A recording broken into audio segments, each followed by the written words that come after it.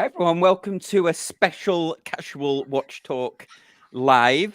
Let me just try and go live on Instagram here. Yes, okay. I think I'm live on Instagram, so we'll go with that. This will be a first. But got a few people that have not been on the channel for a while. Got Patrick from Pocket Watch Time and John from Tea and Tickers. How are you doing?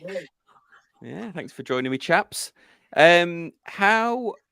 Let's kick it off with a wristwatch check. What are you guys wearing? Patrick, do you wanna kick us off? Well, I'm currently sizing it because I just got it in the mail yesterday. Oh, But exclusive. I added a new burger to the collection. Oh, very nice. That's very I don't Marmite. That's a very Marmite, isn't it? That I think. Yeah, so I don't know if you guys remember, but I had the black burger, and I've always liked the white burger. And finally, one popped up on good old fashioned eBay, and I pushed the button before anybody else did. So new watch. And then we're gonna have to talk about your latest small pocket watch purchase at some point. John, what are you wearing? Well, I'm trying to find an American watch that's not been taken over by a Japanese or a Swiss or some company. I couldn't find one. Yeah. I thought, first of all, I thought Hamilton. I thought, no, they're part of the Mighty Swatch group. So I went with the other one. Went with Bolivar. All right, they're not owned by American anymore, but they're more probably American than Hamilton. So that's the Bolivar Lunar Pilot, the proper smaller one without the date, just like David Scott used to have. So I swapped it out a few months ago to the proper size one when they made it. Awesome. I've got some sort of Velcro strap on it. So yeah, all good. Great awesome. watch. I did go 4th of July. I went with I don't know whether I can do the backlight, but the G-Shock, the 4th of July one. I don't. If I of course, yes. Yeah, the backlight is the US. You're getting the reflection of my camera, because that the reason you're getting that is because that bit is mirrored. But there's a full review on my channel. But yes, the 4th of July G-Shock with the US flag on the back. So. I was watching a car reviews the other day, and for some, the Brits stopped calling the Union Jack the Union Jack, and now it's the Union flag. Because I was watching a car review, and they were talking about they were reviewing minis, and they were like, "Oh, it's the Union flag on the back tail light." No, was it a Brit review? Was it a British guy doing the review? Or yeah, an American? yeah, it was. Yeah, it was. Not heard that one.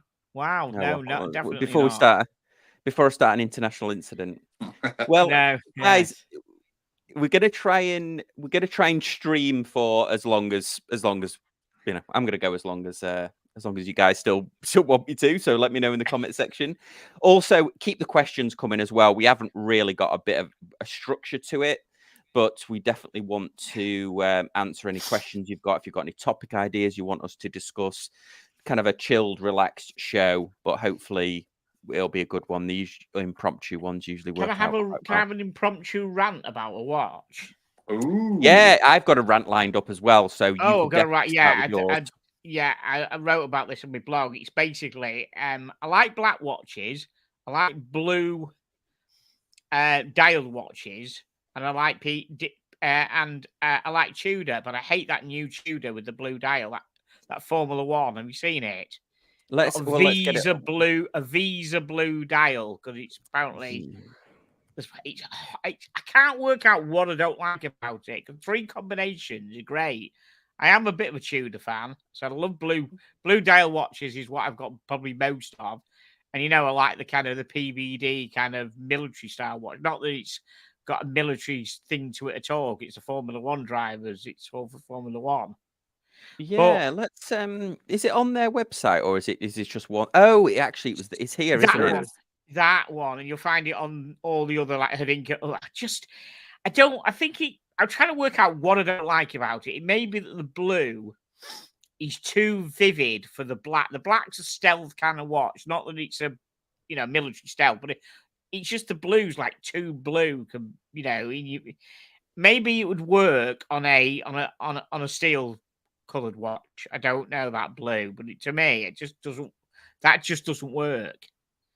I don't know what he does about it. Maybe the combination of the two, or it maybe is because it's a flat blue. It's got nothing. It's got no gloss to it. It's not got any patterns at all. I don't know. I presume they've tried to color match this blue, the sponsorship blue. Yeah. The call. I said they're calling it Visa Blue because obviously they're in with Visa. Right. Okay. So I'm glad I could hand Summer sponsorship. No. What? So it's the normal Black Bay case. It's not the 58. So it's the bigger 41mm ceramic case that they have used before. Yeah, they've used this one before, haven't they? Is that still in the line? That one. The normal black one, he's in the line, I think, as well. Yeah. The was exclusive. The blue one started popping up just before the Formula One season started, and it was only for the drivers on the team. But now they've made it. They've now made it for us. Not that I don't think something's going to say. I don't know. The strap's quite nice with everything, but I just don't. Like Crystal Wood. It does. I just don't like. I don't know what it is. It's either the blue itself or the combination of the blue and the black. Perhaps it's just strange because you normally don't get a PVD. A PVD watch normally has a quiet kind of dial, doesn't it? A low key color on the dial. Is that normally, don't you? That's what you get because not you see your face blue like that. Am I wrong? Do you love it? No. It leaves me a bit indifferent because the price obviously 5,150. But I don't know, Patrick. Is that about right for a ceramic watch? It's way less than an Omega. Yeah, I'm trying to remember off the top of my head. It's not out of line. It might be maybe $500 more than the normal, but I felt the original of this a long time ago when it first came out, and it felt cheap. I didn't care for it, and this color variant, I think it actually is better than the original because the original was just sort of boring. The blue at least makes it pop a little bit, but as I said, I don't give a rat's patoot about F1, so the relationship doesn't mean anything to me. I mean, a ceramic Seamaster is about 8,000, I think. Mm-hmm. Okay. So I'd rather have one of them. And but for a team with the stupidest name in Formula One 2024. That's right. And they said they're going to making big waves, whatever the team. Well, at the moment, I think the 10th in the constructors championship. No, that would be Sauber, which is stake or strike. I think they're fifth, 6th, or 7th at the moment. I can't quite remember. Okay. What is the name? Are they called like the Cash App team or something? Is that right? It's Visa Cash App Racing Bulls. There you go. V-Card. Well, there you go. Everyone calls them RB. Yeah. So is it still linked with Red Bull? Is it the old Red Bull team? It's Red Bull's junior team. So the drivers are Yuki Tsunoda and Daniel Ricciardo. It's their junior team. Yeah, I think that's that's a silly name. Yeah. What's this is the thing with the Black Bay, isn't it? It's a diving watch. What's the tie-in with? You think they would have tied it in with one of the chronographs, an F1 team? Yeah, I thought that they might have given them an FX. They might have done an FXD with it, like they've done the Red Bull, like they've done the Red Bull racing ones for the yachts and stuff like that. I thought they might have done. Yeah. Colby's saying, I think it's lovely shade of blue. I also like ceramic as a case material. My biggest problem is that I love bracelets. This understandably doesn't come in a bracelet. We talked about this, didn't we, a couple of weeks ago? Also, before I do that, Colby, if you're Colby from Red Bar Orlando, sorry I didn't get back to you. If you want to join, I'm going to email you the link. Don't feel obligated, but if you want to, I'll email you the link. I just forgot to mention it to you. But yeah, we did talk about ceramic bracelets, didn't we? Yeah. Well, I got a new aside to bring up. It might be a rant similar to Ticker's, But first, one comment about this watch. The issue that I didn't like, because I love ceramic watches and I like weird materials, but they put a metal, I don't know if it was titanium or if it's just a PVD steel, but there's a metal surround to the bezel, which just means you're going to scratch it. So the whole point to me of a ceramic watch is that it should be scratch proof and it should always maintain that. The minute they put a PVD coating around the bezel edge, now you're just going to scratch it. And so your scratch proof watch has scratches on it. And to me, that's just dumb hypocrisy. So as I said, I'm out. Is there a watch? Could they have used ceramic for it? What's that? Could they have used ceramic for it to make that Well, coin? they could just not have a surround. So if they just let it be all ceramic, I mean, the side effect of that is, I guess, it's more fragile if you smash your watch into a wall. But if you're a normal human who wears their watches normally, I don't think you'd run into any problems. But yeah, MJDM says carbon fiber beats ceramic. I think the jury's still out a little bit, isn't it, on like the longevity of carbon fiber, isn't it, as a watch material? It's only been recently. I mean, carbon fiber itself is structurally sound, isn't it? But if we don't know how it's going to scratch or wear over time, do we? Is it going to be all furry at some point? I mean, it'll scratch if but anything will scratch if you try hard enough. I think most carbon fiber cases are forged carbon fiber rather than layered. Rather than layered and then cured in an autoclave. So the biggest risk with forged carbon case is just gouging a piece of it out. But you'd have to be working quite hard. The resins are really quite good these days. Yeah. There was I was watching some car thing, and they're using forged carbon, aren't they, to make car parts? I mean, they use carbon fiber anyway, but they started to use forged carbon. Yeah, as well. It depends on the price point. Forged carbon fiber is much cheaper than properly layered carbon fiber. It's long strand. It doesn't necessarily need the autoclaves to cure it. So it doesn't have the very directional strength properties of a proper carbon fiber, of a layered carbon fiber. But it looks good. It's an alternative. Nothing wrong with that at all. Is it one of those things where it's not between layered carbon fiber and forged? Is it one of those things where there's actually not much difference? It's more like in strength. It's just that the slight difference is enough for people that really care.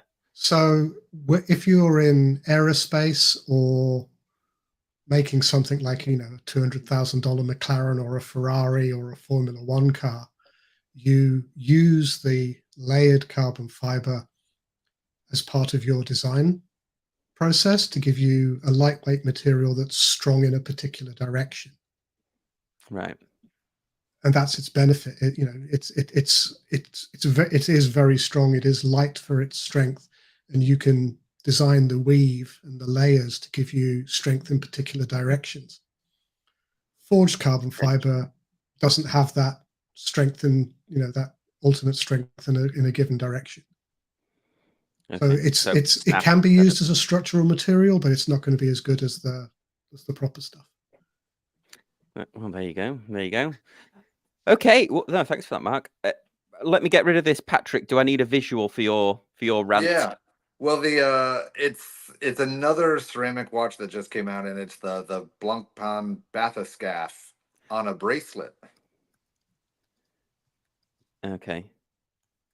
And so really the only hot take there is, so how much does a ceramic bracelet cost? Because what's fun about the watch is they made a normal variant like they've been making for years and years, and now they've made the new variant that you can get with a leather strap, with a rubber strap, with a ceramic strap or a ceramic bracelet. But the ceramic bracelet version is $8,000 more. Wow. I think I saw this one. We got talked about this watch. Oh yeah, I don't like it at all. They've got 3 different color. They've got 3 different versions, haven't they? Depending on they do different things, haven't they? Yeah, they have an annual one. calendar, a chrono, Yeah. and then the regular version. Yeah, all 3 of them. The different. I don't like any. I don't like any of these. But I didn't realize don't like the I bet you don't like the titanium version either, because it looks very much like that, but in a grade 23 titanium. It's just not a blank. It's just not my style of Blancpain. I just don't like this. I like the old original style. Oh, like you like the Michelin Man bezel? Yes, that's sort of bezel. Yeah, donut bezel. Yeah, absolutely. Yeah, I can agree with that.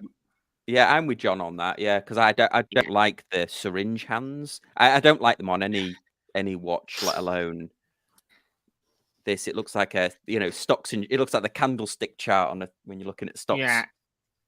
The Fat Fighters bezel on there. I don't like that at all. Not at all. Not that one. I don't dislike the watch maybe as much as you guys do. It's just it doesn't sing to me for the price. Yeah, it doesn't sing to me for the price that it comes in. I mean, it's a beautiful watch. I actually really like. They make a light gray ceramic that almost looks like metal, and that's sort of the version that I like.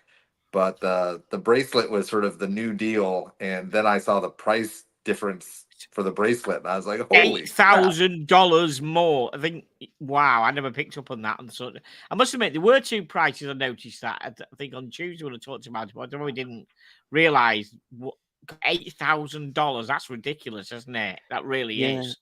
I actually, if Dave was here, he would probably point out a number of reasons why this is the case. But I actually think Blancpain watches are like overpriced. I would love to own one. I'd love to own this one, the titanium version with the blue. But it's absolutely wild that $14,000 for that, and then on today's Scottish Watches podcast, they talked about the Blancpain ceramics, and Dave said, for that money, I'd rather have a Seamaster. He said they were overly expensive for his taste. Yeah, they really seem to be. I don't know what category Swatch is trying to put. Well, Blancpain is the higher category. If you ever get the chance, go to the Blancpain boutique in New York. That's a very, very expensive building. They've got that. That's a huge space. It's got a bar at one end and all sorts of stuff. So so they're positioning Blancpain above Omega. Yeah, I've been probably to rival JLC. I'm betting. I bet they're trying to match. I've been to the Blancpain boutique they've got one in Caesar's Palace in Vegas. That's the only one I think I've seen. Yeah, there's one in New York. I was just reading one of the comments. And I agree. It's if you actually have one in hand, they do feel a notch above Omega watches. I mean, that's a notch above Omega and a notch above Rolex. They're stellar watches. It's just, they're not even priced that bad. I mean, if you really compare it, I mean, a Submariner is going to be $12,000 and this is $14,000. So it's not it just doesn't have the hype prestige. A steel Seamaster on a bracelet is $6,000. Oh yeah. Oh no, I know. And are they that much better, Blancpain, in quality? Are they that much better than? I've never handled Blancpain, but are they much better quality than Omega? I love this. I would struggle to justify a 14,000 Bathyscaphe. Put it that way. Yeah. I like this line. Are they quality better? I would say most definitely, but you're right. Double the price. That's a pretty high bar. Well, you have the and for Patrick, who likes his weird materials, you have grade 2 titanium, grade 5 titanium, and everyone makes a big thing about grade 5. They said, grade 5's got to be better because it's got a bigger number. Blancpain for their titanium use grade 23 titanium, which is incredibly hard to work. Right, is that harder? Is that how it works? If the numbers No, is the hardness? No, it doesn't work that not way. really. No. Grade 2 is commercially pure. I think it's anything above grade 4 and above is a titanium, vanadium, aluminium alloy, different purities and different treatments. Yeah. So is 5 better than 2? Supposedly. Well, depends on the application. Generally, it depends what you want to use it for. If you want complex case shapes, use grade 2 because it's slightly easier to work. That's why when you see grade 5 cases, they tend to be relatively simple because it's so expensive to machine to get a complex case shape and complex finish. Right. So you but use grade 23. Grade 23 is even harder.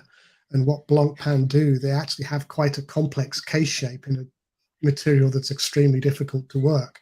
So you can see how they justify how the materials and the cost to work them adds to the price. It's just whether you value it or not. We've got a couple of questions. So Colby's asking, do you think they're superior to Glashute originals? My boss at Luke, I don't know if Luke will be watching this, but one of the leaders at my work has got that CQ watch, and it is spectacular in person. He wears it all the time now. He actually swapped his Milgauss for it. Did a park, I think, a 1-for-1 exchange. Those are spectacular watches. Those Glashute originals, the dome sapphire, the case, nice size. I would probably. I guess if you're looking between the two, I would look at that Glashute because they're in-house movements. I think the Glashute originals. Yeah. I've seen enough of both. There are, I don't know that there's a lot of difference in absolute quality between the two. What you're looking at is differences in design theory that goes behind them. Because we tend to look at the Bathyscaphe or the 50 fathoms. If you look at the rest of the Blancpain range, they're highly complex, watches with high complications in them. Those are exquisite. Yeah, I wonder if I don't know why I'm giving Hodinky a load of free advertising here on the channel, but I was wondering whether they sold Glashute originals. Maybe let's have a look. But the Geo, I agree. The Glashute original watches are very good. Yeah, this is the one my boss has got. He hasn't got it with the one of the leaders at work. This is the one he's got with that double date. He hasn't got the bracelet on his, but these images really don't do it justice in person. It's spectacular. I don't know what metal they use, but his is unscathed in terms of scratches and stuff like that, and he's had it a while, probably a year or so. So yeah, I really like those ones. So I don't know. Does that one have an exhibition case back or no? Do you know what? I don't know if they do. Let's have a look.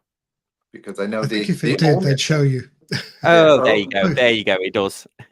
Oh, well, because the only downgripe I have about Geo, I don't like the rotor on their automatic case.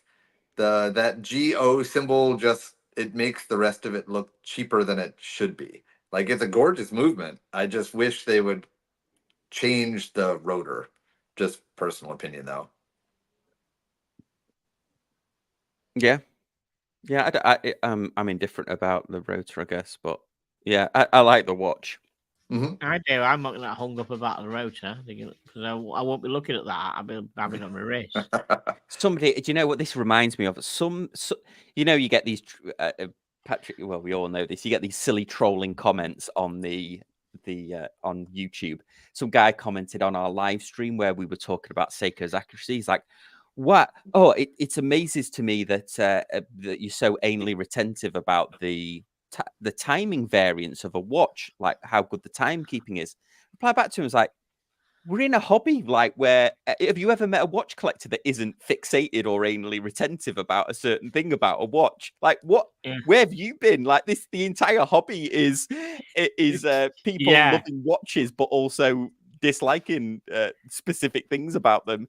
Like you can't point that finger at me about the accuracy when there's so much other stuff that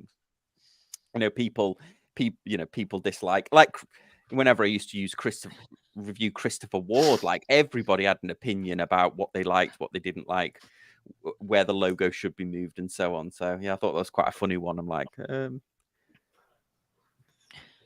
So you could throw the analogy at him of cars. So if you're a car guy, do you want it to have a not functioning motor?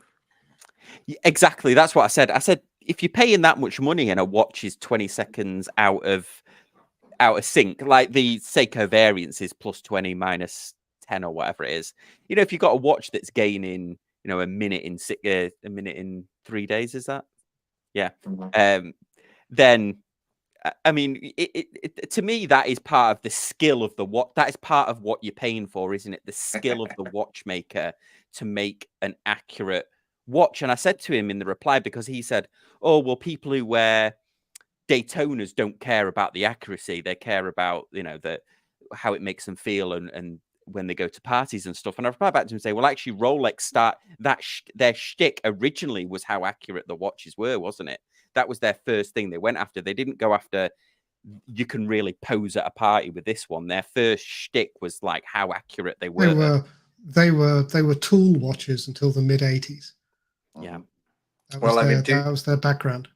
To your point on the accuracy, my fam just got back from a little quasi staycation. We were still in Florida, but we went to Fort Lauderdale, and Fort Lauderdale was just close enough that I went to the Grand Seiko boutique down in Miami, and I wanted to see if I could order or get the new Crador locomotive, the really ugly one that probably I'm the only human on the planet that likes. Oh, the Genta one, the Genta-esque. Yeah, and they said that probably only 100 of them are going to come to the States, and he politely told me that I had a crap's chance in hell, but I still kind of put my name on there. But what's funny, if you look up the engine, if you look up the movement that's in that watch, it's a proprietary, unique movement just for this watch. It's a new one. It's extra thin. I mean, it's a 12 grand watch, but the tolerance is like 25 seconds a day, and I'm sure it runs excellent. But why not just say, +5, -3, whatever? Why make some hogwash 25 seconds a day so that now I feel like, so is this movement cheap? Like it doesn't make sense. Patrick, it's Crador. They don't care.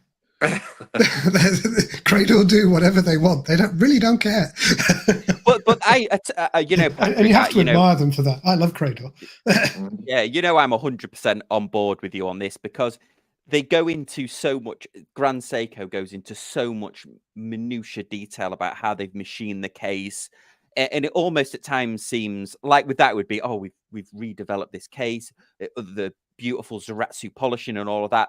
But the movement was kind of an afterthought. We haven't bothered to regulate it. So, you take your chance. That's what a lot of Seiko seems to me. The dials are spectacular. The cases are awesome. But then the movement seems to be an afterthought. And I know Ricky at Scottish Watches always counters with, well, and Dave does as well. Well, the Japanese, and they want to give that kind of variance. Usually they perform better, but it's still jarring.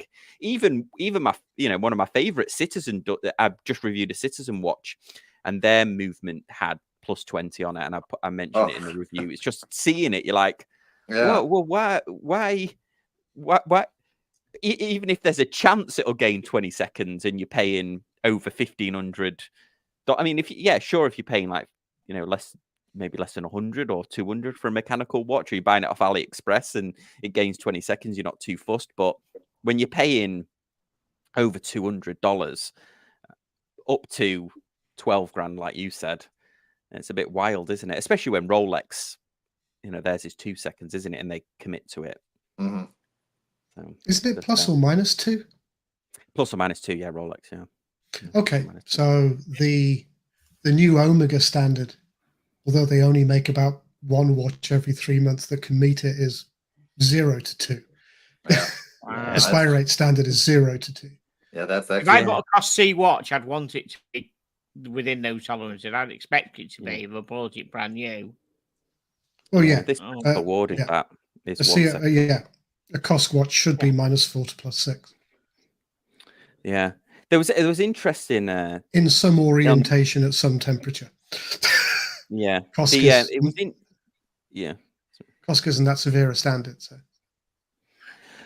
But it's more precise that Breitling that had the ISO standard. When I was looking into that ISO standard, it looks like the ISO is only that it just maintains an accuracy over several days, nothing to do with temperature or anything. But at least Cosc is they temperature, don't they? And then orientation as well. Cosc is 5 positions over a period of days. I can't remember if there's a temperature part to it. Yeah, because I thought the ISO standard and the Cosc standard were very similar. It might be the case. I just couldn't find anything when I was researching that the Bremont video. I've got to say Bremont now because of Mike back there. Bremont. Bremont? Yes, Bremont. And I looked into it, and all I could find was just that I got like a summary of what the ISO standard was, and it was something like 16 days. It just maintains a consistent time.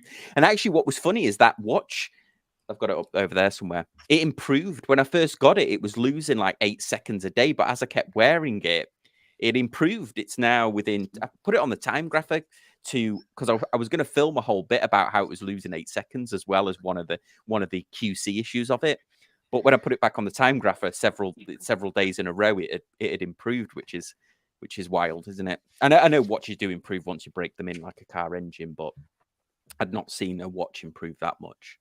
The Christopher Wards always used to be like that. You'd get them out of the box, and you're thinking, I don't know what standard this is trying to meet, and then you'd wear them for 2 weeks, and they'd be sort of back to 2 or 3 seconds a day, and you're thinking, okay, you just needed the oil to work around and all the parts to say hello to each other. And it was fine after that. And I think a lot of mechanical watches are like that. Yeah. Also, I think they're more accurate if you put clear jewels in them as well, apparently. And make the dial red and put a tramp stamp on the back. Yeah. Yeah, exactly. Anyway, I'm swapping watches already, but put the Christopher Ward back on. We'll talk about if we have to do an impromptu watch review, we'll review this Citizen that I got sent in. But okay, let's see if we've got any other questions coming through. Rolex used to be a tool watch for people who are tool. Oh dear, maybe that's consider I used to have a Rolex. I should have read that properly. Let's have a look. Oh yeah, somebody's asking about the tramp stamp. We're having a sly dig at the Andrew Morgan Christopher Ward Bel Canto, where on the case back it has his logo from his website, and a distinguished gentleman of this parish called it a tramp stamp on a watch. So I just thought I would repeat that because I liked it. Yeah, it watch. It wasn't me. Not particularly. What's our thoughts? What's our thoughts on the watch? Do we like it? I think it's a gorgeous watch. I love the red. I just don't like the association. Yeah. I mean, correct. Yes. Well, as a guy who every shirt I own has no branding on it, just because I'm just not a brand guy. I dislike the stamp on the back, and if that wasn't there, it would be by far my favorite Bel Canto. I think the clear jewels are pretty cool. I think the red's pretty cool. It's a gorgeous watch. I don't want to pay for someone else's advertising. Yeah, okay, I mean we do like Andrew Morgan. I'll just say that this isn't a hit piece against Andrew Morgan. He is the best YouTuber at doing top 10 lists by far. Can I ask? But I mean, the thing with the red dial, and I know the guys over at Christopher Ward, well, and I was chatting to them about the red dial, and they were sort of saying, "Oh, the Andrew Morgan watch did really well." And my counter argument to that is the dial was so gorgeous, they could have made it a limited edition in the production. That's probably one of the top 3 dials maybe 4, because that British Watch and Clockmakers Association dial was amazing with the Union Jack, the original blue, the green. And then probably the third being that red, and then you probably go like maybe the salmon and the purple. But anyway, in terms of what I would like. I mean, that red was spectacular. Anyway, so yeah, and good luck to him. I know he did work hard on that watch, and they gifted him that watch originally. So it's a nice story behind it. Are they struggling selling it? The reason I ask is I very much I've never doubt seen it, so John. many emails. I've never seen so many emails about that. There seems to be more emails about that particular watch from Christopher Ward than any other emails I get from Christopher Ward, reminding you particularly about that watch, thinking of having a big push on it. That was was it one a day over 7 days? And some people might have got 8 or 9. There were complaints about the number of emails they got about it. Yeah. Okay, that makes me just wonder whether they're having a push on it because it wasn't as selling. I mean, as much as they wanted. It was available from the 27th of June to the 3rd of July. So it was available for 6 days.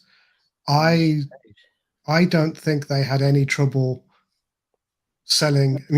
They would have had to sell at least 50 to justify the cost of the dial and the jewels.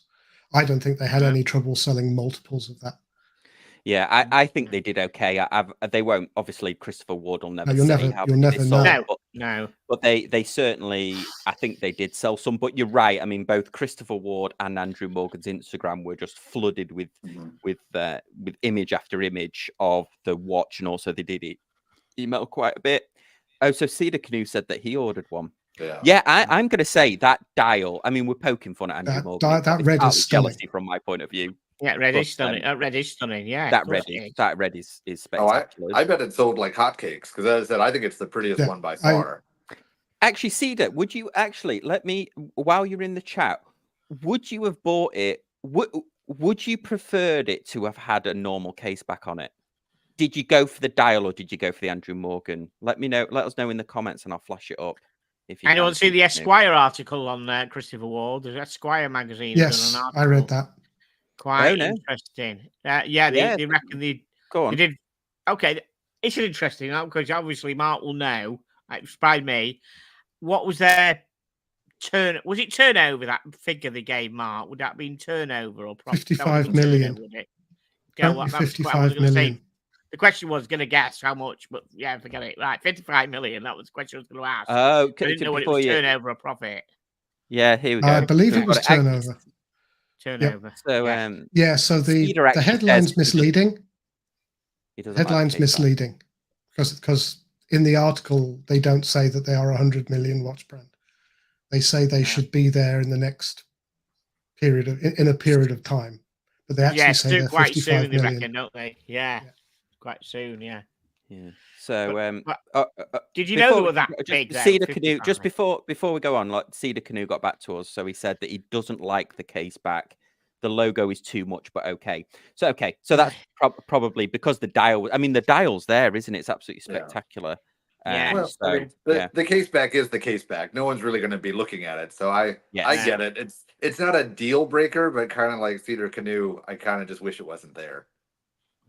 Yeah. Sorry, John. I mean, the case back is very much like that automata case back on the Snoopy. Yes. What? I love that. It's something you don't need, and that you'll only ever show a person once before they never talk to you again in the pub.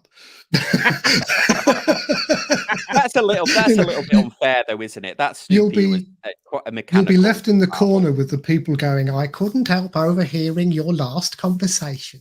This is like you're never gonna get talked to by your friends again if you show them that case back twice, and possibly even the first time. Any of the panels? That's a red bar case back. It's glorious. Million. Anyone surprised? 55 million? Does it surprise you that the company? It surprised me. Yeah. Yes, yeah. Not a bit. They're a watch company. They make big money. They just like to tell people they don't. This is the AM. Yeah. So this is the Andrew Morgan. This is what the case back we're talking about. Anybody who if you think we're having inside jokes and stuff, this is what the case back we're talking about. The normal Canto has sort of sound waves, doesn't it? It's like decreasing circles across the back. So it is quite different. And it's one of those things, isn't it? But actually, I don't think that just Patrick, going back to your comment, I don't think that Christopher Ward talk about the value that they add with that 3 times multiplier, but they don't talk about the fact that they don't make money, which, and actually, this is a great question to the panel. I mean, does that mean that the 3 times multiple is actually an actual good way of going to market, online only, offering a watch that if anybody's not familiar, Christopher Ward's 3 times multiple is you pay 3 times what the raw cost of the watch is to make. And obviously a Swiss other, I mean, God knows how many multiples Rolex is or multiples. The statistics and analytics is something that I love, because you can say 3 times multiple all you want. The idea is part of their 3 times multiple is them putting in their research cost, their time, which they'll extend over 20 years for a movement. And, there's a lot of flub they can just make up in that 3 times cost. And even with that associated, they're still saying, hey, 2 times is to pay our people and to pay our profits. So, I mean, they're doing nice work, and it's a great watch for a great price.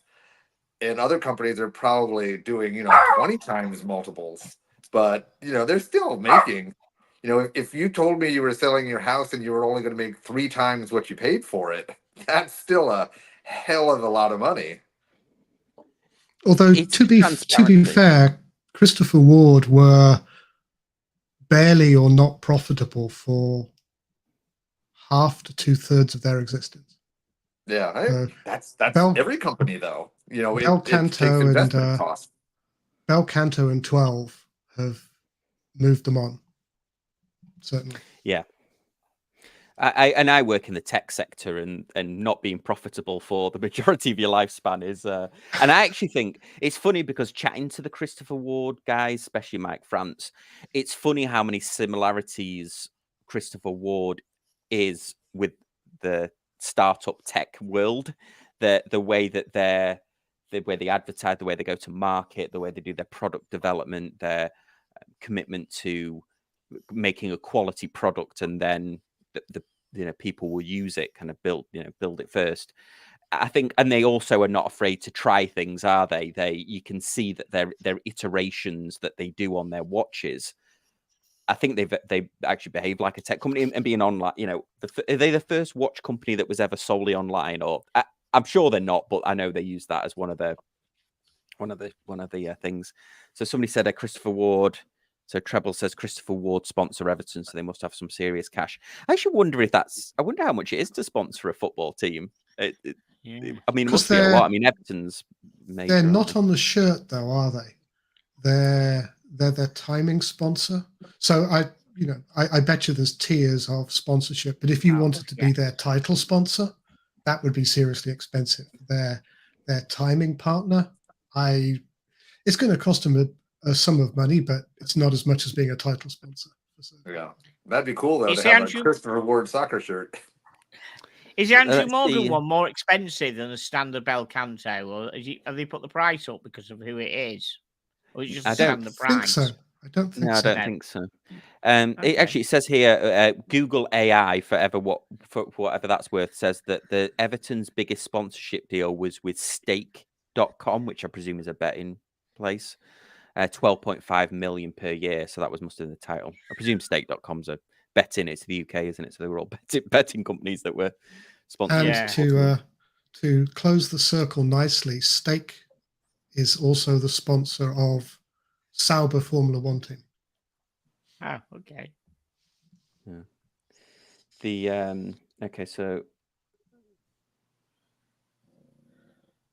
yeah, that's it. So Colby says here, I'm a huge CW fan. I think the 3 times multiple thing is about being a normal amount of greedy rather than preposterously greedy. Yeah, and I completely agree with that. As I said, I feel like the world thinks that I'm harsh on Christopher Ward, but I'm just harsh on reality. And if you give me a 3 times markup, I mean, it's still a 3 times markup. Is it better than everybody else? Yes, it is.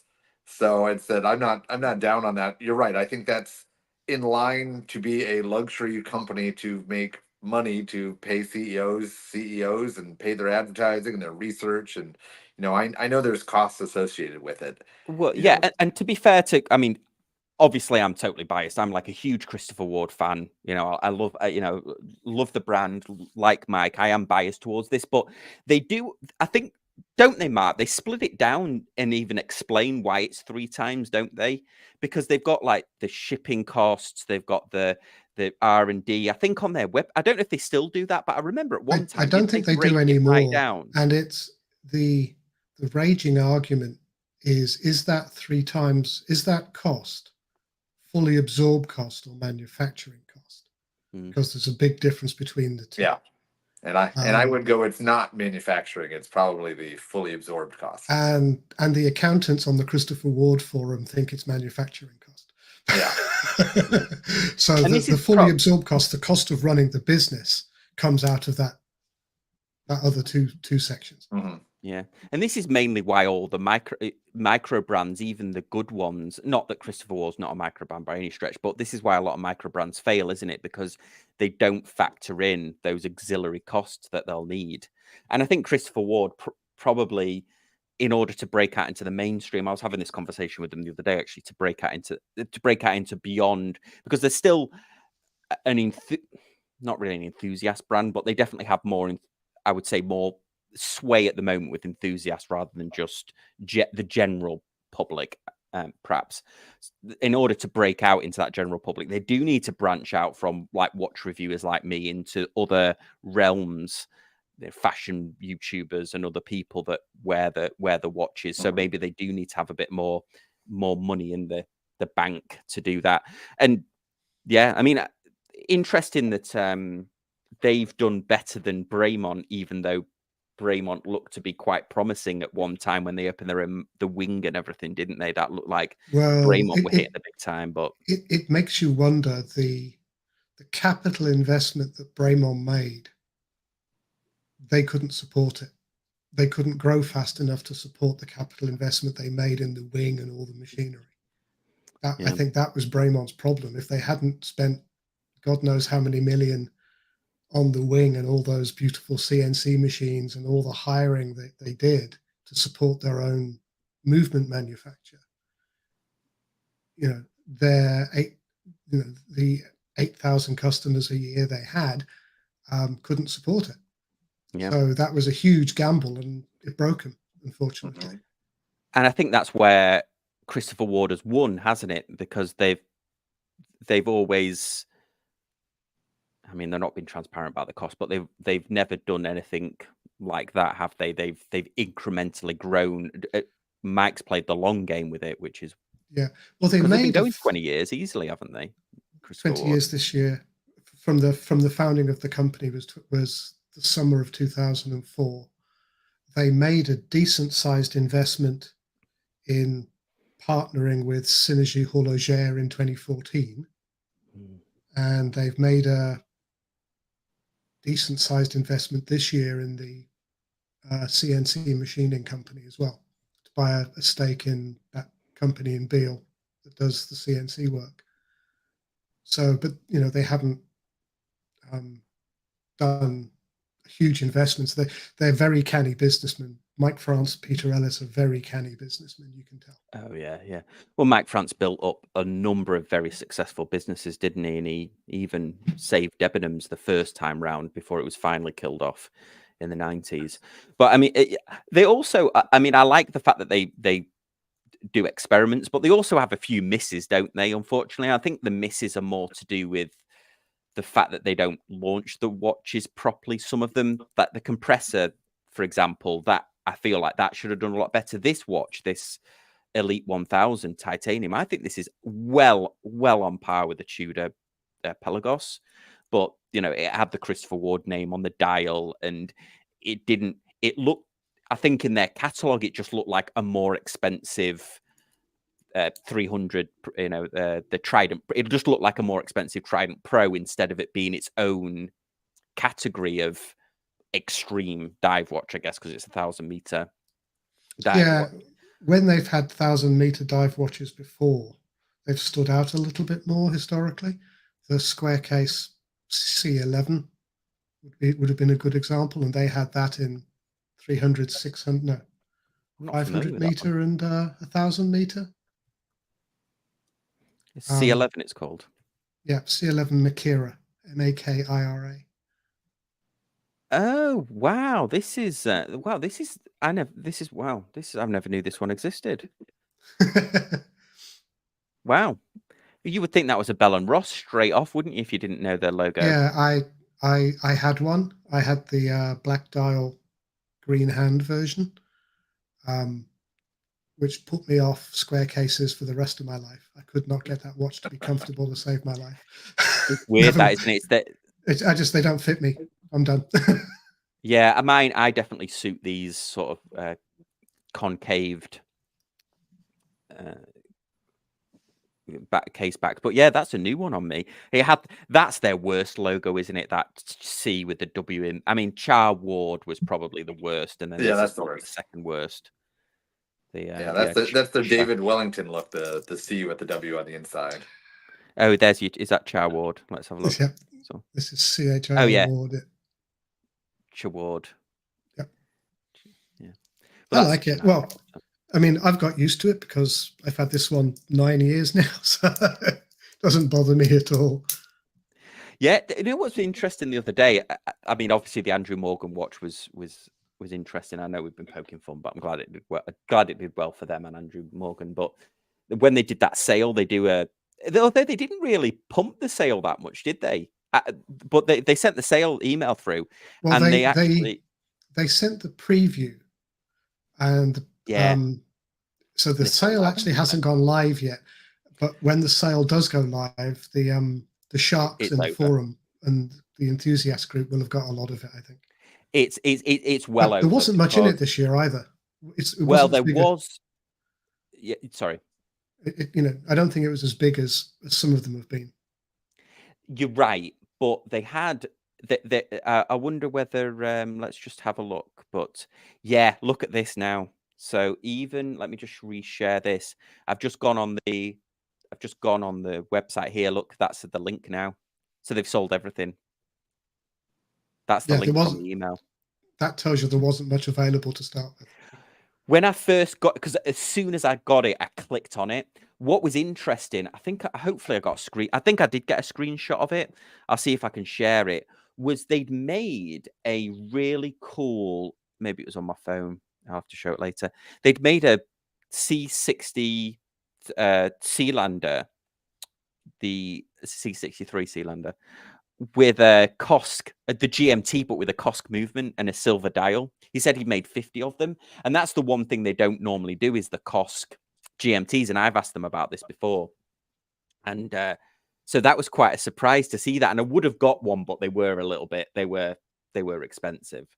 They were like 1,185 or something, which is on par with what the actual new one is, but they were the prototypes.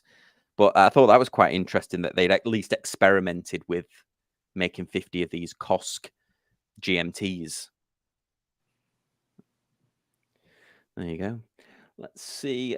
So Bobby's saying, Happy Independence Day, celebrating wonderful independence from British rule. Well, Mark and I are infiltrating already. We're starting to take back. Make America Great Britain again. Make America British again, yeah. Yeah, make America Great Britain again.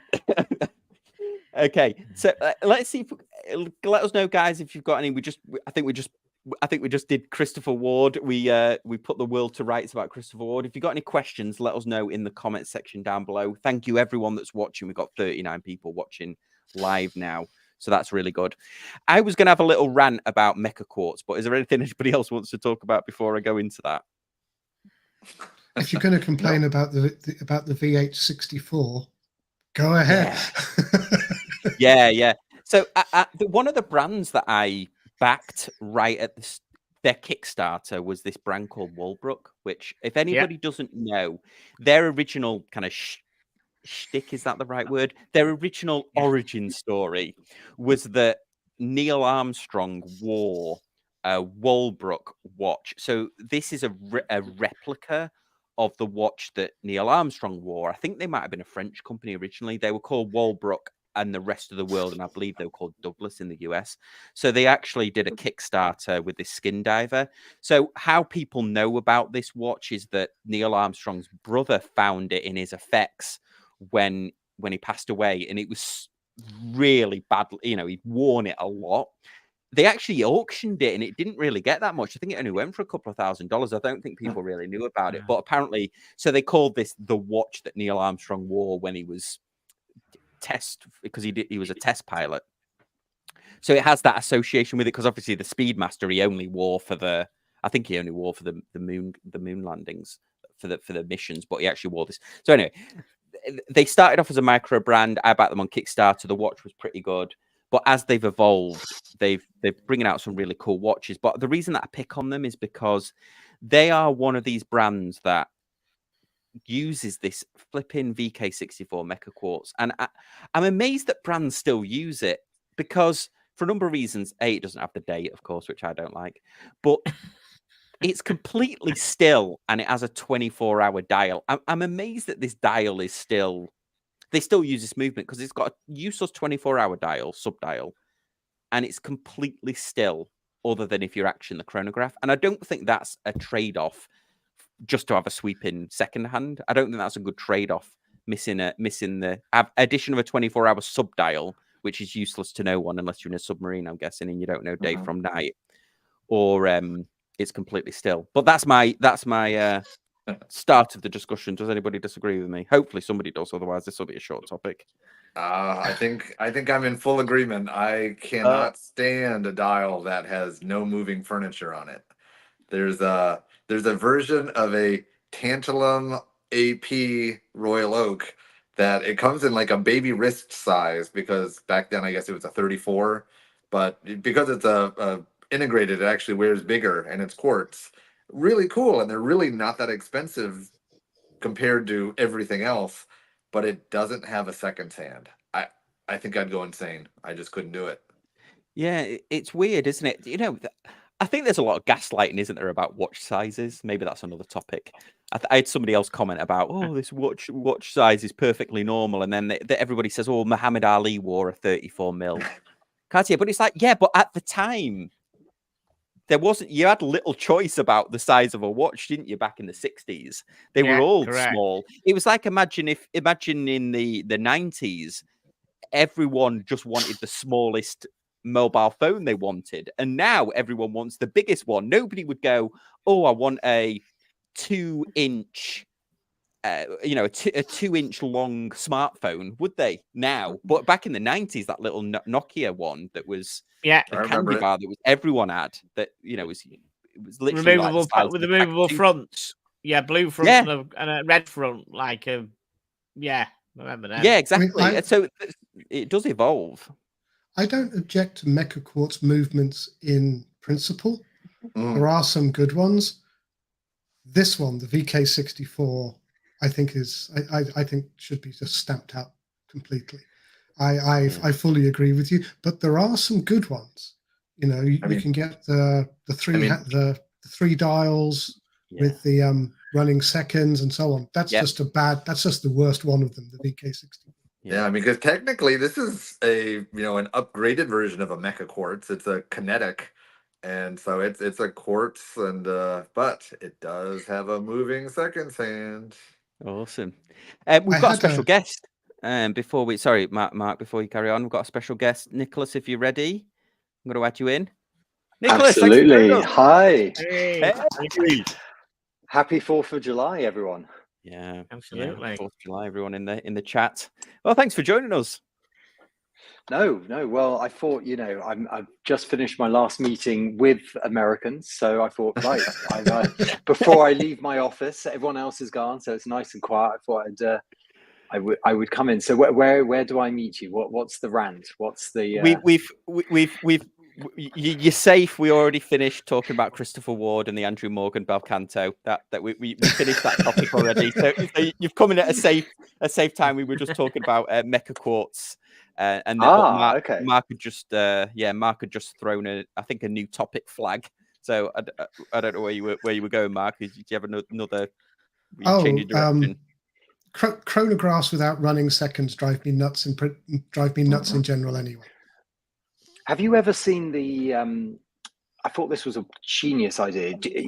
For anyone who's heard of Schofield Watch Company in England, run by a chap called Giles Ellis. He's an incredible guy. Watch some videos on YouTube of him talking about design.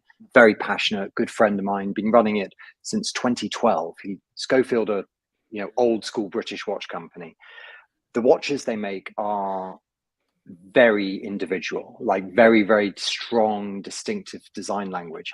And they actually brought one out a few years ago, which I absolutely loved. It's got, they don't call it a second hand. Actually, you can see if you just, that green dial one, if you look at these, so if you look at that, it's not called a second hand, it's called a sign of life indicator. Wow. Yeah. And so in fact, they had one where all it was a little disc where the second hand would be with a tiny little dot on it. And so if you looked closely, you could see that the watch was running, but it wasn't meant to be used as a seconds hand because for his aesthetic, he didn't want a great big seconds hand moving around. Actually, those, I believe it's those ones, the gold ones, the bronze. If you click on those, if you look right in the center, you can see there's a tiny disc with a little line. And it's a sign of life indicator. And when you just see something and it makes you smile and go, why not just do away with a seconds hand, but still know that the watch is running, right? Because if you have no seconds hand, you're kind of like just waiting. I mean, look, I'm wearing my jump hour and I have to kind of wait a while to see if that minute hand is actually moving or not. I don't know if they did it first, but Oaks and Junior have been doing that in their watches for a while. Yes, I saw they've been doing it. I think it's just charming. I think it's when you look at something and go, you're using something that the movement provides, but differently, a bit like Singer with just the single hour hand slowly going around. It's just creative. It's really creative. But it is. You get the clean dial of no second hand, but for the people who think it's crazy to not have a moving piece, it satisfies. So I get it. That's it. Yeah. That's it. Sorry to come in and immediately bombard you with no. weird and wonderful. I had somebody once when I was wearing my Speedmaster Mark II asked me if my watch was running because all you could see was that big orange second hand, the chronograph hand, and it never moved. So people thought my watch was broken and I was wearing a broken watch because they couldn't see any of the hands move. Because from a distance you can't see the little running second. So they asked me, are you wearing a broken watch? The second hand isn't running. It's like, okay, good point. When I was working at Rolex, occasionally I'd be on the service counter at the head office in London, and people would come in wearing their Daytonas, wanting a service or a link adjustment or something like that. And more times than not, and bear in mind this is the 2010s, the early 2010s. It's not recent period, and most people would go, oh, by the way, what do these extra buttons on the watch do? And what do the extra counters do? And 9 times out of 10, the watch would be running, the chrono would be running. And they're like, oh no, I want it running so I can see the seconds hand. And you'd have to tactfully explain that the chronograph function is not designed to run 24 hours a day, 7 days a week, because it will put more wear on the parts. And it also affects the timekeeping of the watch, right? Like it's also got, an impact on the torque, and it uses up the power reserve. So that power reserve suddenly is much shorter if the chrono is running 24 hours a day. It's it's a weird one. And yet a lot of chronographs will have a 12-hour chronograph dial. And exactly. I must admit, I've occasionally left a chronograph running overnight. And it sucks the power reserve down, even if it's only 8 hours. Yeah. I try not to do it, but it does happen.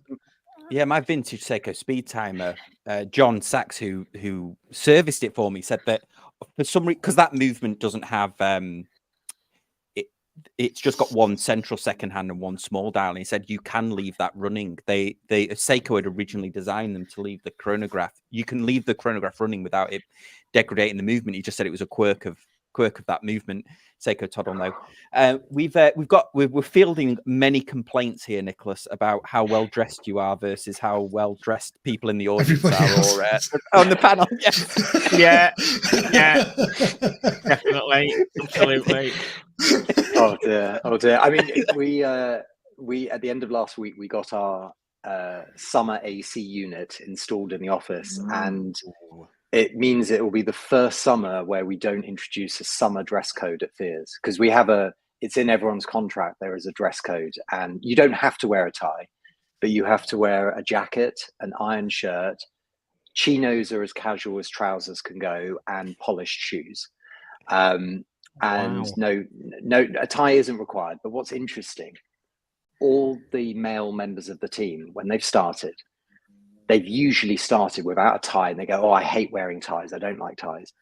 And then they see all of their colleagues wearing ties and getting into like wearing ties and nice jackets.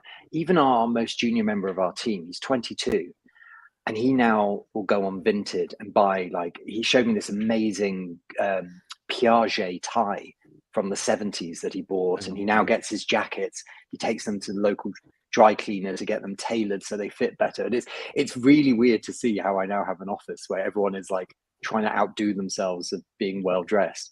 So everyone was, put it this way, when I said, oh, you know, either we'll have summer dress code, which can be like shorts and a polo shirt, or we'll get an AC unit, and everyone was like, we want the AC unit. We don't want to like stop wearing a tie, which is, it's 2024. Wow. What's going on?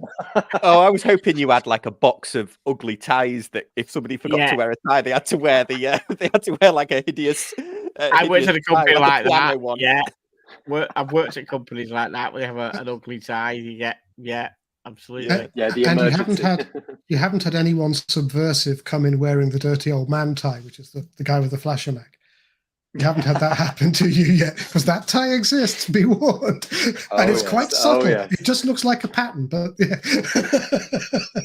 I have to say, Nicholas's story about when I worked at Rolex, I bet you could do a whole show on stories he's allowed to tell about working on a customer service desk at Rolex in London. Oh, you know what I mean? That was the typical one then. I think I could do a Sunday live for a year just dedicated to the stories. But don't get me wrong, like, I mean, what I do today is so different from what I did then, but it was an incredible job. I loved that job. It was like, you know, but the weird thing is, it meant that you got very blasé about the watches themselves, because very quickly it's just everyone's watch is the same, right? So you could be holding a Paul Newman Daytona or a 15-year-old Air King, and they were all treated the same. They went in the same boxes, same process, same thing. You were looking for the same faults, you know, and it means that it's kind of ruined it for me. I don't get that excited by particularly rare Rolexes, because I'm like,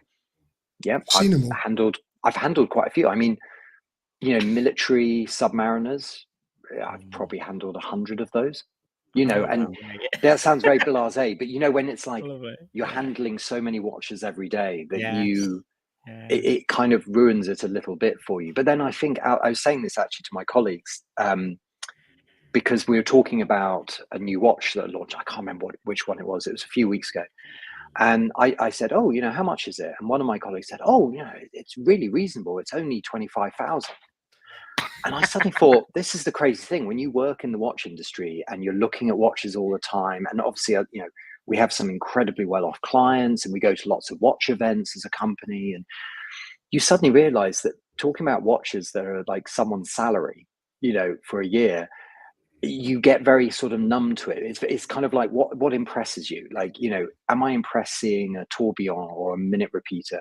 No, it's got to be like, you know, hand finish. You know, it's got to be like the metal was actually mined by the watchmaker himself. You know, it's got to, the inflation of what impresses you gets to a point where suddenly it's like really refreshing every so often, where you just see something for £300 and it just blows your mind. And that's like, it's very weird. And so with the same with Rolex, every so often I'll see a Rolex and just be like, wow, that is stunning, you know. No, that's great. Yeah. I think we had some questions about Ronda quartz movements earlier. Yeah. First be nice to have a shot at those. Yeah, so I think this is Rick. Hi, Rick, if that's you from A Blog to Watch. Check out their podcast. Yeah, so we had a couple of, so Space G95 has asked a couple of questions. I think he's aiming this at you, Nicholas. Why don't more brands use Ronda quartz instead of the Seiko VK? Interesting. Yeah, so it's funny enough. I went after work last night. I left work probably about 8-9 o'clock, and I was walking home, and the siren song of the local Weatherspoons dragged me to its sun-drenched terrace for a couple of half pints and a packet of Quavers, which actually ended up being my dinner. So, you know, don't tell my mum that when I'm left to my own devices, I have an appalling diet. But anyway, and I was sat on the sun terrace with my half pints, reading through the latest Epson Seiko catalogue of movements. And it's really interesting to see, especially in the solar quartz technology.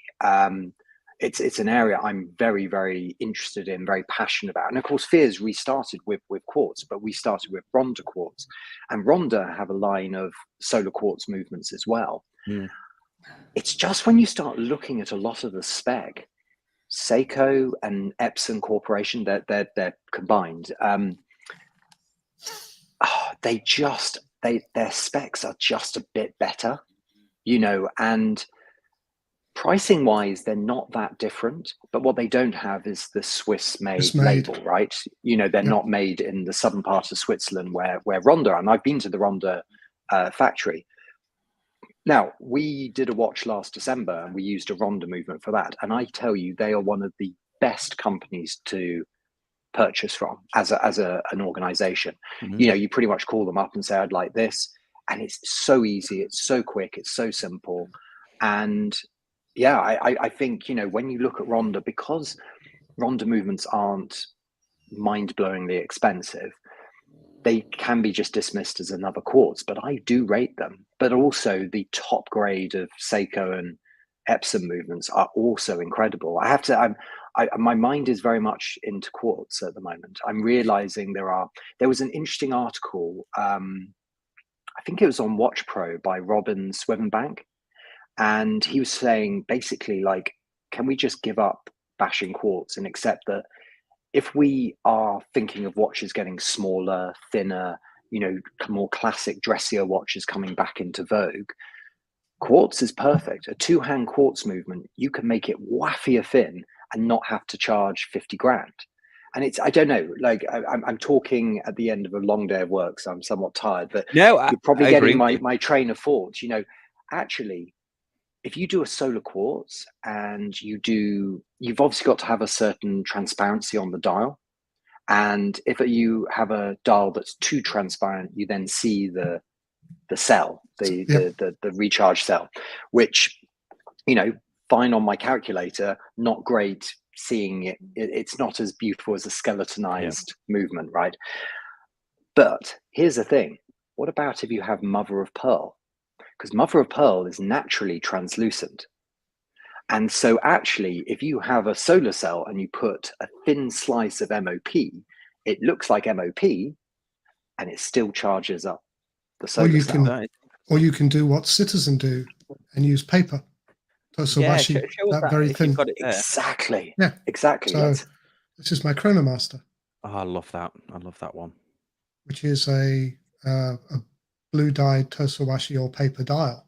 So the paper the fibers are far enough apart to allow this to be a solar quartz watch. Now, you know, there's nothing here that's high power.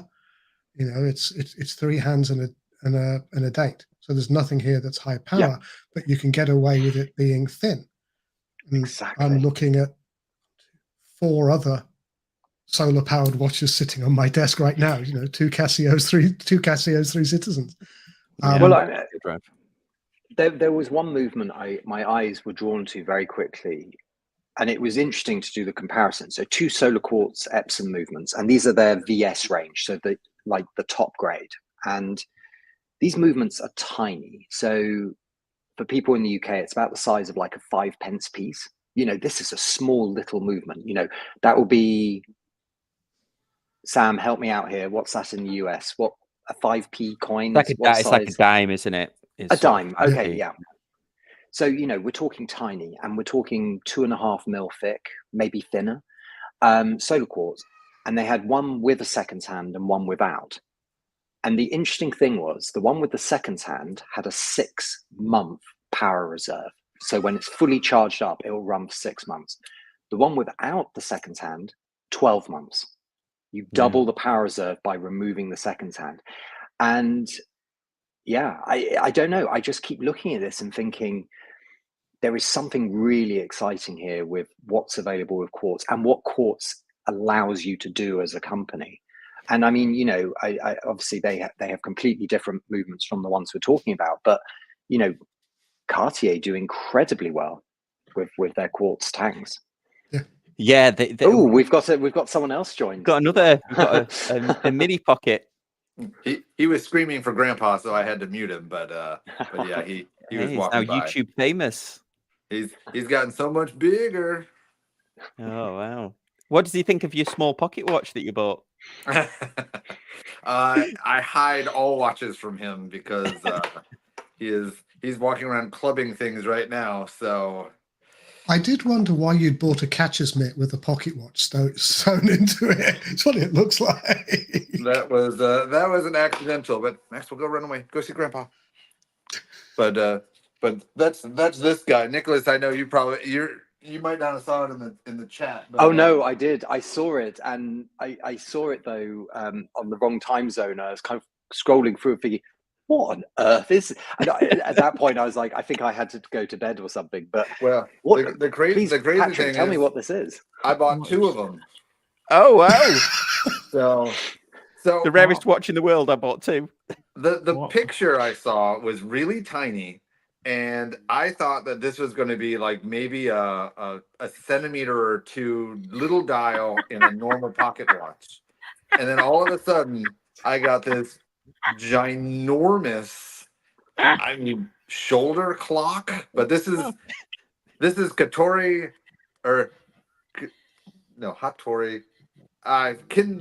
Kintaro Hattori. So that's the Seiko producer.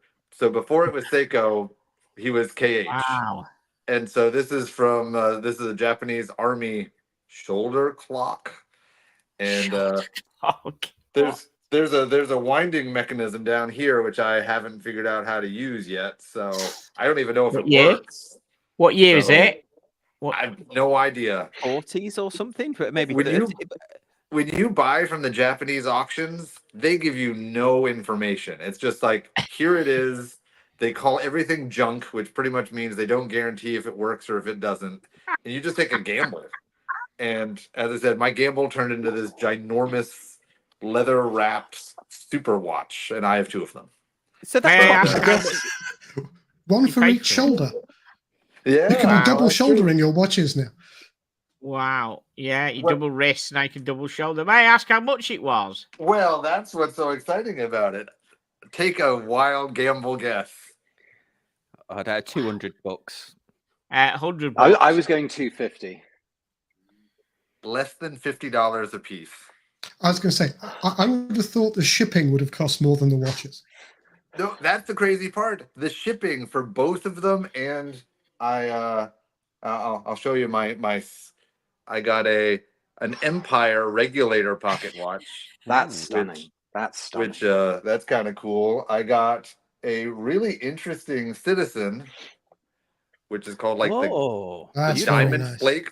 This is their thinnest movement of like that era. And I got a tungsten cased Seiko. Oh, I love that. I like that. It looks like an Omega Dynamic. The entire shipping for all of that, overnight airmail, $45. Wow. that is wild. So that big and you didn't go out and buy a lottery ticket because you could have retired on that luck. Yeah. So no, but I order from these Japanese auctions all the time. Their shipping is absurdly inexpensive. I mean, I won 2 auctions in actually I should ask all the Brits on here.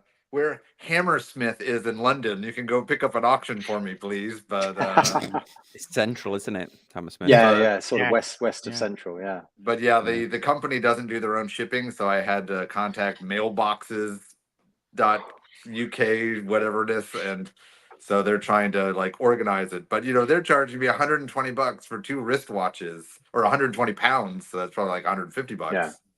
And I get overnight from Japan for 45. Like it's absurd. So you said it's military.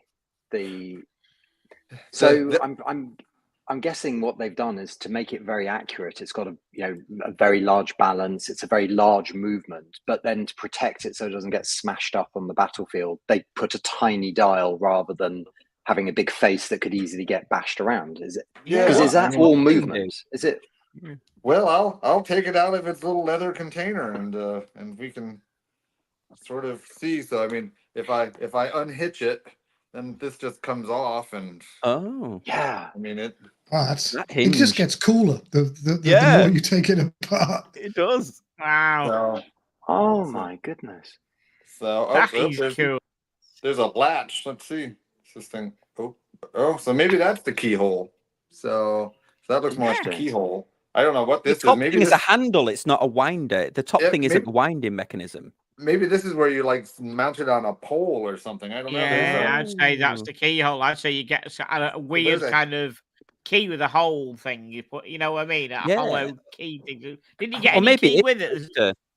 Well, there's a hinge here, and it would make me think that this would open, but I wonder, could it be that the thing on the side is the lock to open it, so you couldn't adjust the time or play around with it? It's because if it had a very long power reserve, they would set them all together, right, and then issue them out. But you wouldn't want people playing around with them on the battlefield and adjusting the time. You want to lock the time on them. Yeah, maybe they all went in, and then you took it so the times were all synchronized. There was like a mechanism for them.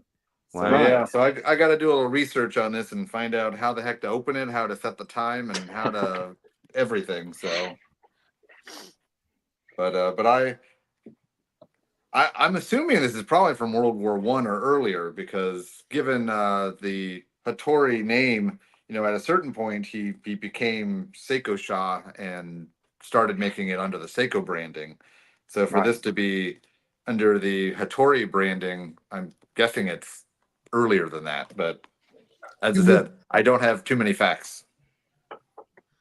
I didn't think Seiko or even their predecessor was a watchmaker before World War One, but I could be wrong. I didn't think they were much over 100 years old. I suppose it could be very late. Well, yeah, World the War factory One, burnt down as well, didn't it?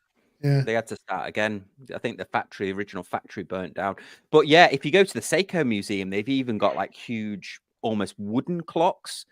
So I think they were going a while, but they've also got a sculpture of all.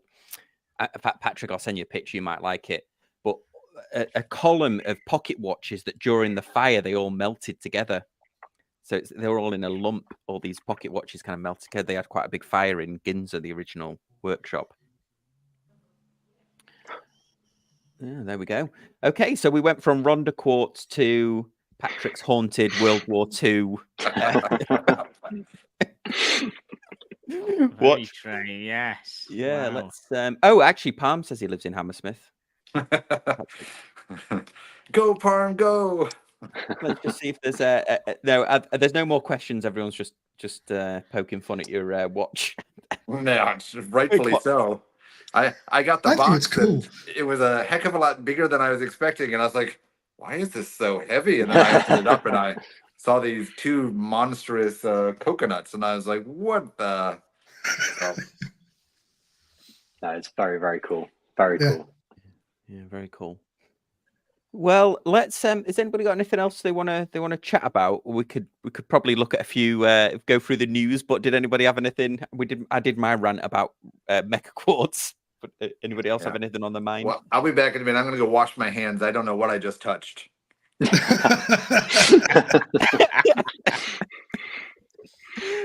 Awesome. Okay, well let's have a look then, because one of the things that do you know what I've been I've been looking. I won't buy one, but what I've been looking at is the. Oh, hang on! I typed in the wrong thing then. Tag seem to be doing some really nice watches at the moment, and the new Aqua Racer. This thing, this new one, for some reason, I've never really liked the look of them, but for some reason, the new mechanical that they've done, this one, something about it, the new dial. What is that's a very cool dial. I like that. Yeah. Yeah, Andrew McCutcheon at Time and Tide did quite a good review of it, and he said that this dial with the wave pattern, but apparently he said the one that really captures the whole essence of the wave is the, let me find it, there's a GMT version. This one, this dial, he said, is the best of the lot, but it looks absolutely spent. Also, I quite like the way that Tag, the watches changed to the time zone. They actually changed to the current time on their and look website. At how they've done the 24-hour hand going like under the. Is that a Cyclops? I guess. It's built in Cyclops. Internal. Yeah. And it's not. So I like the. Not red, is it? It's red GMT. Your blue GMT. Normally they're red, aren't they? So. But that blue works very well on GMTs. Does. Yeah. Are they octagons on the dial? The loom dots aren't dots, are they? No, they're not dots. They're not round dots. No. God, that's a well-designed watch. It's also, you know what I like about the Aqua Racer and what they do with it is it's got its own DNA. Like it really has its own DNA. Okay, fine. It's got black and blue on the bezel, but yeah, that looks different. I really like that. Yeah, they've evolved the design, because even the previous version of the Aqua Racer, it didn't have this the Tag logo silhouette. It didn't have that on the hour hand. It seems like each year they've been slowly dialing the design in and dialing design in. And I think now this is the best one I've seen that they do. They also do a green version of this as well. They do a GMT, a green GMT, and then I guess like a Sprite-esque one, and then they do a green 3-hander as well. I'd love to. I might go into the local mall and just see if I can see one in person, because that's always the thing with Tag. Whenever I see them in person, there's something slightly off about the size, or the dials look a bit too flat. But this one really looks.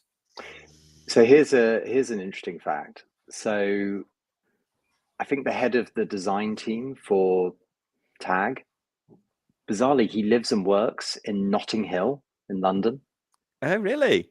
Yeah, I remember reading this interview with him and just being like, well, you don't sound very Swiss. And then he was talking about like, oh, I've got a wonderful home office where I work from. And you're like, sorry, what? Tag? Like, I've met some of the junior designers for Tag in Switzerland, and they're really, really good people, like very, very switched on designers. Even though looking at this one just now, where's the 10 o'clock on the chapter ring? It's missing the little triangle at 10 o'clock. There's a gap. You look at 10 o'clock on the chapter ring. So you've got the little hashes going around. I see what you mean. Oh yeah. There is a gap there. Is that just a bad render? Oh, there's got to be No, there's got to be a reason for it. Yeah. Yeah, it's missing there as well. It's missing. Have a look at another colour. Just pick another colour, just in case it's. Yeah. See if it's on the diver as well. Just in case all them pictures are all. No. So the diver's okay. So is there something about the GMT that they've? Let's just have a look at the blue GMT. The blue GMT. Let's have a look. Yeah. Wow, this is your thing, Nicholas, where you're like, no, it's missing on the blue as well. Yeah, well spotted. Wow. Why is it missing? Oh, but it's you can't unsee it now, can you? That's something you can't unsee now, isn't it? But it's once you see it. It's not missing there though. No, it's not missing on this one. So is that an issue with the render, the 3D render? Yeah. That was my first thought, is that it would be an issue with the render. Right. Because all they've done is they've built the model and changed the color. So if the original model isn't quite right. Wow, that's quite a miss, isn't it? Because in this image, let's see if there's any others. Oh, it's now I'm there. gonna have to go to my local. I'm gonna have to go to my local tag boutique tomorrow and just find out for certain. I'll take a picture and find out for you. Yeah, it's missing there, but if you look on these ones, it's not. It is there on these ones. Can you find any real-time photos in any magazine articles on it? You know, when they've got one and put it in their office, so it's not. Well, Time and Tide definitely did it. They did it, yeah. Andrew McCutcheon definitely did a YouTube on it. So let's have a look. Whether he looks at. Oh, there's your blue one that we started off. Oh, there's Patrick's Creedor. We can maybe talk about this one later. I was loving the design of this, but it's got. I like that. I like that a lot. A lot of good stuff in that. You know who else has had a good year? I think so far. Mido. Oh yeah. It's not often that a watch brand will come out with 2 watches in 2 months that I would actually have bought. Yeah, maybe we'll look at those because I'm not entirely sure, like straight off the bat. What this reminds me of, so see what it does in these photos, and then I think it's going to be on there. I think you're right, Mark. It's the render. It's the render. Yeah. Oh, that was well spotted. That's the really well spotted. That's the Occam's razor answer, isn't it? The simplest one is they didn't do the render right. Oh, do you guys remember when this is going back a few years to the early 2020s? So, and I'm saying it like that because the other day I went to a party and someone much younger than me asked how old I was, and when I told them, they said, "Oh, so you were born in the late 20th century?" And I think I just died where I stood. I was like, yes, I'm thinking 1987 is not that old, and yet suddenly I'm late 20th century. Anyway, what I was going to say, I just love you young people. I really do love you young people. So in, I think 2020 or 21, when Zenith brought out, what's it called? The one that everyone said looked like a Daytona with the new El Primero movement. It's the someone help me here. Chronograph. Flipping out. Chrono Racer or something. Hang on. Chronomaster Sport. Yeah. Chronomaster. Thank you. Right. Okay. So when that came out, Monochrome did an article and they had live hands-on pics for launch day. So they'd been sent a watch, did all these photos, published the photos in the article. And it was only after it had been live that someone spotted that one of the batons on the dial had been placed the wrong way round. So whereas it's meant to usually have the loom on the inside, it was on this one baton, it was the wrong way around. If you have a Google and look for, Monochrome, Zenith, the Chronomaster Sport dial issue, there are still, now obviously they then changed the images pretty quickly, but enough people had screen grabbed it to get the image. And it was one of those moments where you're going, oh my goodness, how did that get through all the quality control? And even the marketing people would have looked at the watch before sending it to Monochrome, and yet they sent a watch that had just a glaring fault. But this is the reason why I always tell my team, when you're QCing a watch, never QC a dial or a built watch with it the right way round. Always look at it upside down. Because if you look at it the right way round, your brain is just thinking... Yeah, it's programmed to... It feels... Exactly. When you look at it upside down or at a weird angle upside down, you suddenly will see faults and issues that you would miss otherwise.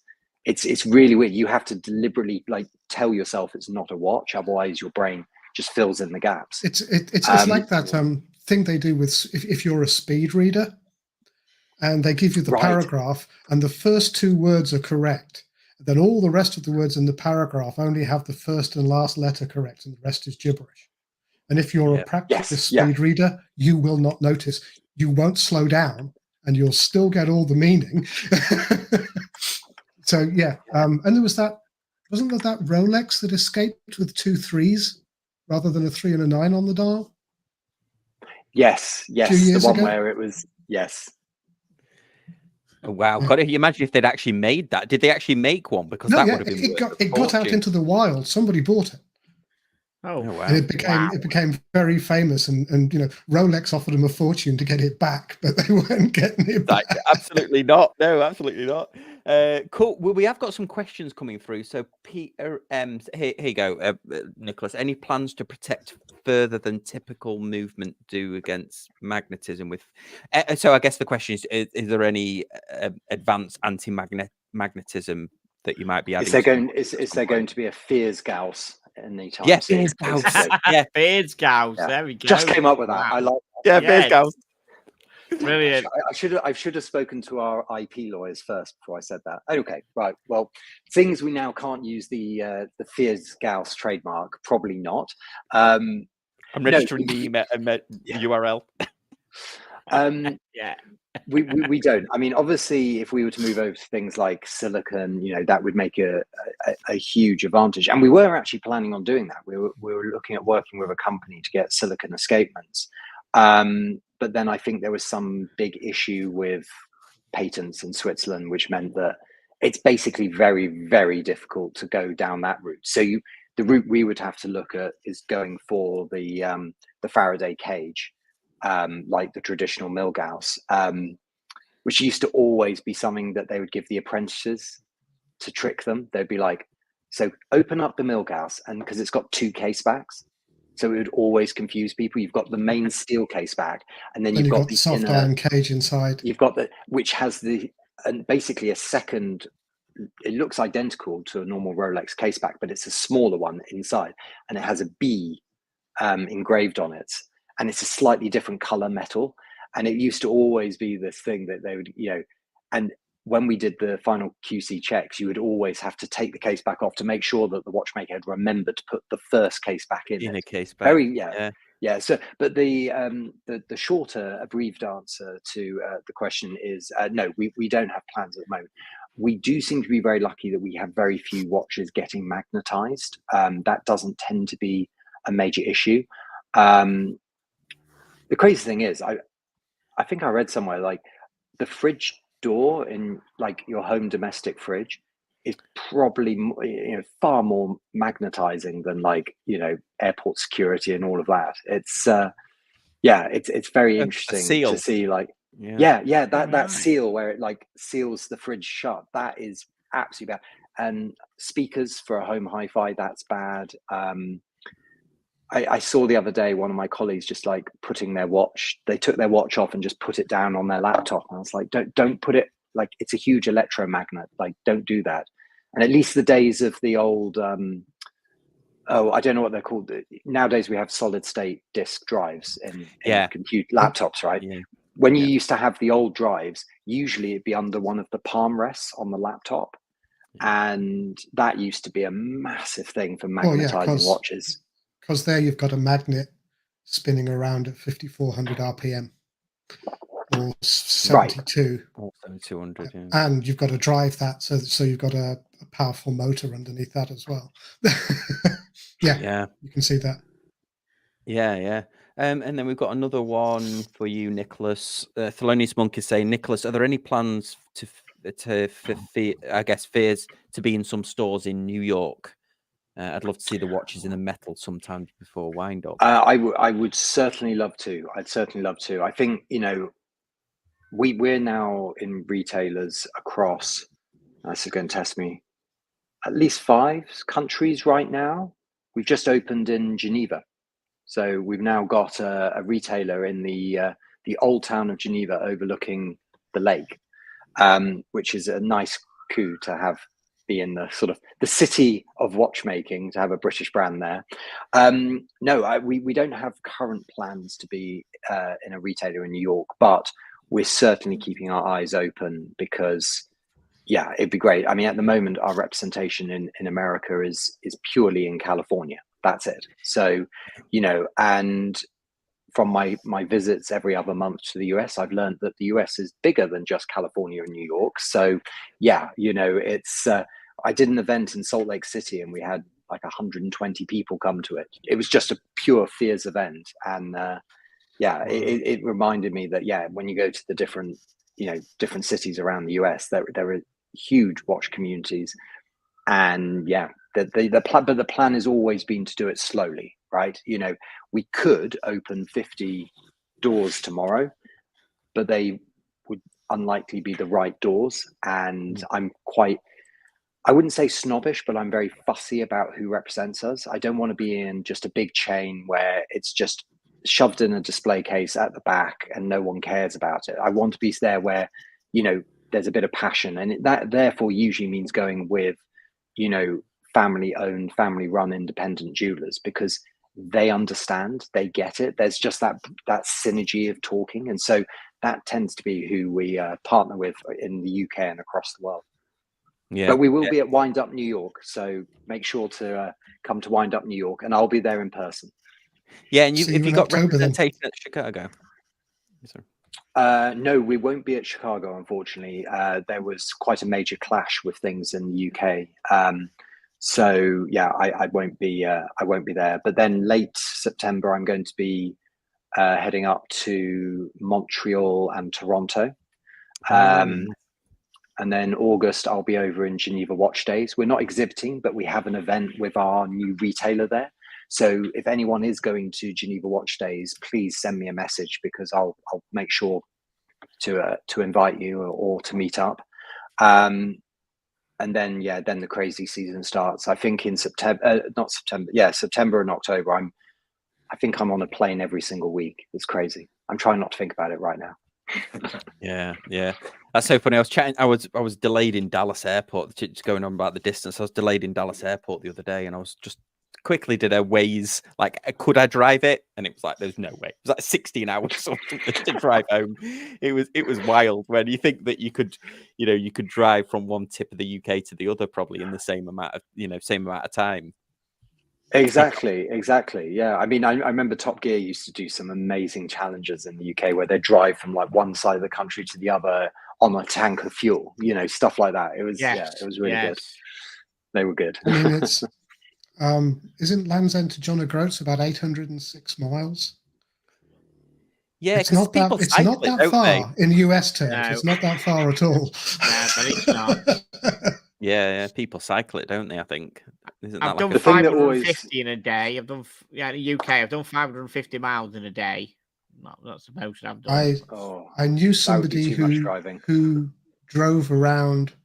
They started in Portsmouth, where they lived, and drove around the UK in 2 days. As close to the coast as they could, and drove around it in 2 days. Oh, that would be a route to do. What a wonderful trip! I mean, in a minute. The only okay, maybe that would be a bit more uncomfortable. They were fairly masochistic at that point, I thought. So my younger brother lives on an island in Shetland. Oh yeah. And so I run a watch company, and he lives on an island in Shetland. So we're quite an unusual family. But what I love is when I go from York to go and visit him, I'll get the 7 a.m. train from York station, which is basically halfway to Scotland for people who don't know where York is in the UK. And you get the train up to Edinburgh, then you get it off and you get a tram to the airport, and then you fly on the little propeller plane, which takes an hour and a half up to Shetland. Shetland is further north than Oslo. You know, it is like properly north.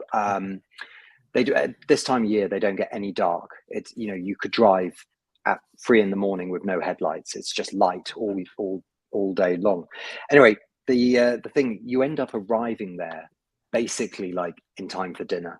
It's like the end of the day. And the reason also is because you arrive on the mainland and you have to drive up the mainland, and then you have to get ferries to go to the outer islands. And so by the time you actually are like on his island, which only has 900 people on it, one road, 900 people, you basically are like, I spent the whole day traveling to actually not go that far. It's you kind of like in the same amount of time I could now be in California. You know, it's crazy. Yeah, I've not been up to Shetland. I've been to the Isle of Lewis, I think, is the most beautiful. Yeah, that was back when we were kids. My dad was big into fly fishing. That's a big fly fishing area. Awesome. Let's see if we've got any questions come through. Rick's. I presume this is Rick. Sorry if it's not. The iteration of the Aqua Racer is the best for a while. Also, the Solargraph is splendid. Just a shame that the brand in itself has been overtaken with desirability by the likes of Tudor. Interesting, yeah. I like that Solargraph. It's just very small. It's smaller than what the dimensions online would say in terms of it. I think it's supposed to be a 40 or 42, but it wears very small. I liked it too.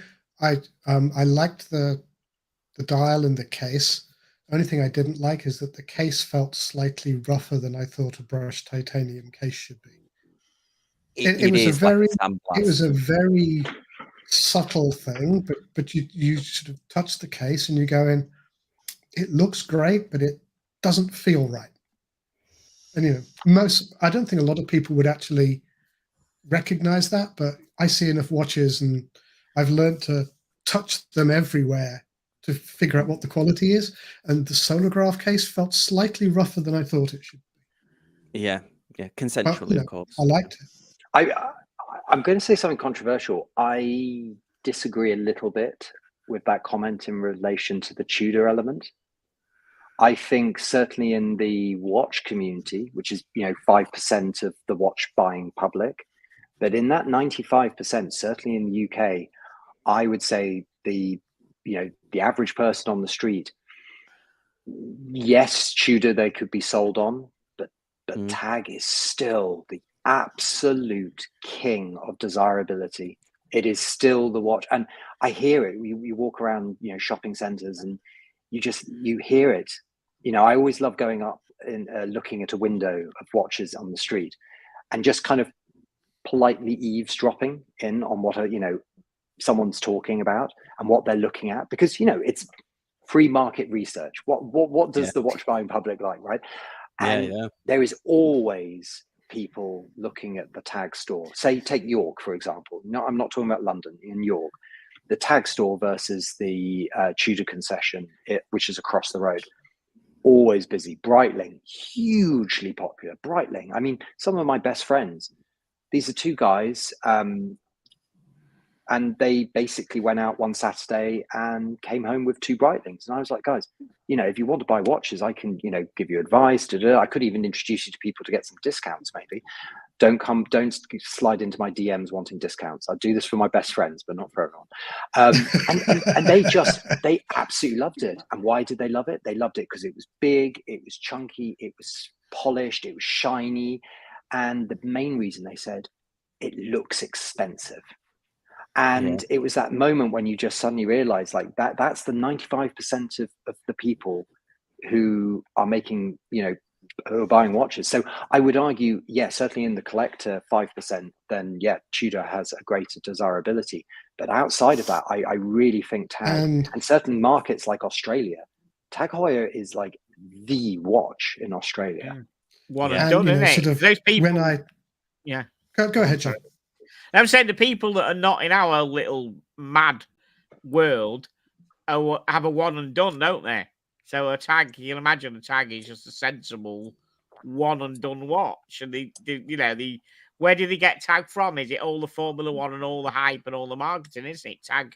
That's where they get that name from, isn't it? Watching that. And when I was a kid growing up in the UK, and when I come back to the UK, you walk around the shopping centres. You look at the high street jewelers and you look at the watches they have. They go Casio, Citizen, something, and the top end of what they have in their window is Tag. And every jeweler has Tag. So, they have that visibility. They sell. They would not be in all these windows if they didn't sell. So, it's only the snobbery and the bitching about, it's not Heuer, Tag killed Heuer, shut up. Just get your head out of your backside. Well, I would also say, the best thing is you're saying the one and done, right? It's getting people to buy a watch, right? These are people who would potentially otherwise put their money on something else, which is that significant purchase to commemorate something. And they're choosing to buy a watch. And for me, it's, obviously I'd love it to be a Fears watch, but, fundamentally, they're buying a watch, and that means that at some point they will have a conversation about the watch. And not everyone will become a watch addict, will become a collector or an enthusiast, but that's where it starts, right? And I think that's so powerful. And what you said, Mark, is right. Like, you go around the shop, tag is everywhere. And I think it's probably, I would argue, and someone will shoot me down in the comments for this, but I would say it's almost the least expensive watch, right? Mm-hmm. You look at the pricing in the window of Rolex or Omega, and it's so eye-watering, but if you're thinking, I want to buy a watch over 1,000, whether it's dollars, pounds, that first, like, I'm buying a significant watch, Tag has a lot of really good options that make you feel that you're wearing something really special on the wrist. And I mean, look, when I was a teenager first getting into watches, the watch I lusted after was a quartz Tag Heuer Aqua racer. And I spent months and months and months saving up for it. And then I suddenly realized, as I was kind of reading up, and this is back in 2003, so this was in the stone age of watch media. And then I realized that if I saved a little bit more for like another year, I could buy an Omega Seamaster. And then if I waited another 6 months, I could get an automatic Seamaster, not the quartz one, and I stopped at the point where I realized that if I waited another 7 months, I could have got a Submariner. And probably I should have got the Submariner, right? But it was that thing where Tag was it was the start of me getting into watches back in 2003. So even though I don't own one, my goodness, it's got a special place in my heart. Yeah, we actually had a question about the pricing. So Eric Grimes says, "What's your opinion on Tag's pricing in regards to other brands?"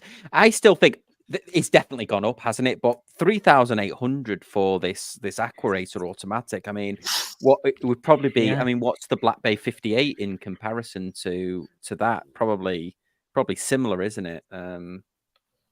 Is that the equivalent? Is that where is that where they're knocking on the door of trying to be? Is that the next thing across the road? Yeah, well, would you say? I mean, both chronometer certified, 300 meters. I don't know if the Tudor will have the Kinesi movement in it, won't it? What's the Tag got in it? It's got their what do they use? They're not in house, are they? Are they modified ETAs or something? They give them their own. If you look at the specs, that's a good way to. If they have a movement spec, that's a good way to tell. Anything with a 38-hour power reserve is always suspicious. What's the power reserve? That looks like 80-hour power reserve. Okay, so it's not 200 or 300 clone because it's got the got a 2800 beat rate. Let's see if it does that time and tide article. Oh no, we didn't find that. I was going to say. Yeah, we did. We did find it. Oh, we did find it. Okay. Yeah. Let me give you a clue as to what.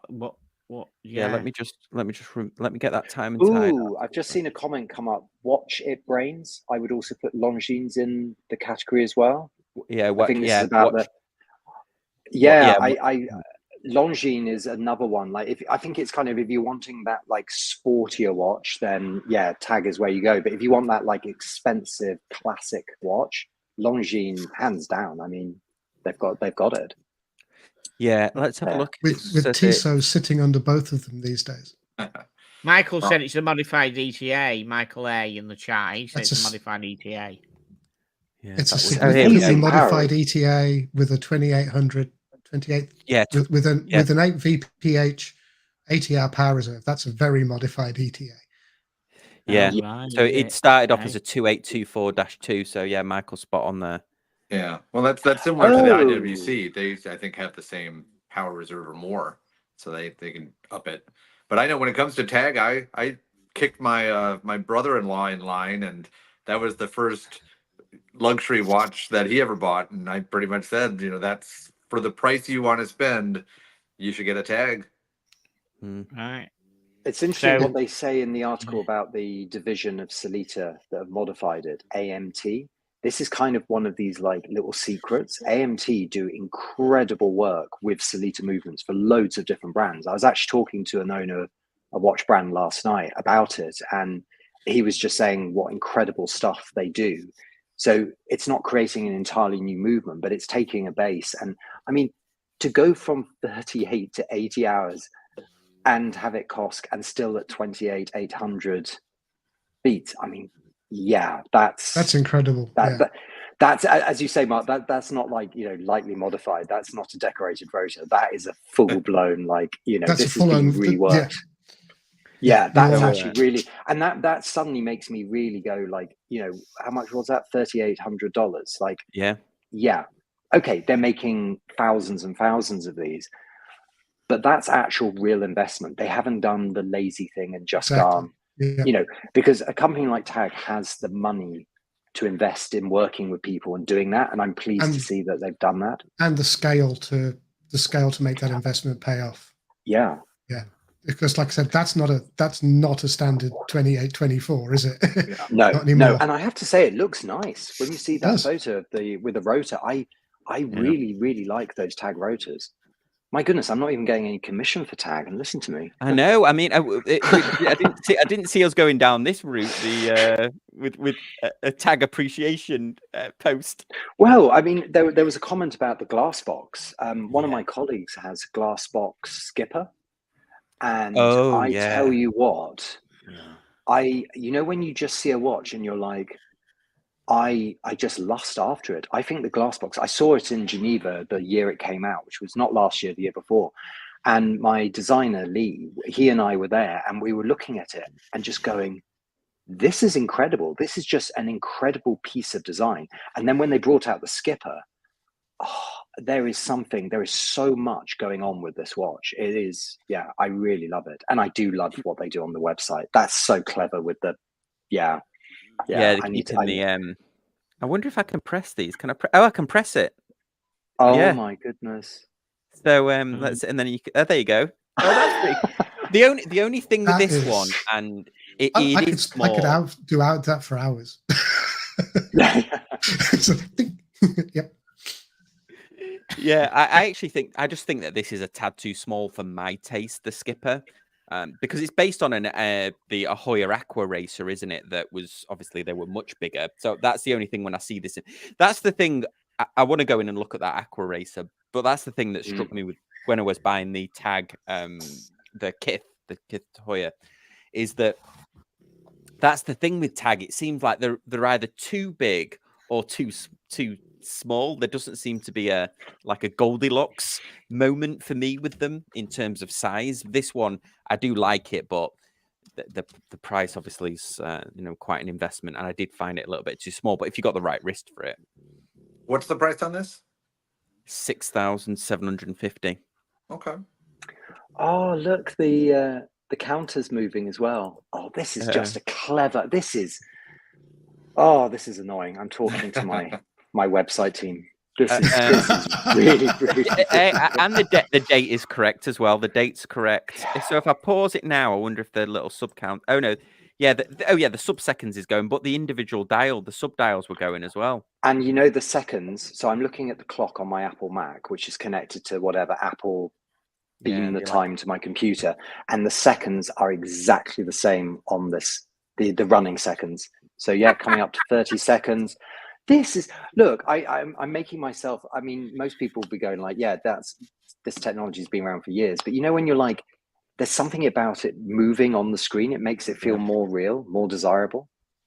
That's what Apple does so well, isn't it? They take a proven technology and apply it better. And this is awesome.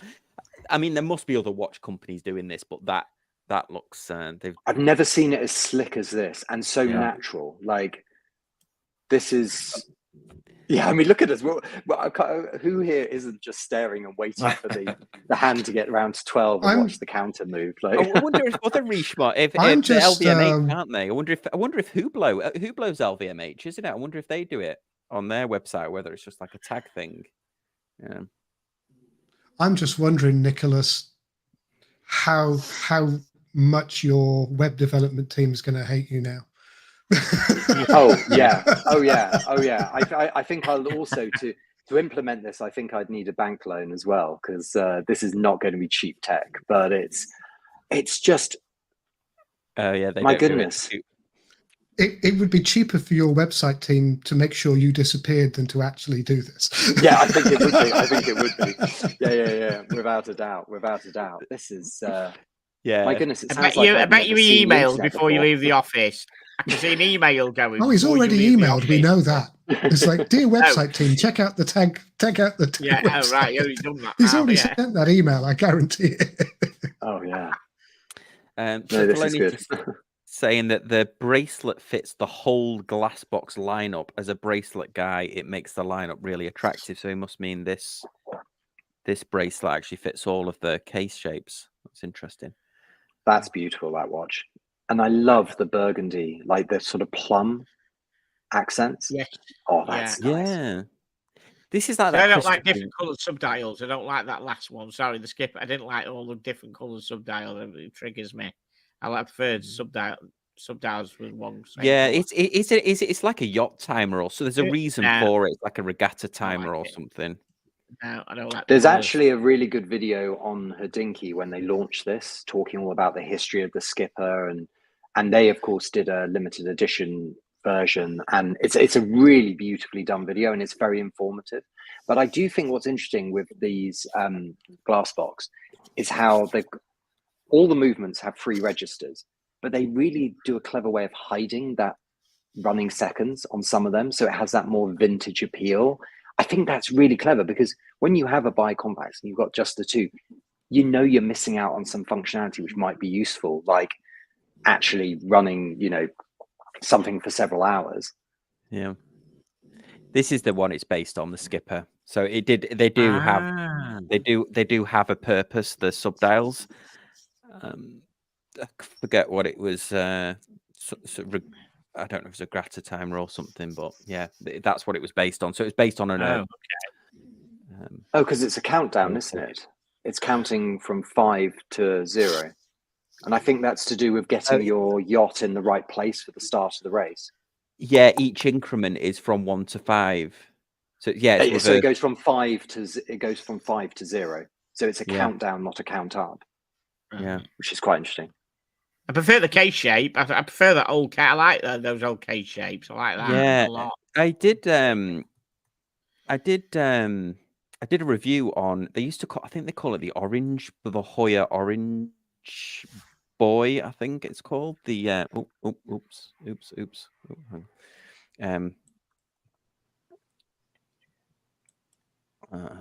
It was basically an Octavia, but with the orange subdials, and I think they've tried to recreate it. Yeah, this one.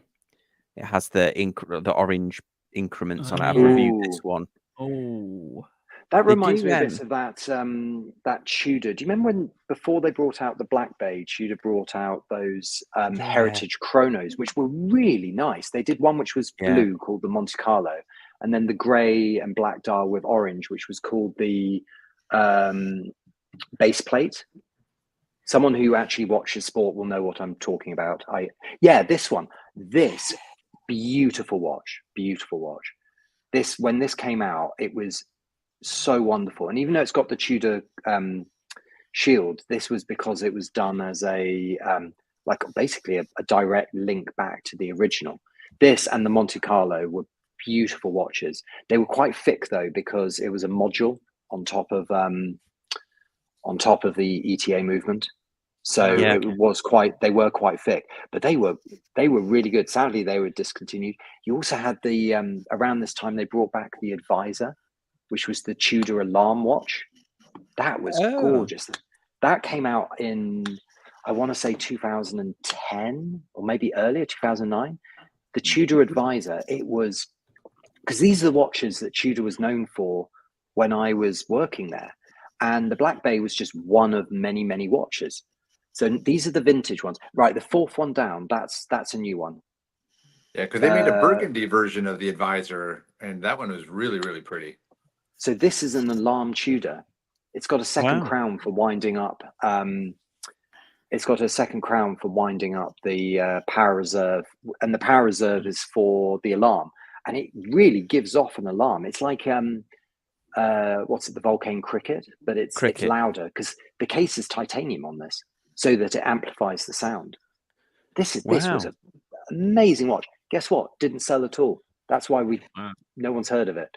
But this That's is, not a I mean, bad how price, old though, is is it? it? 4.5. Year of production 2020.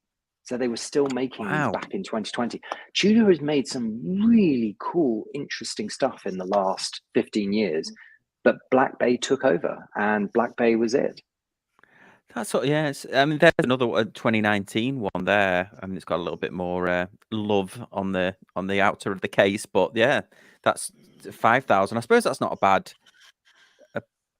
bad price, really. 2013. So they made it for quite. Yeah, this was they the reused Heritage that one. family. So the Black Bay originally fit within. So you had the Black Bay. Sorry, you had the Tudor Classic, the Tudor Glamour, the Tudor something else, and then the Tudor Heritage range. And within the Heritage range, they first brought out the Chronos that we've just looked at, then the Advisor, and then, or before the Advisor, they brought out the Black Bay. So originally its name was the Tudor Heritage Black Bay, and it had the rose on the dial, not the shield, because it was designed to be one of their heritage reissues. And then as Black Bay exploded, basically they kind of killed off the Heritage family and it became its own. It's really interesting to see how Black Bay did take over. Like it really was. It was like planting mint in your garden. You blink and suddenly it's everywhere and it's taken over everything else. Yeah, that's I never knew about that watch, because you would think, yeah, if you said, oh, it's the specs, you would think that would be a Vulcain, the alarm. I mean, and that's not a bad price, is it? 4,500 if you were really into it, and that one looks like it's in great condition. 42 mil as well, so it's not tiny. It's got some substance to it, and of course a heavily customized movement. I mean, that movement, that's, you don't buy off the shelf alarm movements. So there's a lot of actual watchmaking that's gone into that. For me, it's a shame, because I remember when they launched actually, I'll tell you this story briefly. I'm going to have to go in a bit, I'm afraid. The siren call of the pub is calling me to watch the beginning of election. It's election day here. It's election day, so I've got to go and vote. I'm going to drop in a minute, guys. Right, say before you go, I'll think about it, but I've got to go and vote. I haven't voted yet, so I'm going to go and well, my final Tudor story was when Tudor relaunched in the UK. I was working at Rolex, and I remember they brought me in and said, look, you used to work in public relations, so we want you to be like at all the events, talking to all the press, because you can talk with a technical knowledge, but you also are not going to screw up. And so they gave me all the training with all the key messaging, and the big thing was Tudor has never and never will make its own movement. And this was like one of the big things drilled into me. And also, do not ever refer to Tudor as like a sibling of Rolex. It's a completely separate company, blah, blah, blah. And then a year later, they brought out the North Flag, which is my personal favorite Tudor of all time. Amazing watch, absolutely beautiful. First Rolex or Tudor to ever have a display case back. And it was the first Tudor to have the Kinesi movement. And I remember sat there with all the marketing people at Rolex UK, and we were talking, and they were like, right, so the big thing here is Tudor now has its own in-house movement or manufacturing movement, whatever they wanted to call it. And I remember at the end of the presentation, I said, hang on a moment. Literally this time last year, you were teaching us to say that Tudor would never have its own movement. And now I've got to speak to the same journalist and smile and say, so, when I said that on the record last year, turns out that wasn't actually true. And let's face it, the North Flag must have been in development whilst you were saying they never had their own. Exactly. It's a thing of, to be honest, and this is actually a serious lessons learned from that, of like, when people say to me like, oh, will you ever make this? I can say with genuine sincerity, I can't give you a definite no, we will never make that, because, I'm hoping to be around for quite a few years. Who knows what will change and happen in the future? Yeah. Is it in development today? Well, no, but, that's not to say it won't in the future. This watch, I was so sad the year they announced they're discontinuing this. I have such a soft spot. Yeah, this is one of the very few watches I wish I'd bought. But I didn't. Yeah, this is one of the very few. Yeah, I mean, this isn't a bad price. So Brian also said and this is a new one on me, the Grand Tour Flyback. This Oh one. my goodness. I think they did an amazing ceramic as well. Oh yeah. Look if they've got the Look ceramic. at that. Yeah, I wasn't familiar with this watch at all. Yeah, the Grand Tour was, I mean, look at it. It's just such a stunning watch. And yeah, it's such a shame. Wow, look at this. We're going down the history of Tudor here. We're like a full featured live stream here. We're going actually talking about watches and going through the history of them. Right. Have you I'm ever gonna seen go, the Fast shoot, Rider? guys. Go. Thank you. Thanks for having me on, Sam. Yeah, no worries, John. See you, John. Great Have a good one. Good to see you. Yeah, Take care. yeah. It's good to see you again, Nick. I haven't seen you for ages, man. Good to see you. We'll see you soon. Cheers, everybody. Thank you. Good night. Awesome. Yeah, wow. That was quite The Fast Rider in ceramic. Oh my goodness, that was amazing. And you had to adjust the date with a pusher. You got a little Tudor branded pin to push and adjust the. I came this close to buying one of those. It was called the Fast Rider. Fast Rider? No, yeah, sorry, it was a Fast Rider, not a Grand Tour. They did a ceramic one with like a black dial. And they did and it was Ducati special edition as well. They did the Ducati one. Oh, look at you're bringing back such happy memories. Yeah. That one on the cream strap, that watch, I came this close to buying that watch. I thought that was the Fast Rider Black Shield. What an absolute cool watch. And look at the little, my goodness. Yes. And so that would advance the date. Yeah. Oh, there you go. You see that on a lot of the Omega, the older Omega chronographs. The 3330 movement has that little pin on the side to advance the date. And it did the Ducati one, because that shape is very similar. I know nothing about motorbikes, but I seem to remember that shape being quite similar to the Ducati logo or something like that. They did that special one with the red on. Yeah. I'm trying to find. Is it this? Do you remember what it looked like? Was it on top? I think it was one near the top with the red element. Yeah, let's see if it's Black Shield. No. I know Ricky used to have one. Yes, he did. He did. I remember we bonded very early because I remember it just being like, I mean, there's a reason we don't have these in the shop window today because they just didn't sell. No one was interested. I remember I was at Salon QP 2 years in a row on the Tudor stand. And I showed you the Advisor, the Heritage Chronos, these. Might as well have just only had the Black Bay. And this was back in 2014, 2015.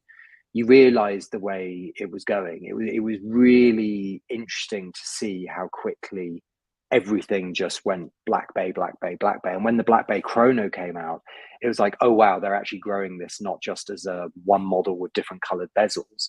They're actually going to grow this properly into its own like subfamily, which is no bad thing. I mean, the Black Bay is a good watch. As you can tell, I'm sad partially because I'm kind of, feeling nostalgic for 10 years ago. But like these watches, I just thought, I mean, look at that on screen now. So that red around the, just inside the bezel, it had a red gasket to hold the crystal in. I mean, Tudor doing that, it's just so cool. A really, really cool, amazing watch. And this was ceramic back at, so this one's 2019, but they were doing ceramic far earlier than, a lot of people. Obviously, Rado have been doing ceramic for years, but yeah, they were doing it. It's a real shame it's gone. But anyway, it is what it is. And they are now available pre-owned at reasonable prices or relatively reasonable prices. Yeah. This was the era where I very nearly became a Tudor fanboy. But yeah, now there's no hope. But this era of Tudor with the North Flag and the Fast Rider. Yeah, wow, $3,000 as well for a chronograph. It's really, really quite good, isn't it? On these pre-owned ones. It's funny though. You go back to the late 90s, early noughties though, and there are some shockers. they really, by the time they hit 2010, they'd got their design department whipped into shape. Obviously, that's my personal opinion, but yeah, there is some stuff from the early 2000s from Tudor, and you're just like, oh my goodness, like it was very much a let's see what sticks on the wall, like, you know, just throw lots of things out there. But yeah, no, it's that really heritage chrono was famous for being the first time that the Mission Impossible films didn't use G-Shocks anymore. That was like the first like grown-up watch that they used, because the first couple of films all were G-Shocks that Tom Cruise wore, but it was a heritage chrono that he wore. I forget one of the later ones. There we go. Wow, that's a nice little trip down Tudor memory in there. I feel almost like I'm being a watch encyclopedia a bit here, but so I'll be quiet for a bit. Let someone else talk. Memovox says Lamania made some spectacular regatta yacht timers. Well worth a look if you want a yacht timer in your collection. And then let's just see appropriate. Oh yeah, actually. So there you go. So Thelonious Monk says it seems appropriate to ask if Piers would ever make a diver. Well, I still can't swim, so not yet. Once I learn to swim, then there will be signs that a diver is coming when I'm having swimming lessons. We actually have recently acquired into the archive an incredible Piers diver from the 1960s, and it's got all of its original paperwork, and but it's in a service box. And the story, we got it from this lady. It was her grandfather's, and he bought it in Bristol in 1960, I want to say like 63, 64, and very quickly moved out to the Middle East. And he was a professional diver for the next like 15, 20 years out there in the Middle East. And he used this watch every day as his tool. So, I mean, the watch is like beaten up. It's in pretty rough shape, but it's incredible to realize like he was wearing a Piers diver every day as his tool watch, not because of how it looked, but because it was, you know, other people would have had Submariners or, you know, incredible story and a wonderful piece. And to be honest, when you look at it, it's just a beautiful classic 60s, you know, skin diver. A lovely watch. So no, there aren't any, and I can say that there are no plans at the moment. Will there one day be a Piers diver? Maybe. Let's see if I can get into the water first. Well, I don't know how you made it through the British education system without being thrown in. We had swimming every Friday. Was swimming lessons, and you went in that pool whether you wanted to or not. Like, even if they threw you in your underwear because you'd forgot your swimming costume, it was ruthless. Oh yes, Swim in your pajamas as well. They made you swim in your pajamas when you got to that certain level. And then you used to get your little badges. Yes, sewed on you. And and at assembly time, they'd call you up onto the stage and present you with your swimming badge. Yeah, one was like 50 meters, wasn't it? Then 100 meters, and then there was a period where you had to swim underwater for a certain period. They were circular, weren't they? I didn't get these, but I remember people being presented them. As you say, Mark, in assembly, it was very clear. Like, you know, it was like and you got them, and then you sewed them onto your swimming trunks or something like.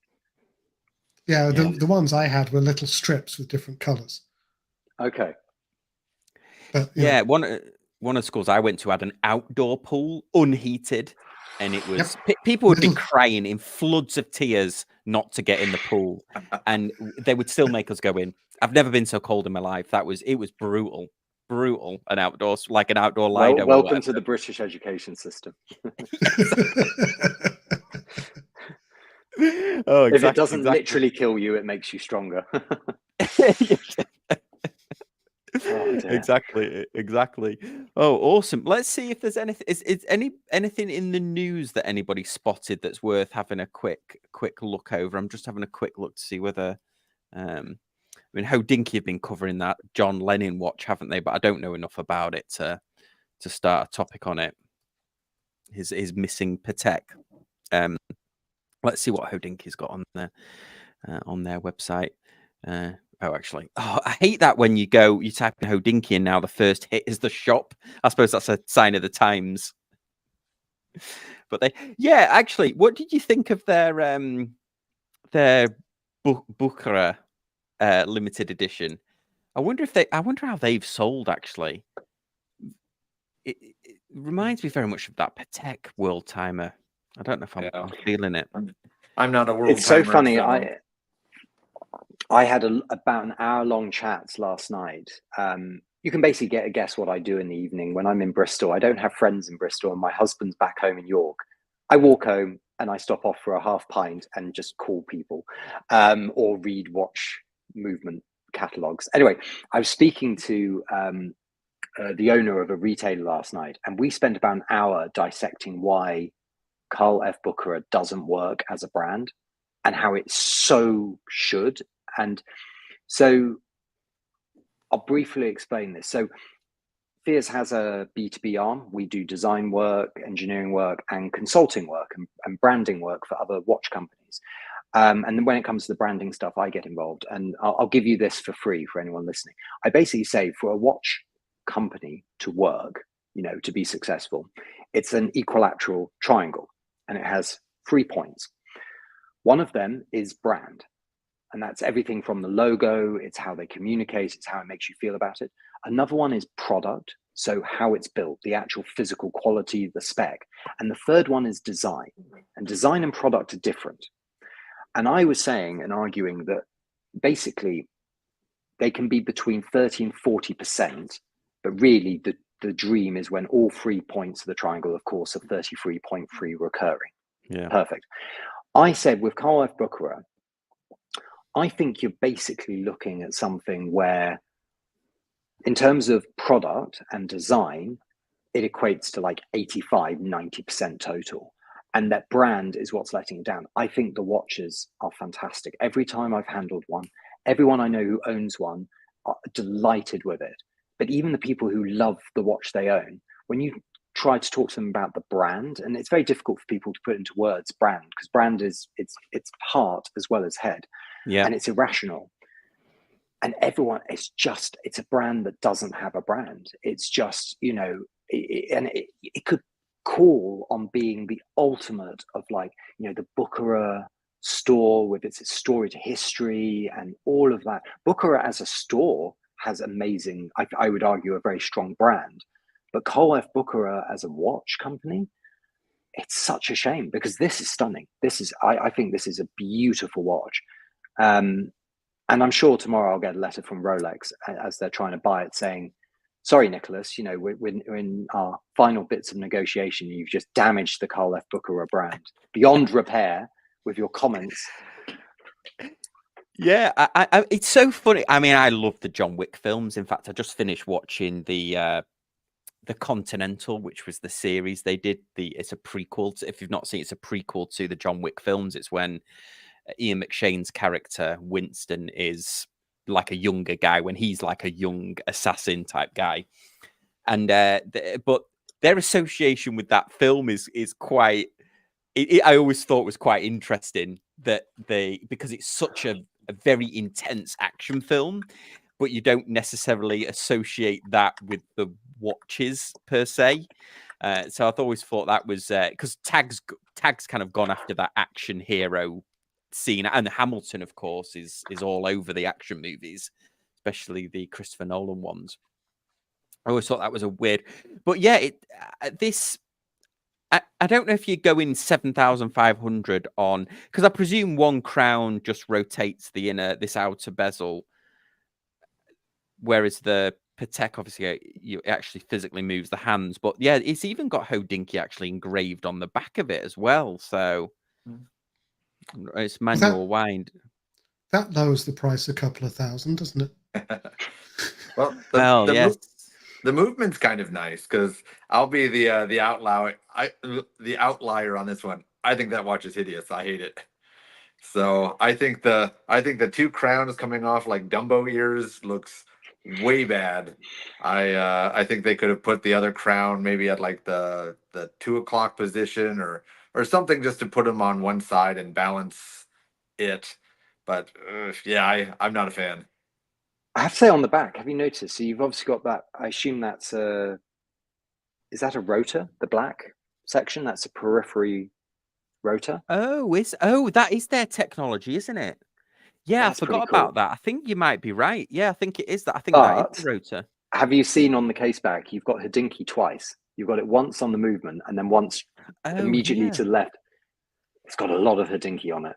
Oh, and annoyingly, it's in a slightly different font, isn't it? Yeah, or it's in the font that they've used the whole way around on the case back. Whereas on the movement, or I guess that could be the ring.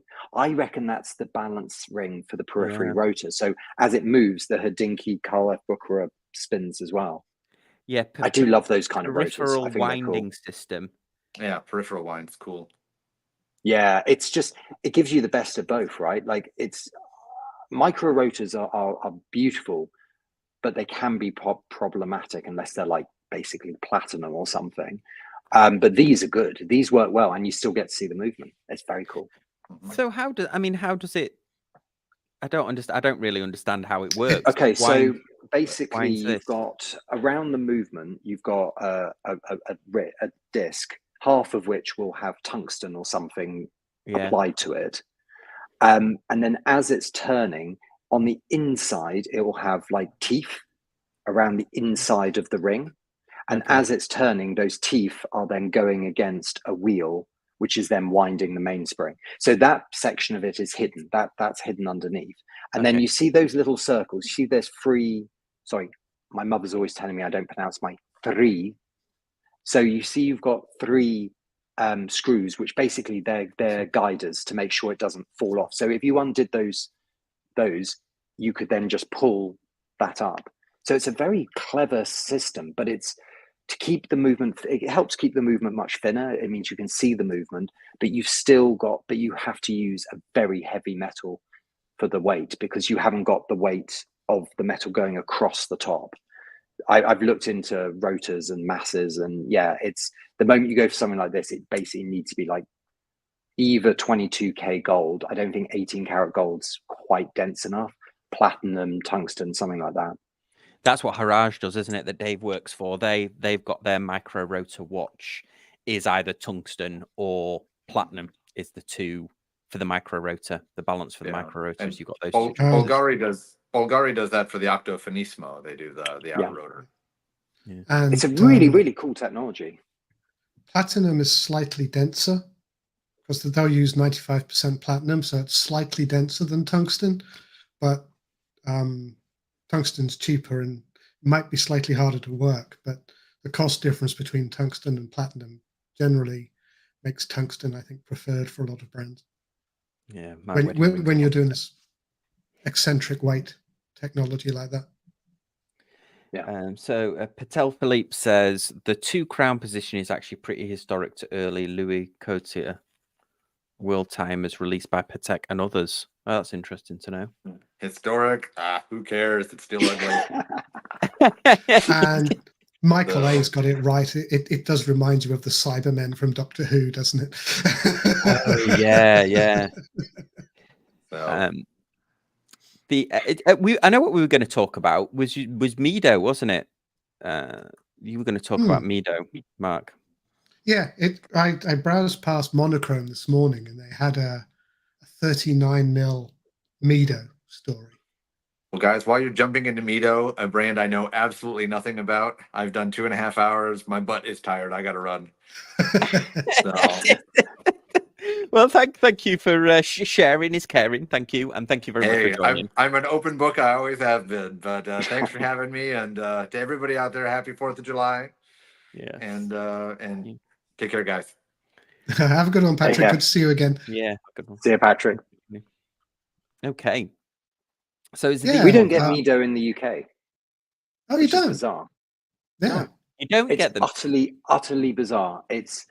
I know a lot, well, not a lot, but I know a bit about it because of traveling to Switzerland and America all the time. But yeah, we just don't get it. And it's like Certina over here. Maybe that's the trade-off swatch in us have Mido and you get Certina. I think someone's done the deal. Someone's gone, you get this and I'll get that. Yeah. I think you're right. They've split the regions, yeah. Yeah, but Teddy, but they let Teddy, because Teddy's so likable, they let him have Certina in the US. The only one. Yeah, so it's this one, Mark. This 39 it was, and I saw it on monochrome, and I'm thinking we don't, and it's hard to get Mido in the US as well. There aren't many ADs. I bought a 44mm Ocean Star GMT last year, and they're really, really nice watches. A couple of months ago, they had the all carbon fiber That's cool. Ocean Star, which was so cool. They made 880 of them. I wish they'd made, when it came out, I'm still broke. You can see the Pepsi Ocean Star that you had on that previous screen. Oh yeah, I was just seeing if In fact, it's a couple of watches up from where you were. You'll never find it now. You'll never find it now. Yeah, there you go. That one. That's the one I have. Yeah, I like that one. That's a good looking watch. Color. And I like the fact that it's kept the dive bezel as a dive bezel, and then presumably the GMT is on the inside. Yes. On the rehaul. Yeah. Well, and it's a traveler. So nice. It's based on a Powermatic 80, so it's an 80-hour power reserve with a Traveler GMT module on the top of it. It's not a small watch, but I think Mido in the US, they seem to struggle. They don't have many stores, but I think the watches are underrated. It's this year they've done a couple that I'm thinking 39 is a bit small for me. Yeah. Bottom left is beautiful. Yeah. So these are using the Powermatic 80, are they? You said based on yeah, because that's what I know. Dave says it's okay, isn't it? But there's still a lot of funniness, isn't there, in the watch collecting community about that movement? Because that new Certina, actually, that I really like the look of, has the Powermatic 80 in it. There's a really good article, and I want to say it's on monochrome. I read it over the weekend, and it's about the history of the ETA 2824. And it goes all the way back to 1972 and talks about why basically the 2824 became the workhorse movement, and and it's really interesting to see how when it came out in 72 and when they made the upgrades and all of this, and then it takes the story further and talks all about the Powermatic 80. But it's I think it was on monochrome. It sounds like Mark, you saw that one. I've read it. Yeah. I mean, it was a proper 20-minute read, but it was kind of like, I put it this way, as someone who has handled 2824s for decades, I learned stuff, right? Like, and I thought I'm not saying I know everything, but I thought I knew a bit about it. So that was good. Sam, I popped into I've sent you the link in the chat for the monochrome, the thing I was talking about, the Zenith fail with the Lone Watch. Yeah. Let me pull that one up. Yeah, let's pull that one up, and then I found that Certina that I like. But I was wondering about the movement. Okay, so here we go. So if you scroll down into the images, so you see the watch. It all looks fine, right? But the video, they didn't redo the video. So they redid all the photographs after the fault was corrected, noticed. Okay. So if you see the watch, it looks normal. But when you scroll back up to the video, right, don't hit play. Sorry, I was going to say don't hit play just yet. Okay. Go right to the very start of it. Right. Okay. It's one of those, you blink and you miss it. Okay. Look at the 4 o'clock baton. Look at the 4 o'clock baton compared to all the other batons on that dial. Yeah.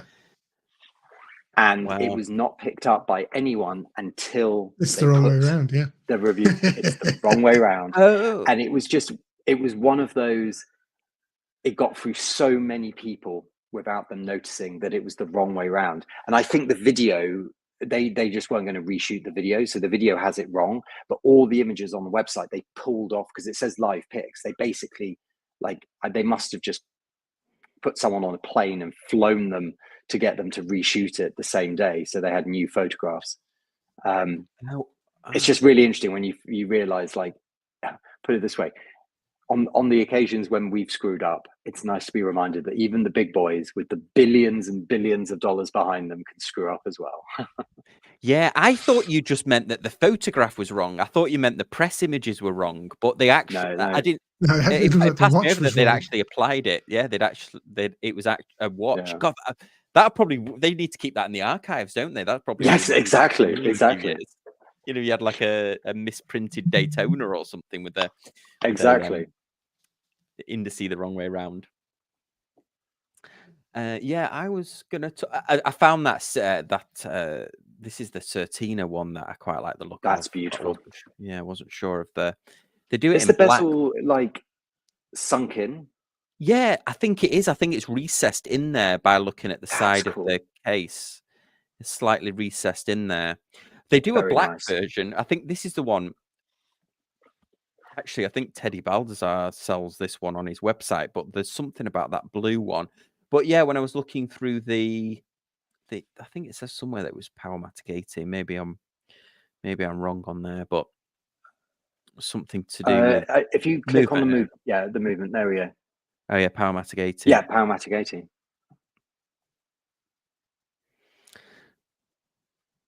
Yeah, and there's an orange one as well. But I really like the look of this. There's just something about it. I noticed it. It's a gorgeous color. Yeah. What do they call the color? I think it just says blue, but I would call that. I mean, that's like a proper sea green, isn't it? On my monitor, that's much more green than it is blue. Yeah, it looks at like turquoisey, doesn't it?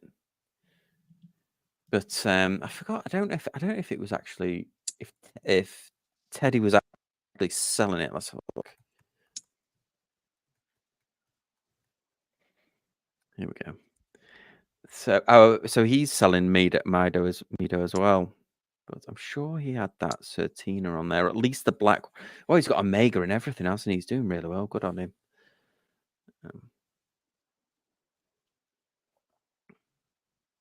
Somebody at my work has this pistachio dial or mint green. Is it as bright as that? It's very subtle. It has the Navi timer. It's really nice. Yeah, I noticed. I said, "Oh, is that the pistachio?" Because in some of the photos, it looks a bit garish, but I wonder if that color could be like a really beautiful, like softer color. Like, yeah. Do you know that maybe that's an interesting question for you, Nicholas? It is because I noticed when I took pictures of when I did my Fears review, people commented that the photos different than the. So it to get them to look like there must be a trade-off, isn't there? I'm presuming it's quite difficult to get a flat image, 2D image, to look like the watch. Oh, it's so difficult because you want it to be a nice, clean image. But if you then over post-produce it, sorry, you can tell it's been a long day. It can then it starts looking like a render. And then, if it is a render, you can always tell if it's a render. And it just it's a really difficult thing. It's very interesting, actually, because the last few days we've started working with a new photographer in the UK doing pack shots and creative shots. And I tell you what, I realized I liked the shots he had done for another watch brand in the UK. So I just WhatsApped the owner and said, look, I don't want to steal how you do your photography, but I just want to steal your photographer. Do you mind? And he was like, yeah, of course. Like, here's his number, contact him. And this guy really does seem to have a bit of a knack. And I think it's because it's studio, but with some natural lighting. But it's tough. It's really tough. And then you start looking at a Fears watch. And as you know, Sam, like the dials just change. And I know, Mark, you were saying about the pink, which we lent you at British Watchmakers Day, how you were like, I thought it was going to be like too pink, and then it's like actually it's a very wearable color. And I remember we had that conversation. It's like it's not pink at all. exactly. And so suddenly you're going, no, the salmon. No, it was no, it wasn't even the salmon. I thought it was the flamingo pink. No, you lent me the salmon. Oh, was it the salmon? My apologies. Yeah. Sorry. So it's in the Brunswick 40. Yeah. On the black leather. Yeah. But actually, that's a good point. It's not that color. It's really not that color. No. But actually, Sam, that's a good point. If you go back where it had all the watches together, this is a really, really good example of this, because we do 2 watches that have copper dials, and the way it's brushed, the process of coating the dial in copper and red gold is identical. And yet when you look at the difference between the Brunswick 40 and the Brunswick 38 photograph on the website, they look like completely different colors. And it's really interesting. You had them just up a moment ago, and when you see them next to each other, they're just like, it looks like a fault, like, and yet it is the same color. Yeah, there you go. So you've got the Brunswick 38 on the right and the Brunswick 40 on the left. Same photographer, same studio lighting, same post-production, same everything. And they just look completely different. It's crazy. So no, it's really difficult. In fact, with the Brunswick Aurora, we needed to take a new photograph of it. And we realized we didn't really like the old photo we had. Same photographer, same actual watch, same serial number, produced this about a week and a half ago. And yet if you Google Fears Brunswick Aurora, you'll see the old pack shot we used to have, and it looks completely different. This is a much nicer image. So it's really interesting to see like this. Oh, like this. No, okay. no. So yeah, if you look at on the top row, yeah, that's the old image, and it's the same watch, and it just that image does not sell the watch, right? Yeah, it looks like also it's there's a big two-tone. difference. Exactly. Well, that looks like grey and blue.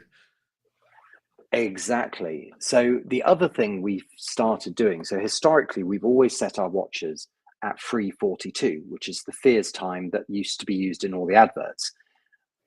We've made the decision to actually go to 10:09.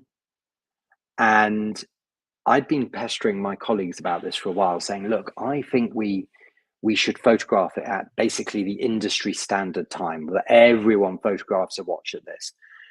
And everyone was like, no, but we've got the heritage link. And I was like, yeah, I appreciate the heritage link, but I also want the watch to look its best. And so we did an experiment. We had a pack shot of the same watch with our traditional time and the new time. And we put them up on a big screen in the office, and we got everyone to look at it, and everyone immediately just said, this more classic time that everyone does makes the watch look better. It's something about framing the logo. It's something about the balance of the hands. I don't know what, but it's really interesting. I must have spent 6 weeks in my head thinking about setting the hands in our photos to a different time. And I spoke to some of our top collectors. I spoke to our retailers to get their thoughts, their advice, their recommendation. And it was really interesting because everyone was like, oh, I've never really thought about it. But actually, the watch does look better when the time's set at 10:10 or 9:10. So you've got it here. That's the old way. And then this is new way. Yeah, maybe it's because it looks like a smile. Do you think it's maybe there's something about humans that there's actually? So I did a deep dive into this. For 6 weeks, I became obsessed with what different brands set their watch to. And there is actually this paper that was done by a university in the United States that looked into why are people drawn to watches and clocks when they're set to this time. And this seemed to be the thing. It creates a happy emotion. And it's the same kind of happy emotion that is triggered when you see when someone smiles to you. You know how it's if someone smiles at you in the street, you tend to smile back. Like, it just makes you feel, for some reason, happy. It's a similar thing when you see hands like that. And I think it's because that would have been a frowny face, wouldn't it? Your old one would have been frowny, sad, like exactly. That's really so. Interesting. There's a lot that goes into how to make a photo look and feel more real, basically, because a pack shot is the first image you see. But I mean, there's a reason we put tons of photographs on our product pages of it at different angles, different shots. You have to, Yeah. I wonder got a what quick would happen if you did it at 1:52, not 10:09. So this is an interesting one because some watch brands do it at 10 to 2 rather than 10 past 10. 10 past 10. Yeah. And 10 to 2 feels very weird. Feels very, very weird indeed. And often people will say it's because if there's a date, it's at 3 o'clock. And so I don't know why that wouldn't even balance because you've got the longer minute hand. I don't know why. It's just why sometimes it works, sometimes it doesn't. Yeah, Brian says it because it looks like a check mark or a tick, which implies it's good. You might be joking, but that does. Well, here's a fun one. If you look at the Braemar website, they redid the pack shots of their new watches when they redid the branding. So obviously everyone knows about the new logo and it's been discussed here and all of that. But if you scroll down, okay, look at the Supermarine. Sorry, not the Terra Nova. No, not the Terra Nova yet. Let's if you look at those two images straight away, you can see I kind of clicked off it too fast. Okay, so here it's there you go. They've moved it to a completely different time, which is 9:12, 9:13. And the reason is when these first came out, the pack shot, the photo showed it at 10 past 10, and you couldn't read most of the logo. It just hid the logo. I never noticed. This is a subconscious thing because this does make me feel uncomfortable looking at it. And there's a reason why. So if you scroll up a little bit to the Terra Nova 38 on the right, there was a white dial one. Okay. Oh, yeah. So the logo's there, but it's a slightly smaller watch. So the logo is proportionally smaller on the dial than on the Supermarine. But also on the Supermarine, because you've got a very large diving style 12 o'clock baton, it pushes the logo down a bit. Yeah. And because the numerals are big on the Terra Nova, it means the logo has to be smaller. But here, because you've got the small loom dots, the logo is bigger. And because basically the logo is bigger and it's further down on the dial, if you set the time at 10 past 10, you can't read it. That's why this watch looks off then. You'd cut off the B and the T if you did that. Yeah, so that's why it does look off, even though even the watch itself, the logo seems like perhaps it's too far. Doesn't it just feel weird? It does fit there. And I apologize to everyone who is watching or who will rewatch this for ruining watch photography and looking at your favorite watch and not being able to see these things. But for me, there's a reason why. And of course, we're a small company, so we can't afford to tomorrow just reshoot absolutely everything. But as we're working with the new photographer reshooting things, you'll start seeing that the time will be 9 minutes past 10. And it's for that reason of, I remember the owner of a fellow British watch brand, he said to me over a pint once, I was talking about this years ago. I've been talking and thinking about this for years. And he said, you know what, you should do whatever makes the watch look its best. Like you should, and I think that actually that's true. But yeah, I look at this right now and I'm please, I hope people understand I'm not hating on Braemar. I have nothing against Braemar at all.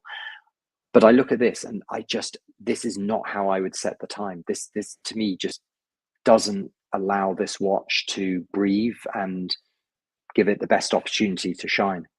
Yeah, you're right. There was something I saw that was off about that, and now I know why. We've got a couple of questions that have come through, actually. So first of all, Memovox, thank you for becoming a channel member. Very much appreciated. Thank you for that. Paul, so I thought this was about you, but it's another brand. So question, I'll be at Wind Up in Chicago next week. To Tony watches? Tony. Has anybody heard of them? I recognize the name. I've seen them at that's Wind about Ups it before, but I don't think, sadly, I've had the opportunity to actually go hands on yet. Me neither. Let me see if. But I recognize the name. Definitely recognize the name. Has Jody ever reviewed one? Possibly. Let's. Oh, here we go. So the Swiss. They're Swiss. Oh, actually, they look. I mean, if this is them, they look quite a little bit like a. Well, they're like a few different. watches together. They're not that far off that Mido that we were looking at a little bit. Okay, so that's a Blancpain homage. Oh yeah. Oh, interesting. No, I'm not familiar with. Oh, that's a stock image. That's straight from the stock image website. Yep. Yeah. Okay. Interesting. Yeah, they're sort of homage-y a little bit, aren't they? There's a mixture of a few different styles there. No, I'm not familiar with them. But thanks for the question, nonetheless. And then, any Bill suggestions? K says they're big in Asia. Bill K says to Tony are big in Asia. Yeah. Okay. Then we've got a question here. Any suggestion for a watch that can play golf in, Nicholas? Please don't say G-Shock. I mean, I don't play any sports, so I don't actually know what people would wear on a golf course. I know my father-in-law wears his Rolex Explorer. And he just wears it. Yeah, like, you know, that seems to be invincible. You can probably hear the rain hitting the roof of the building. It's tipping it down now. But I know there was some incredibly expensive titanium Omega Seamaster a few years ago, which was like 48 grand or something, and that was meant to be designed to be worn on the golf course. It's a course, not a pitch. Is that right? It's a golf course, yeah. Golf course. Okay, great. And you use a club, not a bat. But that's what I had to learn. It's a golf club, not a golf bat. Yeah, I remember that one. And then they did a standard Aqua that was golf themed as well, didn't they? With a green hand. So there must be something about the coaxial movement that's that's quite robust. I mean, you're gonna hit a ball 50 times. No, there's 18 holes, 90 times per session. Hopefully you're not driving your golf cart into the lake. How fragile would a movement have to be? That's probably a good call with Formex, because with their movement architecture, with the suspension system, I wonder if that would help in a small way minimize some of the shocks. That might be an interesting thing to look into. I mean, if anything, I'd recommend a Formex for anything where you're wanting a tough watch. They are, they're good watches. Yeah, the Formex suspension system only works in the vertical. So correct. Yes. And I've got one, and it's actually stiffer than you think it is. You have to put quite a little pressure in it to make it move. Oh, okay. So I wonder how effective it would be. I mean, it's one to try. I mean, if you're hitting a golf club, most of that movement would probably account for, that way, so it would push that way. Maybe it would. I mean, certainly I'd give it a shot. But you don't hear of people wearing watches very frequently complaining that golf broke my watch. It's not something that you hear a lot of people complain about. And there's an awful lot of people who play golf and wear watches. Yes, there is. Paul Sanchez says, I've used my Breitling Endurance on the course. I mean, any movement that's got something like the Nivashock system should be fine, because the movements have the shock springs built into them anyway these days. Virtually every movement does it anyway. When I was doing my apprenticeship, I got shown this video of basically they put like a micro camera inside a Rolex, and it was looking at the hairspring, and so, it says basically this watch is going to sustain a shock. It's on someone's wrist, and it's about to sustain a shock. And when you see the shock, it's all done in slow motion, and the hairspring just is doing this. It's going all over the place. And everyone's like, oh my goodness, that's ridiculous. What happened? And basically it was that someone had their arm on the desk and went like that. So literally just like that. And just that, the hairspring is going all over the place, which shows you the incredible engineering that goes into a mechanical watch movement, that despite the hairspring being thrown around, but it's kind of that thing where it's got a fail-safe, right? Like it's designed so that, if it gets caught, it will, but it means that, yeah, you do that. And then you think, I think the worst thing you can do to a watch is catch it on a door frame, because usually it will go straight onto the crown, and crowns that's where you kill a watch movement, because everything goes straight into the heart of the movement. Watch cases take a lot of the brunt, but watch crowns go straight into the heart of the movement. Oh, and I don't think I knew that. Yeah. So you bash up a watch, the winding crown, and it will have a disproportionate impact on the case if you were to hit the watch on a different side. The other thing is, of course, when you're going into a door frame, it's actually quite a lot of G-force because it's not applied, like you just catch it, and we've all done it, and it's so painful when you do it. You're like, you feel the pain. Your watch is literally recalling in anger as well. Like it's really interesting. I'm going to need to go, sadly, in a moment, but I thought, as a final Rolex story of my good old days when I was an apprentice watchmaker, there was always, and bearing in mind it's summer in the US and the UK at the moment, there was one time of the year when most watches would come in for repair, and it would always be in September. For one simple reason: watches would come in with broken crystals or flooded with water. And I remember when I first started, everyone would joke about, oh, come September, we're going to be completely busy after a quiet summer. I was like, why? And they were like, think about it. When are you most likely to drop your watch? When you're rushed and harried at airport security, putting it back on your wrist after you've gone through the X-ray. And that's when it falls to the floor. And when are you most likely to drown your watch? You're on holiday, you're like, oh, I need to change the time. You unscrew the crown, change the time, don't put it back in and jump straight into the sea or the swimming pool at the hotel. So my final words before I go this evening are, for everyone going on a summer holiday, please, please, please take a bit of extra time after going through TSA, put the watch back on carefully. And my goodness, when you set the time, please don't set the time on the plane. Set it before you get on or when you get off. When you set the time in a plane, there is a risk of the pressure changing, especially with a screw down crown. It can actually blow the crystal off your watch.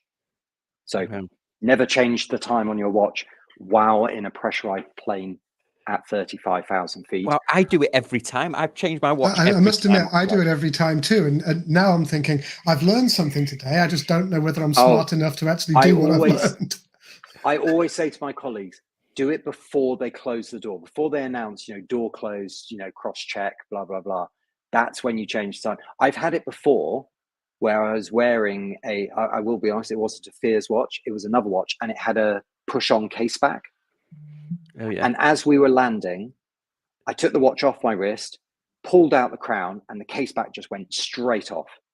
Oh, wow. And it went down, it went onto the floor, and then of course we landed, and it flew like several rows forward. So there, when you're trying to get off a plane, searching, I'm looking for my watch's case back. It was the most horrendous experience. But yes, there you go. Be safe on holiday, and happy Independence Day and 4th of July to everyone.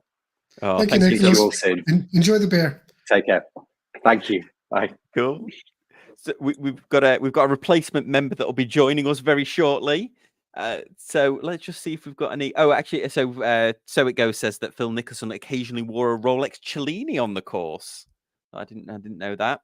The Breitling enjoy a special Aqua Terra for golf. The problem is the impact and the fact that you swing the driver at approximately 120 miles an hour. Yeah, they have this. People always ask this question about gun ranges, don't they, as well? Because that's a lot of force that you're putting on it. Thank you. Oh, yeah, the Chili Badger. Thank you, Nicholas, for being a brilliant guest. Yes, thank you. Okay, so let's. We've got a replacement now for Nicholas, who is equally as knowledgeable. Todd. Yay! Now we finished being. Now we did all the being rude about Seiko 2 hours ago. Yeah, got it out of our system. No, Nicholas was actually many compliments about Seiko's quartz movements. Many compliments. We did a good talk about quartz today. Oh yeah, Seiko makes some of the best. Yeah. How's your day been? Whew. Been a full day. We were on the lake, on the boat. I just got a a used jet ski, and I got it running this morning, and brought it out on the lake, and I forgot just how terrifying those things can be. I've never been on a jet ski. That's one thing I've never done.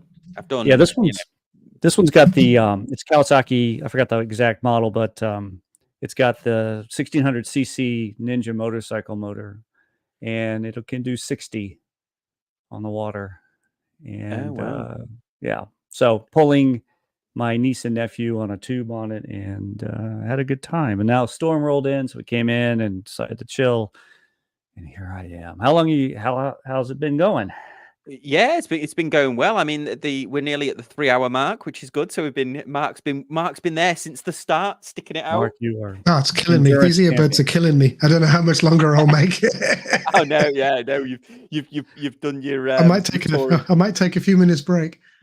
Oh yeah, no worries. Yeah, I guess Todd, the first question before anybody in the chat asks it, what watch do you wear on a jet ski? What was your decision process? What did you wear? I'll show you my two. Yeah, I got two watches. So I still have my jet ski watch on, which is, you know it, Sam. It's the Garmin. You can't even see it, right? Oh yeah. I've got mine. It's the Garmin 935. There it is. Garmin 935. Nice. Actually, I would have thought the generic golf watch question would be quartz. No one said quartz. Well, actually, there is a Garmin specific Mark II or something. It's Garmin specific golf model. In fact, my Garmin has a golf specific app on it. Not that I play golf, but there's and it's the high end. It's like the $3,000. It does have a golf Garmin one. The 1.3 I use walk, run, and kayak now. So it actually does your stroke analysis and measures your GPS position on the kayak and that sort of thing. Yeah, but I have the best watch right now for the 4th of July, which is what I'm wearing when I wasn't there, is this. Yes. There we go. I'm actually got the camera working better now. Let me see if I can get really red, white, and blue. Yep. Yeah. This is the Bulova 1970. This is the original Bulova 1970 Stars and Stripes Chronograph C. And the hands, for those who don't know, which I wish I would focus a little bit, you can see they're rockets. They look like rockets. If I can pull it back a little bit more, probably back here is where it works best. But this is that's where it gets its name. The Stars and Stripes is from that. But 1970. I posted on my Instagram this morning, though I took the photograph yesterday. I found a red T-shirt and a blue T-shirt with a white dial watch. So it was red, white, and blue. And then the comment was good old red, white, and blue and it's a British watch too, because this is the Christopher Ward. Yeah, it seemed appropriate. I need to do a shout out while we're talking about red, white, and blue watches. Peter over at Jack Mason released a special edition red, white, and blue with the Strato timer today. So with a nice gold hand. This is a great watch. This was they were teasing it over a couple of days, but looks more like the French flag right there. But okay. Yeah, well, that's their colors, isn't it? Their colors are on that's on every watch. In fact, even on this one, yes, like a French flag. Yeah, that's their sort of trademark. Their reverse of the good macro lenses there. Yes, yeah. I was lucky enough to go and visit them. Their retail, it's not retail location, but their offices in Dallas. I was lucky enough to visit them a couple of weeks ago. Saw the whole setup there, how they assemble the watches and everything. Awesome. Okay, yeah. So we went through tag. Nicholas took us through a bunch of stuff, like how he does like the watch photography and stuff like that. Is there any news? Oh yeah, there we go. Text Paul Sanchez says Texas flag colors on the second hand. Oh, okay, that makes sense then. I was like, why does a Texas watch manufacturer have something that looks like the French flag? Okay, yeah, thank you, Paul. Is there anything you've seen on the news or anything, Todd, that you've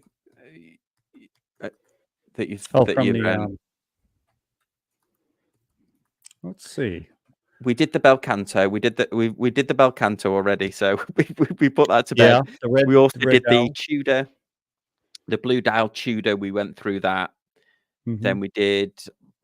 We were briefly talked about the John Lennon watch, but I didn't know much about it. But somebody very kindly put in the chat that apparently the story is that a butler stole it from Yoko Ono. That's how it went missing. That was interesting. Okay. And then Nicholas did us a good job of talking through why watch hands are at 10 and 2 and the photography. And then Brian in the chat also said that it not just does it look like a smile, but it also looks like a check mark as well, a tick. Oh, I thought there's a symmetry that's pleasing with that. I also thought that if you have any complications, like a chronograph, a date window, you're not going to obscure it with a 10 and 2. Is that what Nicholas was talking about? Yes. Yeah. Actually, I know what we could ask you about. Yes, that was one thing, but his watches obviously don't. He used to previously have them at a different angle. But he said that actually once they went to the 10 and 2, even though it was historically important to him, the way that it went, they went to 10 and 2. One thing I was going to ask you actually, what do you think of the old? I think you're the only person I know that owns a Bucherer. But what do you think of it? Did you ever look at the Hodinkee? What did you think of it? Let me see I did not see the Hodinkee article. Is this a world timer?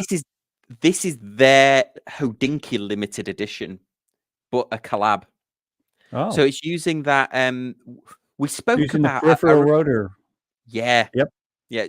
Using the that is peripheral amazing, amazing technology that I believe only Bucherer does. Although I might be wrong. There might be a peripheral rotor on, and maybe an AP did it at one point. I'm not entirely sure, but I think Bucherer is the only one who's really using the peripheral rotor. And the beauty of it, of course, is that you can see the full mechanism without having the obstruction of the rotor, getting in your way. Yeah. And it's just a kind of just a cool invention. You'd think that something like that, that would be something that's not difficult, but evidently it's something that is very difficult to pull off. What do you think of being a Bucherer fan? What do you think of the whole collab? I love it. And you like it? I really like that watch. The Bucherer design language, although they tend to be kind of big, a lot of times, like the Petravi dive watches and such, they're kind of a little bit of a monster. But so is JLC. If you look at a JLC, their seal or super compressor watches, those are big boys too. But I really like the design language of what they've done. That looks good with the old world cities on the side, and I guess the ring rotates. Is that a correct statement? I believe it doesn't explain it, but I think one crown. I would assume one crown basically rotates the ring, and then the other one is but they've got them obviously symmetrical, and they look exactly the same, don't they? So they do. But I guess the timekeeping complication is the ring itself will move does a ring move how are you keeping track of your time zone? Is it rotating along with the time? So I'm trying to think of what I'm saying. If it's not a fixed bezel, then it should move with the time passing and keep. So if you want to put LA is going to be 4 hours behind you all the time. You don't have to redo it. That's what I'm wondering. Yeah, while the outer world timer ring immediately calls to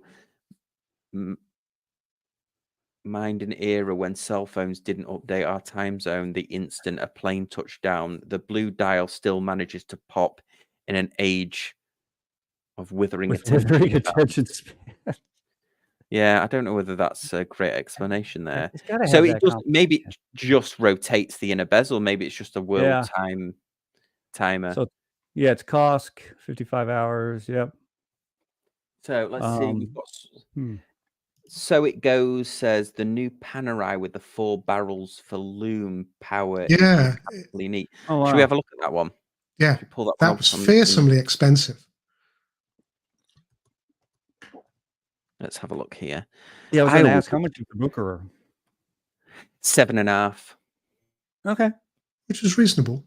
I mean, that's reasonable. Bucherer it's still a lot of money, but yeah, it's a lot of money. I mean, we say right here we are. Watch, we're not the what the normals or normies, as Pete would call us, but or Pete calls other people. But $7,000 for a watch like that, in-house movement, unique peripheral rotor. That's not crazy at all.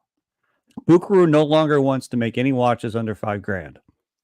Right. That's a kind of mandate. Pulling everything that's pulling everything, discontinuing things that are under $5,000. A lot of brands, I think, are doing that. Mm-hmm. So I think this is what So It Goes was talking about. Wow, $100,000 nearly. Whoa. So that's $25,000 a barrel. but what's so good about it? Like, why is it so? It's not all of it is loomed, so they use the barrels essentially to charge something. Maybe it's a slow discharge capacitor, so that it's electroluminescent, not luminescent. So it's a mechanically charged light system on some of it, not all of it, but some of it. So like Timex Indiglo sort of thing, but mechanical, not battery. Wow. Okay, so it's like spring drive sort of, where it's, although spring drive doesn't store the power, like a kinetic, Seiko kinetic. Yeah, it's insanely clever. I'm not sure. It's an insanely clever way to do something that Loom does just as well. but it's solving a problem that nobody understood or nobody was looking for. Yeah, they're answering a question that didn't really need to be asked. I mean, it's an amazing technology, but it's also fearsomely expensive and quite limited too. If you read the details, it's quite limited. So it's got a power indicator to show when, and I presume you push this up, do you, to activate something the like light? that? Yeah, I read about it a couple of weeks ago, I think. Mm-hmm. Yeah, it's insanely clever. So let's just see if it says anything. It doesn't really say a lot, does it? It's actually quite limited. Even theirs is quite limited online, unless I'm not. Movement, automatic mechanical caliber. Yeah, it doesn't really. A power light reserve, 30 minutes. Yeah. 6 barrels. Yeah. Okay. So it runs the watch and charges. I am assuming it's a capacitor to do that. Makes sense. And then that will run for 30 minutes. The capacitor has got 30 minutes of light power. Huh. Yeah, that's weird, isn't it? But how have they got to $100,000? I mean, that seems. Well, you've got to develop it for a start. Yeah. So there you go. There's So a mechanical 4 barrels system just for the loom. Yeah. Wow. You've got to pack mechanical and electronic components into that space. It's like I said, it's insanely clever. But and is that why the hands look weird as well? Because there's the way they're actually the hands are loomed as well, are charged as well. Yeah. Oh, and maybe the pip as well. Huh. Well, that is interesting. I said, it's insanely clever. But it's answering a question that didn't necessarily need to be answered. Yes, we can do it. But as a bragging rights mechanism, I think it's crazy. I love it. As a practical proposition, okay, maybe not. Yeah, I've always wanted to own a Panerai. I've never pulled the trigger. They've gone up a lot in price, even on the second-hand market. So I don't know whether I'll ever be able to justify it. I went into a Panerai boutique when I was in. We're helping my dad in Houston. They have one in the Galleria Mall there, and I got to sit down with them and try on some of them. And what's interesting is that they have the 40 millimeter ones, and I thought, that would fit me the best. It isn't. It's small. It doesn't look right. actually wear smaller than you think, particularly the submersibles. Mm-hmm. Don't wear anything like as large as the pictures show. Yeah, or like you'd think. Yeah, I wonder if that's 40 mil. That looks like it might be. They've just opened a fantastic Panerai boutique in the local mall here, the Mall of Millennia. It's incredible. It looks almost like a high-end bar inside. They've done a great job of it. They've done that good a job of it. I'm too afraid to go in there, so I haven't gone in. Yeah, this is a 40 mil. I don't know. Yeah, that's 40 mil, and it's surprisingly small on my wrist, which is a little bit less than 7 inches. So 42. I mean, I think it looks pretty good. Yeah, could probably pull a 44. I would agree with that. Yeah, but they do wear surprisingly small. They're not. Yeah, as big. you wouldn't think so. I always forget. Is Panerai a Richemont? They're owned by Richemont, are they? Or I always forget it's one of them. You might be right. Definitely not Swatch. No, definitely not Swatch. That was a great. Thanks for that. So it goes. Thanks for the subject. Yeah, that was interesting. I wasn't aware of. I wasn't one that I think I'd looked into it a little bit, but hadn't really factored on my radar. Yeah, perhaps this is a little controversial, but I've not been attracted to Panerai because of all of the fakes that are out there. Panerai got just overwhelmed with fakes. They didn't do a good job, as we all know. The story where they actually had a fake on their website that they photographed. And so as a result, I was never attracted to them because it just seemed like the fake ones were out there everywhere. And it is part of Richemont. Okay, it's part of Richemont.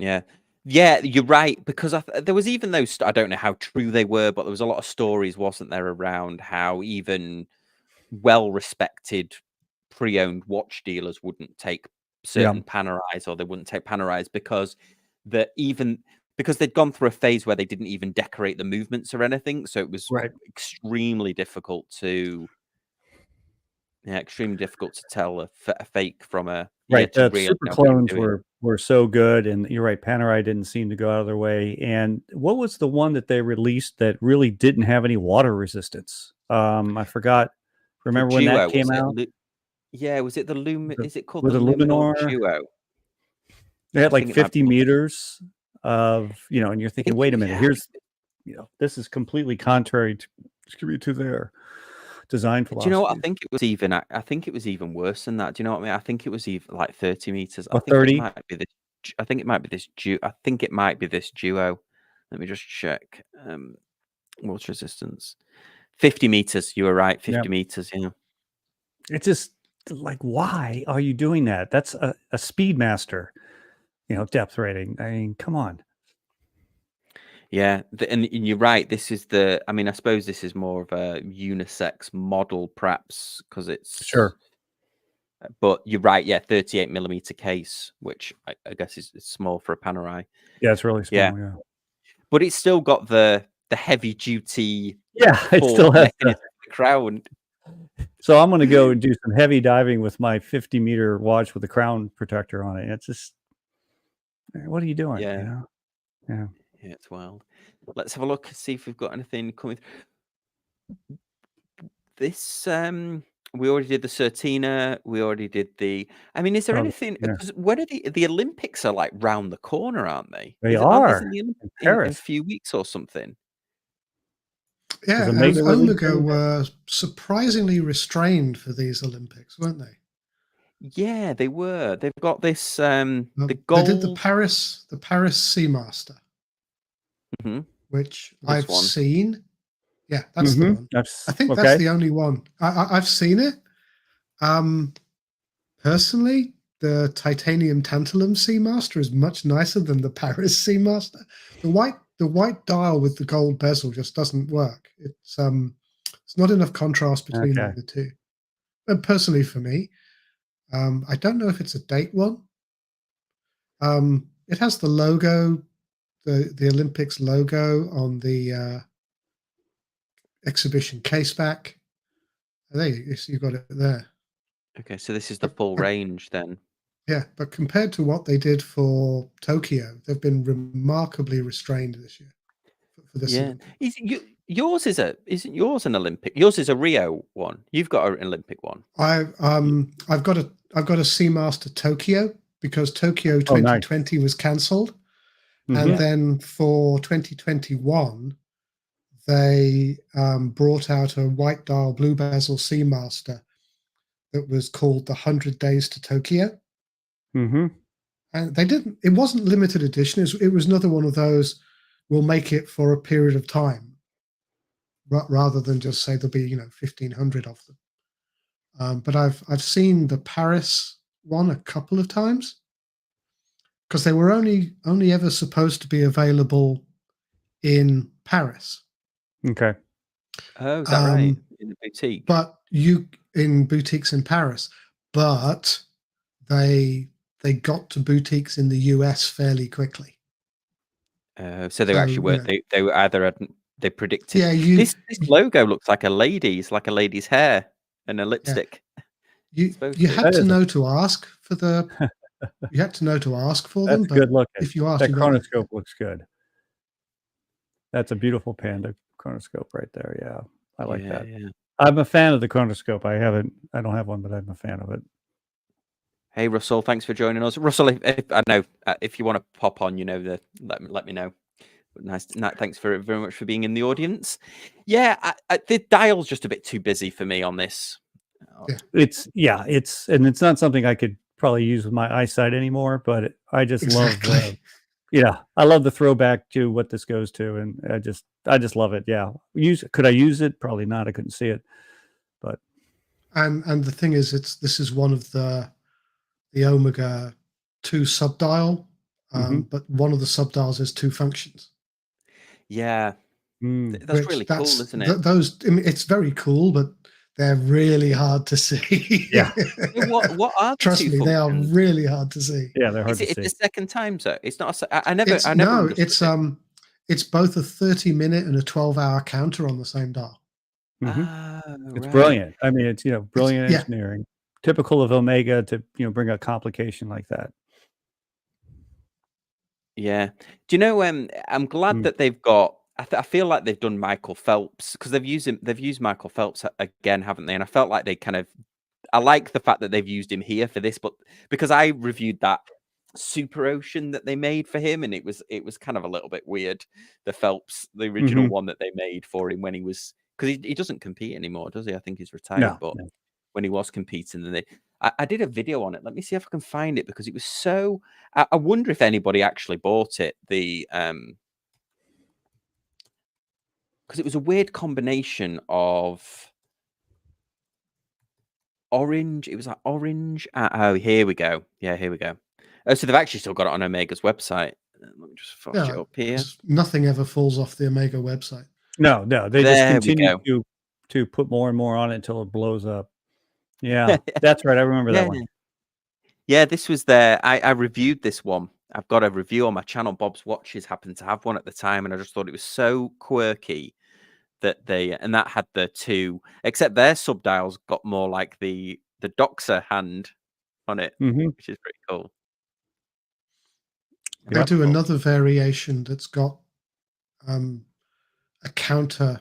I think whether it's the date buried into that subdial at 3 o'clock, and it's just was it one of the ETNZs? It's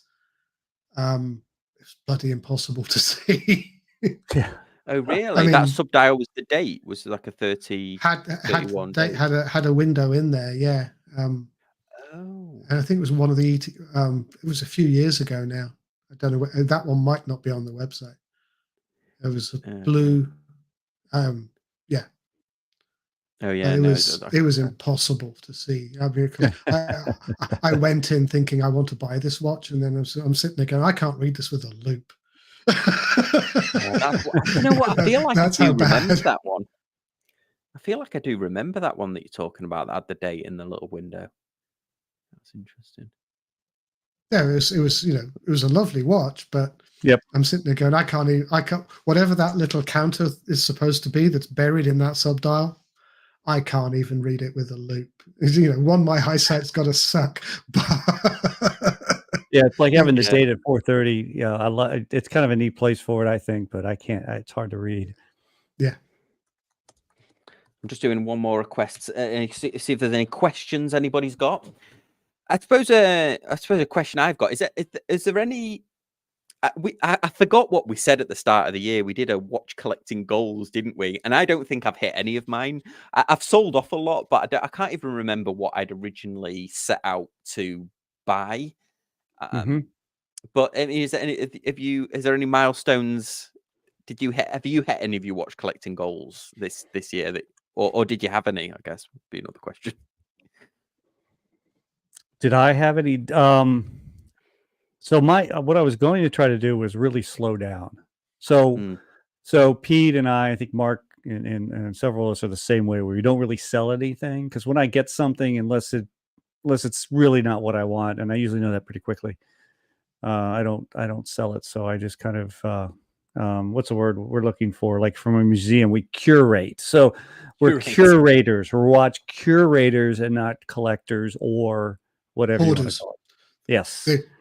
Yes, we're hoarders. Well, I see that. Watch curation is the polite way of saying hoarding. Let's be honest. A negative connotation to that, Mark. Come on, we got to really go. I know. That's why we say curation. Curation. We're curators. And so I wasn't gonna do any major purchase or anything like that. But then I have a contact in Indonesia that is able to source some incredibly original Seiko chronographs from, like I like to mainly focus on. And he's come up with some amazing finds, ones with labels still on the original bracelets and stuff like that. So I've just been saying yes, yes, yes, yes. So I probably picked up 4 of those this year so far. And why is that, Todd? Why is Indonesia? He's just based in Indonesia, or just he's based in Indonesia? What he does is, I've just been like a major customer for him. So he'll usually, when he finds one, he'll ask me first if I have it, and if not, then I'll usually pick it up.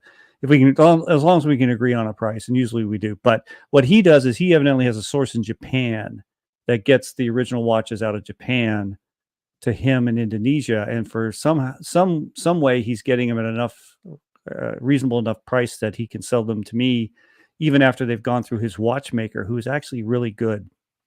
And they come to me and they run great when he has them serviced. And so yeah, I don't know how that ecosystem exactly works for him, but I recently sent him pictures of my entire Seiko collection so that he could find ones I don't have. That's a statement of intent, isn't it? Yeah. So they're like jewelry, like they're like new old stock or something, or they're not like that.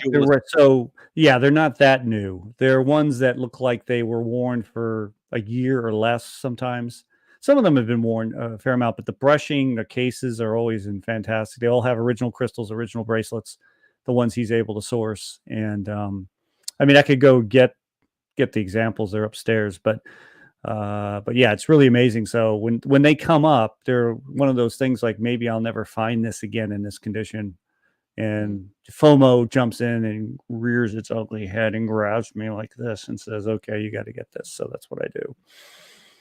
Yeah, I've also got some other auctions. I picked up an Omega. I got to get a picture of it. It's an Omega I've never seen before. I can't find it online. I'm hoping it's real. I got it for a very reasonable price. It's but it's got on the back of it, it's got in Czech. I got to find a picture of it. I'll send it to you. It's in Czech. It says for military issue only. So it seems like it could have been a Czech military Omega. Oh, wow. And so, but I put it on the Omega forums, and I didn't get any response except for some guy saying, it looks like it's some East German, person or something. Old Soviet bloc had fun making a watch, but I don't know. I'll see. But see, the trick is the thing about it is it's a monopusher chronograph. When did Omega last make a monopusher chronograph that isn't from the 30s? See, they have a history of making them there in the 30s and 40s, but I looked and I haven't seen one recently. And this watch probably dates to the 60s, I'm thinking. The auction house didn't know how to advertise it.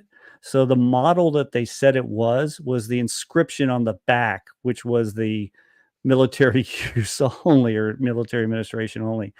And they quoted it directly from the Czech language. They didn't even try to translate it. So it was poorly advertised by the auction house. And so I'm going to pick it up next week when I'm near there, and I'll see. So you managed to get it at a good enough price that it was worth the it was like $600. Well, that's worth a punt, isn't it? Yeah. Yeah, $600 hammer price plus, the whatever commission, it was $800. So, I just, on a lark, I saw it. I'm thinking, is this thing real? I don't know. So I just entered in a bid, and one other person bid against me, and I went up the next slot, and boom. I'll find a picture and send it to you, and we'll see. You can, because there's a whole specific. There's that shop in London in the not the Shambles, in one of the arcades. Burlington Arcade.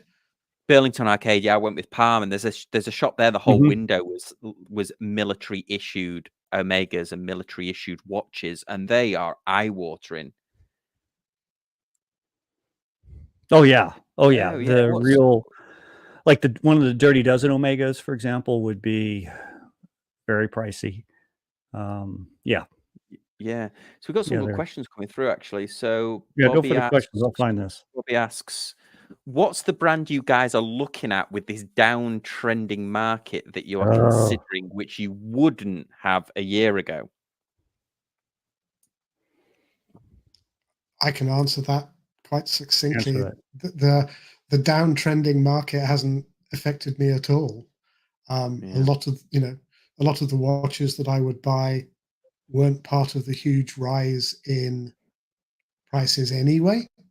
So the downtrending market hasn't really changed my habits, particularly as I don't tend to buy pre-owned or secondhand either.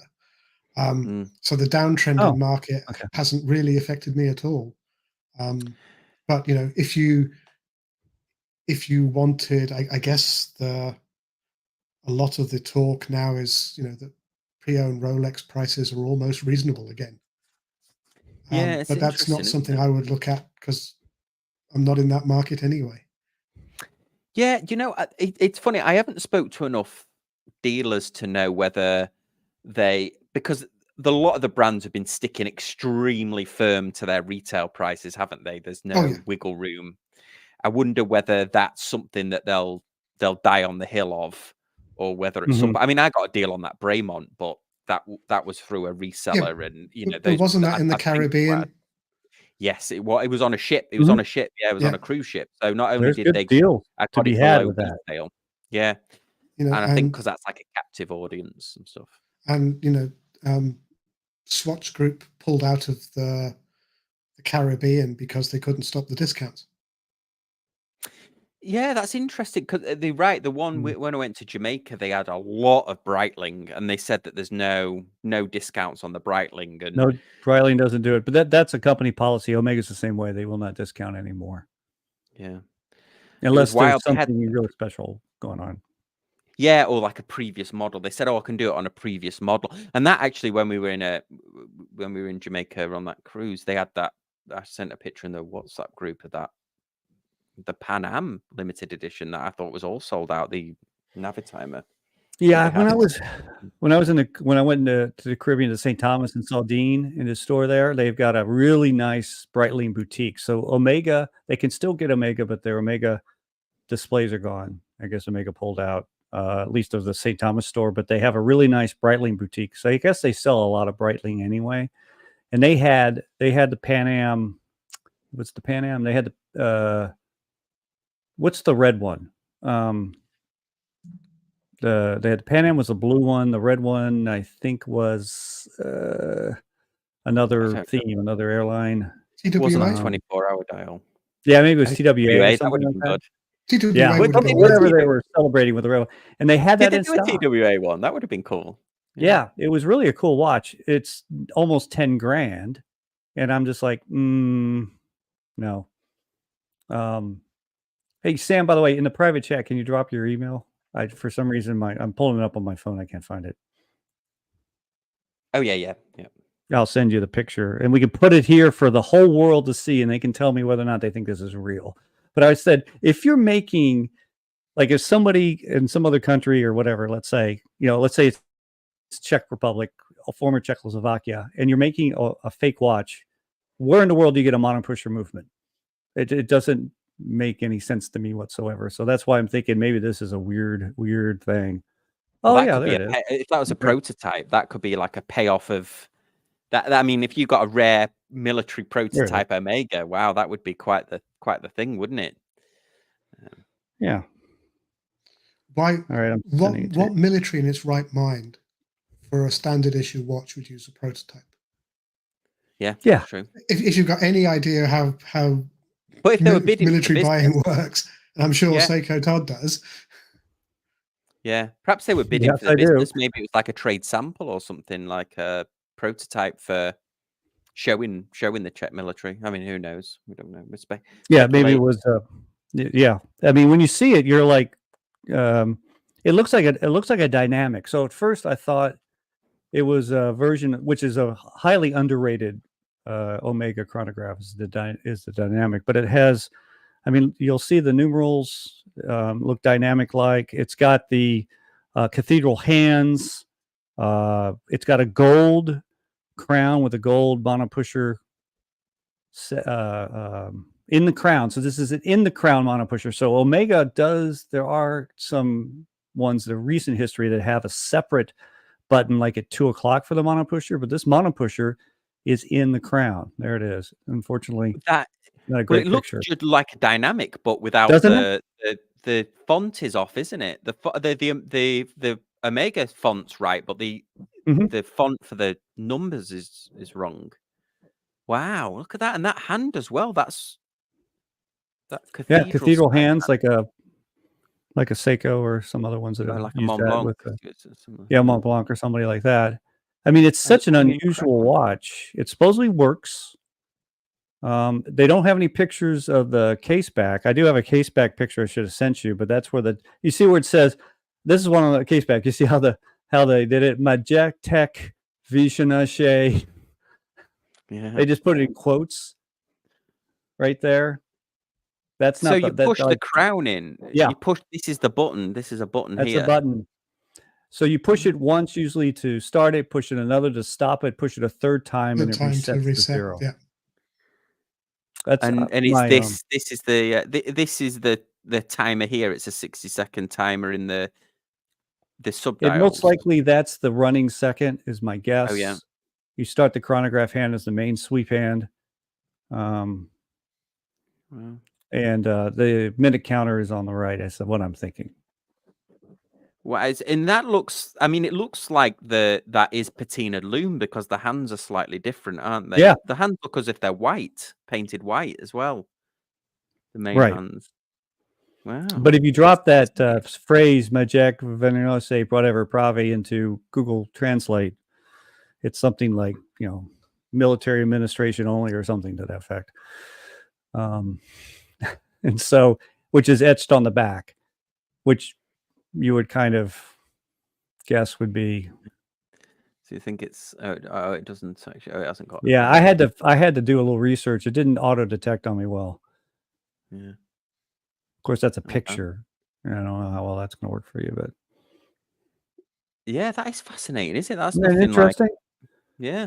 Who would fake that? I mean, it's too difficult. I don't even know where you get a monopusher movement other than something out of Minerva. I mean, I could see something, but no one's going to fake and put a Minerva movement and fake a Omega. I mean, I don't know. It could be a monopusher Christopher Ward movement. They had one for a while. This looks too. I mean, that crown is gold, isn't it? I mean, that's at like the end of the day, I wonder how much of that is Franken. But it's bits from here, bits from there. But it's a cool watch anyway. It's an elaborate one if it is. Yeah, it has a gold onion. Right, that's an onion crown with the center. It's a lot of work to Franken, so I'm going to see what it comes up. That looks like it's real gold, doesn't it? Yeah, it looks like but the crown is actually gold. Mm-hmm. Yeah, wow, it's fascinating. Huh. Well, yeah, I mean, we'll definitely definitely need to find a friendly watchmaker and take the back off. I'm fascinated. Oh, I will. Yeah. I mean, I can't wait to get the back off. I may even bring my case knife with me when I go pick it up and pull the back off and see what's in there. Wow, that's fascinating. We'll see. Yeah. So that's the trouble I get into. So Mark's smart, I guess, in many ways. He doesn't get, you're not buying historical or vintage watches. I'm just unadventurous in that way. Yeah. But I have no fear. Yeah, you have no fear, and I'm not brave enough. So watch goals for this year. I actually have sold watches this year. I've sold 4. Okay. Awesome. And they were watches that had dropped out of rotation, had been out of rotation for a year, and I hadn't missed them. So it was time for them to go. That's typically my criteria. If I stop wearing a watch and I don't miss it, I give it a year, and then if I still don't miss it, I try and sell it. And of course that doesn't happen very often because my collection is still damn growing. So how did you sell them? Yeah. I sold Christopher Ward's C60 Apex. I sold, there was a Christopher Ward Black and Gold, sold those to the same guy. He was going, he was trying to buy my C7 Apex, which he's never going to get his hands on. That one's not leaving. So I sold those 2. Then I sold 2 Seamasters that I wasn't wearing. Okay. And how did you sell them? What was the process? Private sale. The 2 Christopher Wards went to somebody I'd sold Christopher Wards to before. So he knew, and he asked me this cheeky question. Just emailed me out of the blue, and I said, "Well, as it happens, yes, I am looking to sell my C60 Apex." But the 2 Seamasters, I went through Watchbox. Oh, okay. So you sold it to them. You sold it to them. Yeah, I sold them both to them. It was they have the office in New York.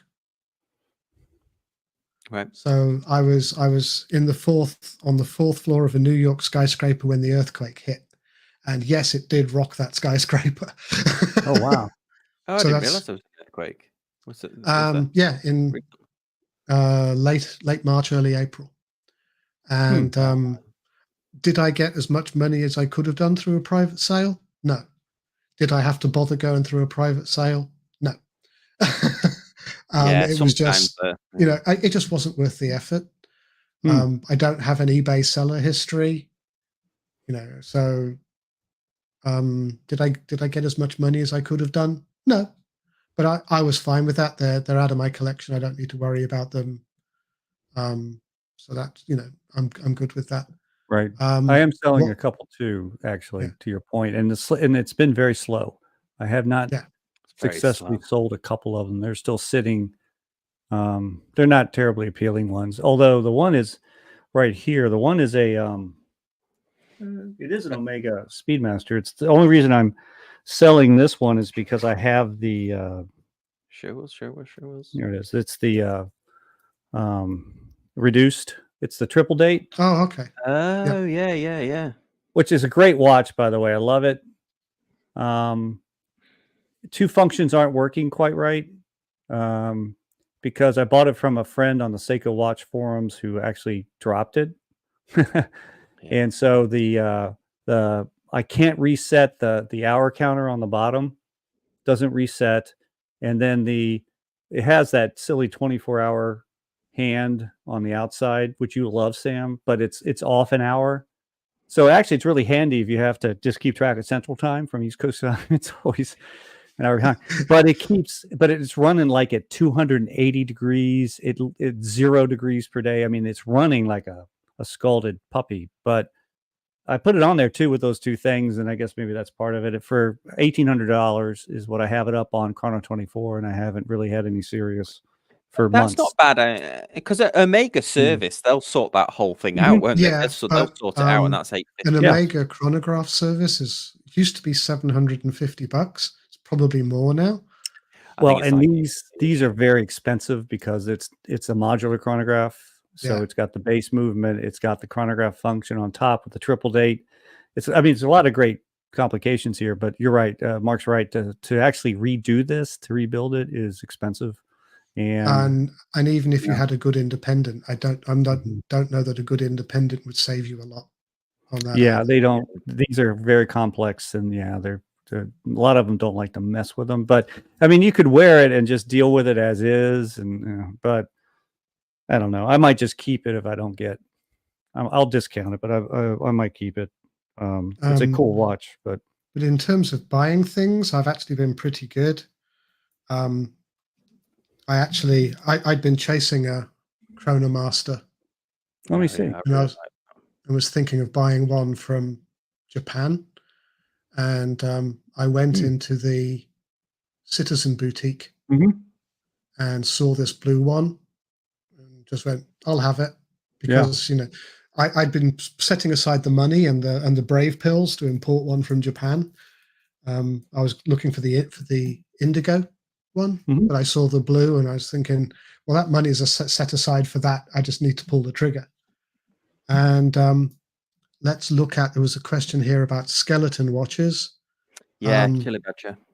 I was about to say Christopher Ward 12 skeleton, and that's I've paid my deposit, and I'll wait for the end of the year, October, to get it. Okay. So this is a really quiet year.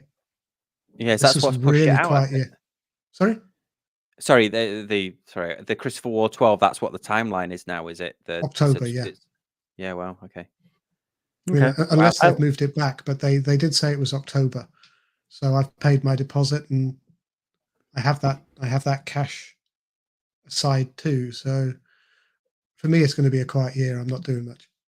Yeah, I've had a lot of expenses clearing my mother's estate, so it's like I don't have the money anyway. Yeah, no, I haven't bought. I mean, I bought that Braemont, and I bought a couple of G-Shocks, and that's kind of it. I've been sent a few watches in for review, which actually a lot of them are going back. Citizen sent me this one in for review, but I've got to send it back, and I'm just about to post I got to see the Citizen Series 8, the integrated bracelet watch with the inner rotating bezel. So I'm going to upload that on there. What on the okay, we've got another question here. So on the topic of CW, opinions on the C63 Celeste. Do they mean the moon glow? No, it's the Aventurine dial version of the Sealander. So it was launched a few months after the moon phase. Very nice. Very nice. I did the You did the moon phase. I did the moon phase review, yeah. Okay, let's pull this up. Let's hide that. Yeah, let me just bear me a second, caller. Stop sharing I was actually very well behaved when Mido launched that carbon fiber Ocean Star. Didn't buy one. So I've been very well behaved this year. So I mean, I've seen I did the moon glow. I don't know if they called it the moon glow. Did they? I did the moon glow with this Aventurine dial. They're spectacular in person. If you like a real glisten to the dial, it looks awesome. And then I did review the 36mm GMT. Still quite substantial, even though it's smaller. And that consort bracelet's awesome. I noticed they've upgraded the consort, haven't they? It's now got a friction that will come across the range. It's not fully across the range yet. Some watches will have it, but I would imagine as they run out of old bracelets, you'll get that new one with the butterfly clasp with the micro adjust. But I don't think it's across the full range, and probably won't be for a few months. Sooner or later, it will get to everything, but right now it isn't. Yeah, Ben at Ben's Watch Club just reviewed the 36 with that friction, if you're interested. So at least you'll see it. But the Celeste has all the C63 goodness with a beautiful dial. The Aventurine they've chosen really works very well. Great. I've got some real. If you look at my review, I forgot who asked the question. George, if you look through my review of the Moon Glow, I've got super macro shots of the aventurine dial, and it's spectacular. It's really spectacular. 1,300. Wow. Now, George has to remember that he is talking to the 2 paid-up members of the Christopher Ward fan club. Yes. The unpaid shills. Yeah. Is it a watch I would buy? It's a little small for my taste. But 36. Yeah. Little small for my taste, but that's a matter of personal taste. Thomas, welcome. Hi, how you doing, fellas? Happy 4th of July. Thank you. For the money you spend and for the quality of that dial, having seen them in person, I think that's a great watch. It's not a watch I would purchase, but it is a watch if you like the aventurine dial and you like the style, you can't really go wrong. Okay. With that. Yeah, so it looks like they've put some more stuff in the sales folder here, so everyone should check them out. There's a 36 white dial produced. Hey, Thomas. Hi, Mark. Actually, where's that one that I reviewed? I wonder what it would be under. Let's see if it's under new releases. That Moon Glow. I was actually chatting with Mike Pearson at Christopher Ward this week. He was saying that actually he's most excited about this bronze, the blue dial. Apparently, this looks incredible in person. Well, if you, I know we mentioned very briefly the Esquire article. Oh yeah, but from Christopher Ward. We talked about it right at the start of the show. When we were talking about how the revenue and so on. Yeah, do you want me to pull it up? Do you want me to pull it up? They hint very, very strongly about something coming in August. And that's going to be, if you read between the lines and read their in-house magazine, it's likely to be their 300 diver elite version. They've dropped enough hints in their in-house magazine and Esquire articles and other articles to say that there's going to be an exciting 300-meter diver in August. Okay, so so and for Thelonious Monk, seems like Mark has some insider CW about the 12 Chrono will be released. It's already released. When they announced it, they said deliveries in October. And if you go to the Sunday Social Watch stream that Mike France was on, he gives you late October as a date for the watches to be coming available. So I'm not cheating.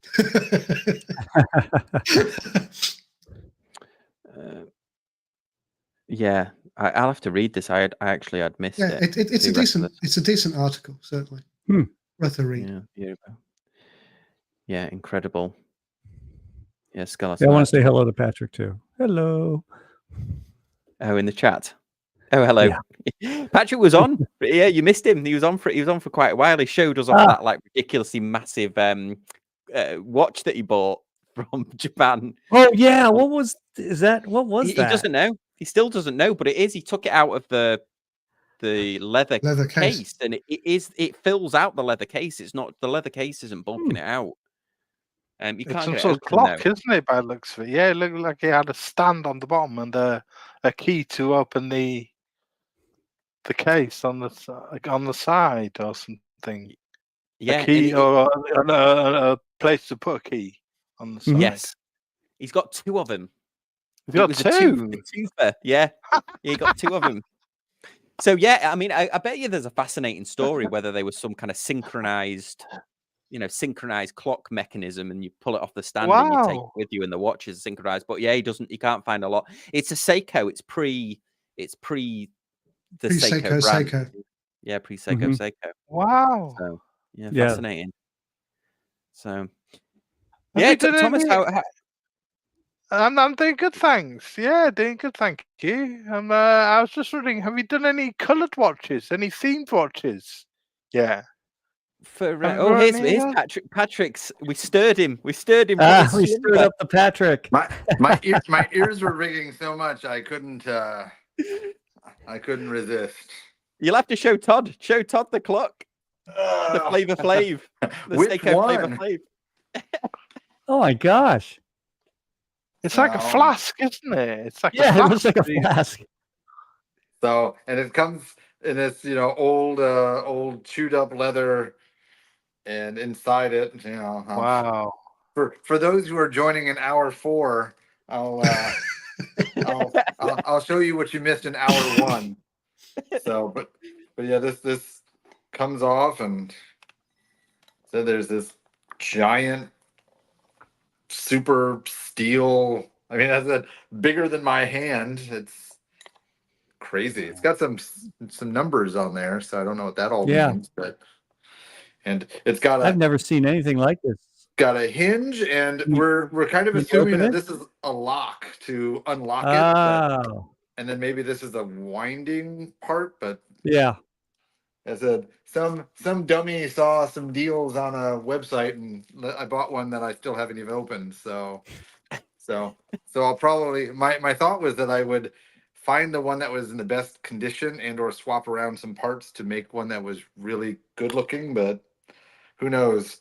Now that they're not, watches that I'm somewhat comfortable with, I have no idea what the hell to do with them. There's not. I wonder if there's a key wrapped in the other one. Maybe. I mean, I hope so. I'm the dummy who thought that these were just big pocket watches, so I bought a universal set of pocket watch keys. But that's not going to do me any. It's not going to do me any good with this big old clock. How much does it weigh? It's not like crazy heavy, but it feels like a full canteen of water. So I'd say it's at least 4 pounds. It's probably not 5, but it's more than 3. So that's a military clock. That's a military clock, then, is it? A military so carried across the desert in that. Mm-hmm. The branding is Hattori. So this is the maker of Seiko before he was Seiko. And so the timing wise makes me think it was somewhere, maybe between the world wars. Because there has to be a purpose, because even then they could miniaturize them to a normal pot. It's not the fact that they couldn't miniaturize the technology, was it? So there has to be some purpose to it. Yeah, I can't think of any reason why anyone would be burdened down with such a heavy clock. It doesn't make any sense. Huh. Bizarre. So yeah, that was my more bizarre things. My Omega mono pusher bizarreness, and I have to pick up, and your Seiko wartime something or other. Yeah, well, Patrick, here's a couple of questions. Are you happy with it? First question. Are you happy with them? With the big old clocks? Oh, I mean, absolutely I have. You missed out on the other part. Question 2. How long do you think you'll hold on for them for before you sell them? I don't sell anything. God, I wish I did. Really? But curation. So I mean, I was planning on keeping one and using parts from the other to make one of them better looking. Get it going. But I always say that, and I never get rid of anything. And so that's kind of my bad news, because what you guys also missed was I got them for less than $50 a piece. Really? Wow, that's a good deal. I mean, as I said, I can't even complain. I don't know if they work. I don't know if I can even find out if they work, but I will try my best. So, very briefly, according to Wikipedia, Kentaro Hattori founded K. Hattori & Co. in 1881, and they became Seiko in 1924. Yeah, Seiko Sha. Oh, yeah, wow. So they could be early turn of the century, maybe. World War I. Should be. Because like even this little empire, so this is a Seiko Sha pocket watch I just picked up. And That's so this beautiful. I love that. This is That's probably the 1920s. But yeah, I know it's early. I just don't know how early. Because their branding is a little confusing in that like 1900s to 1920s, where some dials are marked Seiko, but the movements are Seiko Sha, and as I said, it's a little all over the place. But for him to be Laurel, they use Laurel, they use other ones like that. Yeah, and I mean, but for it to be Hattori, it definitely is early. Yeah, that's early. Wow. You may have something unique there, sir. Well, it's so unique that it's only worth $50. And there's two of them. Well, at least two of them. So but you never know. I mean, they might got rid of it. They just might want to get rid of them. You never know. Right? Yeah, well, I saw one I think it was on eBay when I was just, as I said, looking up what the heck this was. Because I mean, truly, when they came in the mail, I was expecting them to be pocket watches. And so when it came in the size of a canteen, I was like, oh my God. And that was the first time I did any even baby research on it. Someone's trying to sell one for like $780 on eBay. So who knows? Maybe I just made a moneymaker, but I doubt it. So again, according to Wikipedia, Seiko was 1892. So that's the watchmaking part. He was a dealer in watches, Swiss watches, into Japan before that. So anytime from 1892 up to 1924, if it has that K Hattori and Co. Yeah. On the dial. Maybe it's from World War I. Could well be. Now we've got some date ranges anyway. It's possible. Yeah. So yeah, that was assuming Wikipedia is correct. Yeah, that was my weird something. But Seiko Todd, you've got some exciting news for me. I bought my first Omega. Whoa! So, but it's currently sitting in an auction house in the United Kingdom. So I'll tell you more. I'll tell you more about it when it comes to this side of the pond. That's why you were asking about shipping companies from the UK. Yeah, so it's hiding over there. But if you want to cheat, you can join the Omega forums, where I'm sure I'm going to get heated because forum people are just a different breed of humans. And I asked them questions, and already people are coming out telling me facts that aren't facts, and forums. You should join. You should buy a Christopher Ward and join the Christopher Ward forum. It is heavily moderated to maintain decorum, and they have the definitive archive for the brand. So anyone spouts nonsense, they just go, "That's not what the archive said," and we wrote the archive. Well, I mean, for me, the funny thing is you just ask a question, because I'll give you a sneak peek. The watch I bought, I think, my opinion, comes in one configuration. But when you go online, you can find it in multiple configurations. But 90% of them look like what I think is the original configuration. So I pretty much asked the forum, so are all these others Franken watches? And all the people are spouting, no, I think there's lots of them. Like, well, can you prove it? No, I think. Like, yeah. That's what I did too with my one that's sitting up at the auction house, and I'm going to pick up my Omega mono pusher that looks like a dynamic with cathedral hands, and I've never seen one anywhere like it. And I put it on the Omega forums, and mostly crickets, other than some people throwing things that it's a Franken watch. But we'll see. The only other thing you could do is pay the outrageous fee to have Omega verify it, because they will. And they have that verification service. Yeah, and part of it, I have seen someone post one with an extract and all that from Omega, and it looks like what I'm calling the standard, even though I still see some that don't look like that. And I don't know if it's just a hand swap or if they just swapped out a dial, but as I said, it's... I just want them to be like Seiko, where Seiko makes a catalog where they picture every watch they've ever made, so you can immediately just go and see it. And... Sorry, Switzerland, you're not living up to Japan standards. Yeah, but I mean, this is a strange one. It doesn't make any sense. The one that's the picture of the watch I bought, I have to get. I bet you Omega does have a pretty good record, but they figured out that they can charge you for access to it. Yeah. That's the trouble. They figured out that people will pay. Yeah. Yeah. So Seiko Town, what is this that you bought? What's the magic?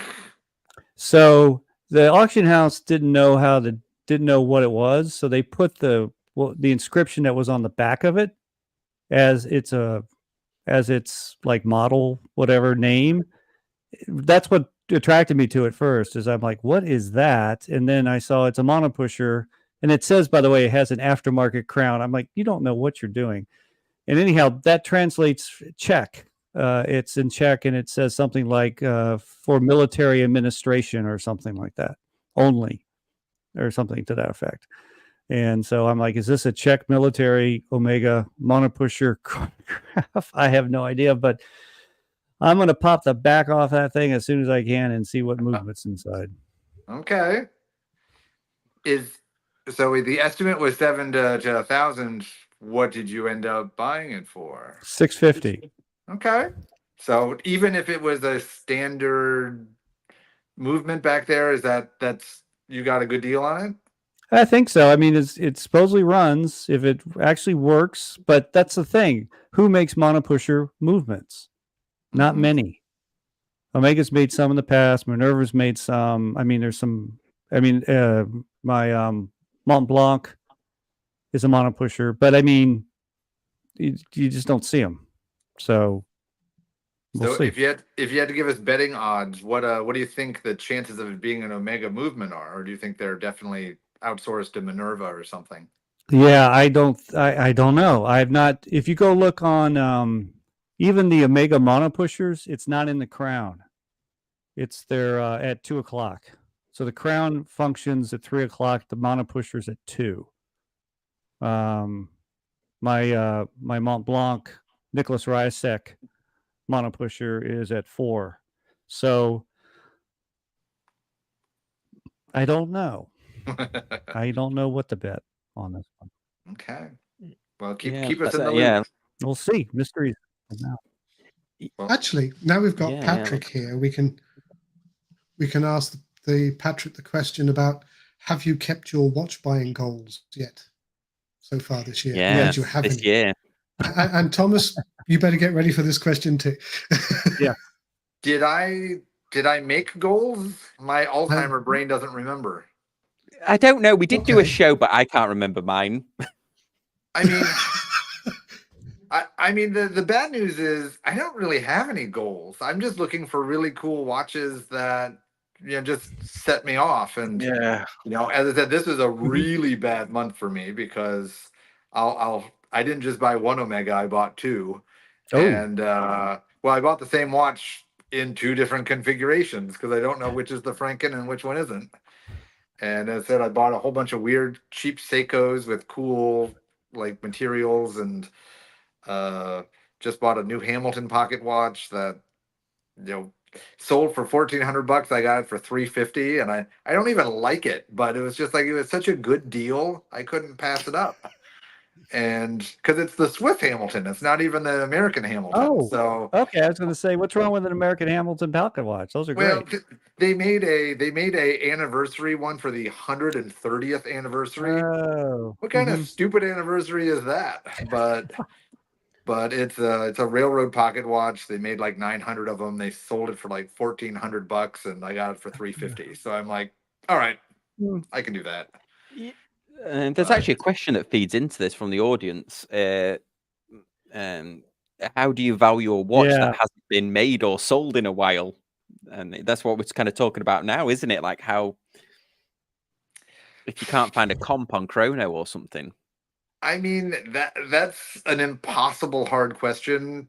Part of it is just a feeling. And, and for me, if I don't want to watch 100%, I just lowball it. And if I win, I'm happy. I mean, this little, one, it's an absolutely gorgeous shape. I've got to maybe clean the band because, as Bill K said, I got to go wash my hands after that other one. But I mean, beautiful. This movement, or the case is pristine. It should be. It's tungsten. It's got a beveled dial, which is pretty cool. I mean, the case back looks like no one's ever even touched it.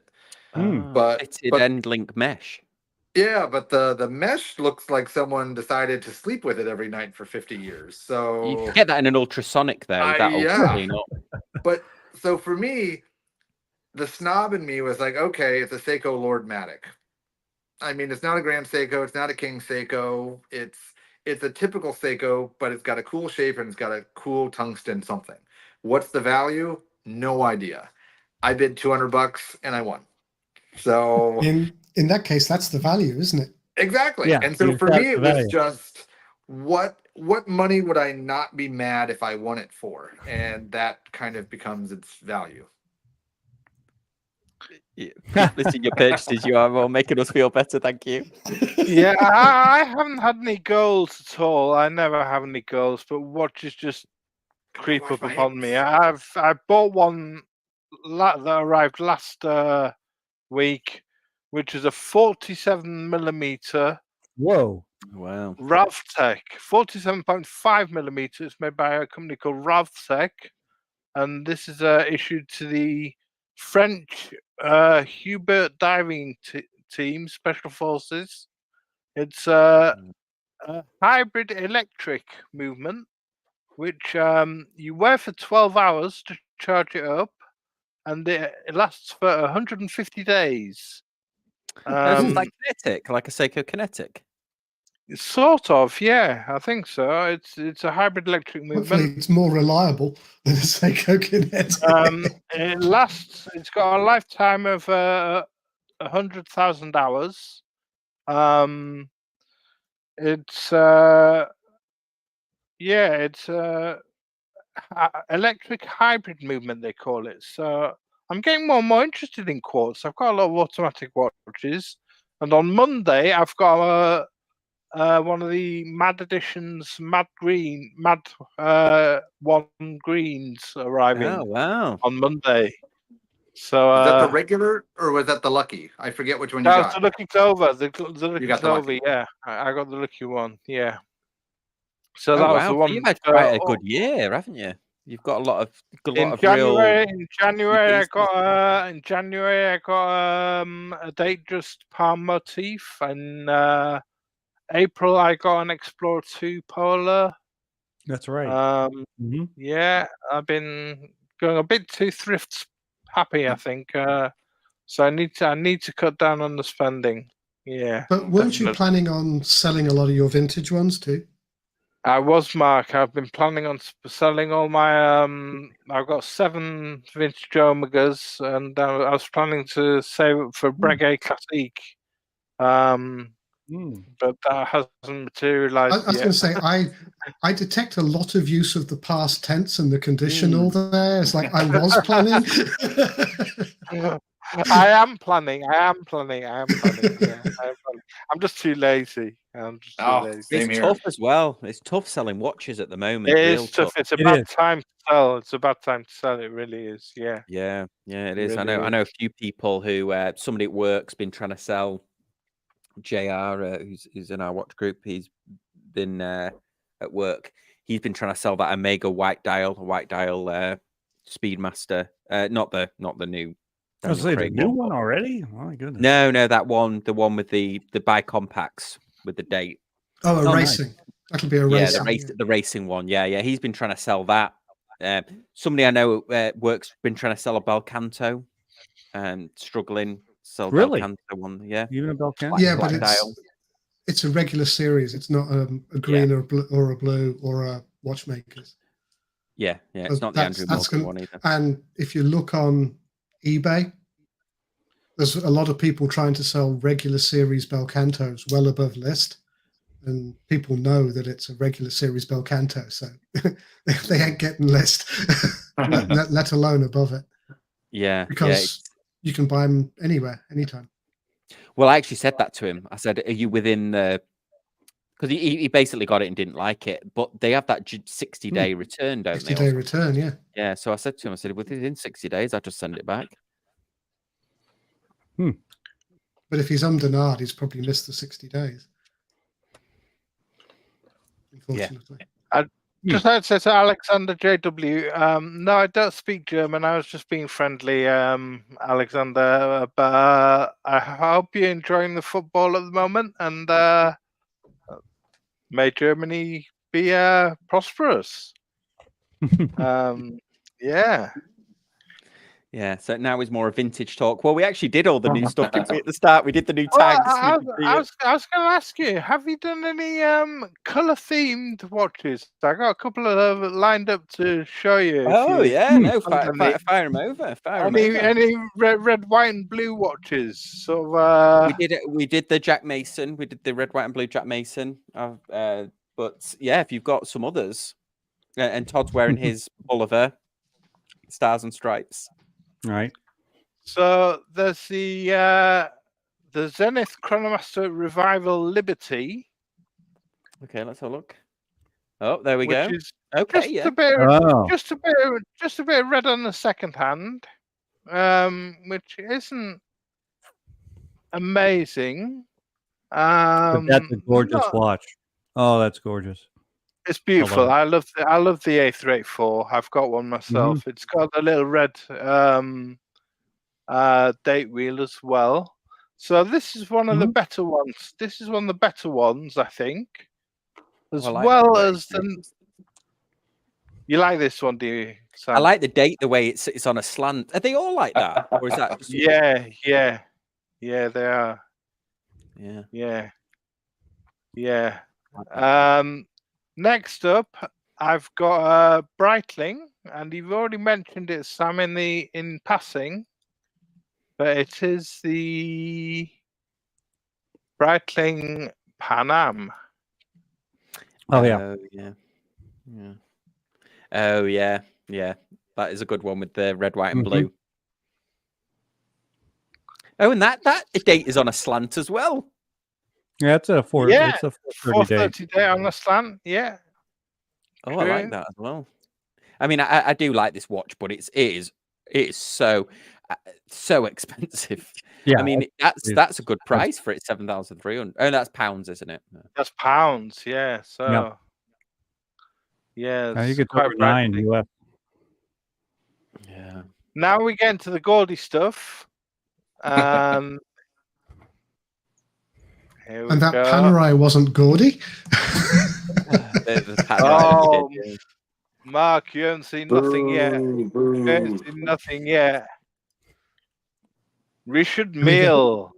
Oh, that's not gaudy. It's tasteless. Yeah, tasteless. I mean, there's a difference. For the price as well. This is about $200,000. This one. So this is the Paris Saint-Germain edition.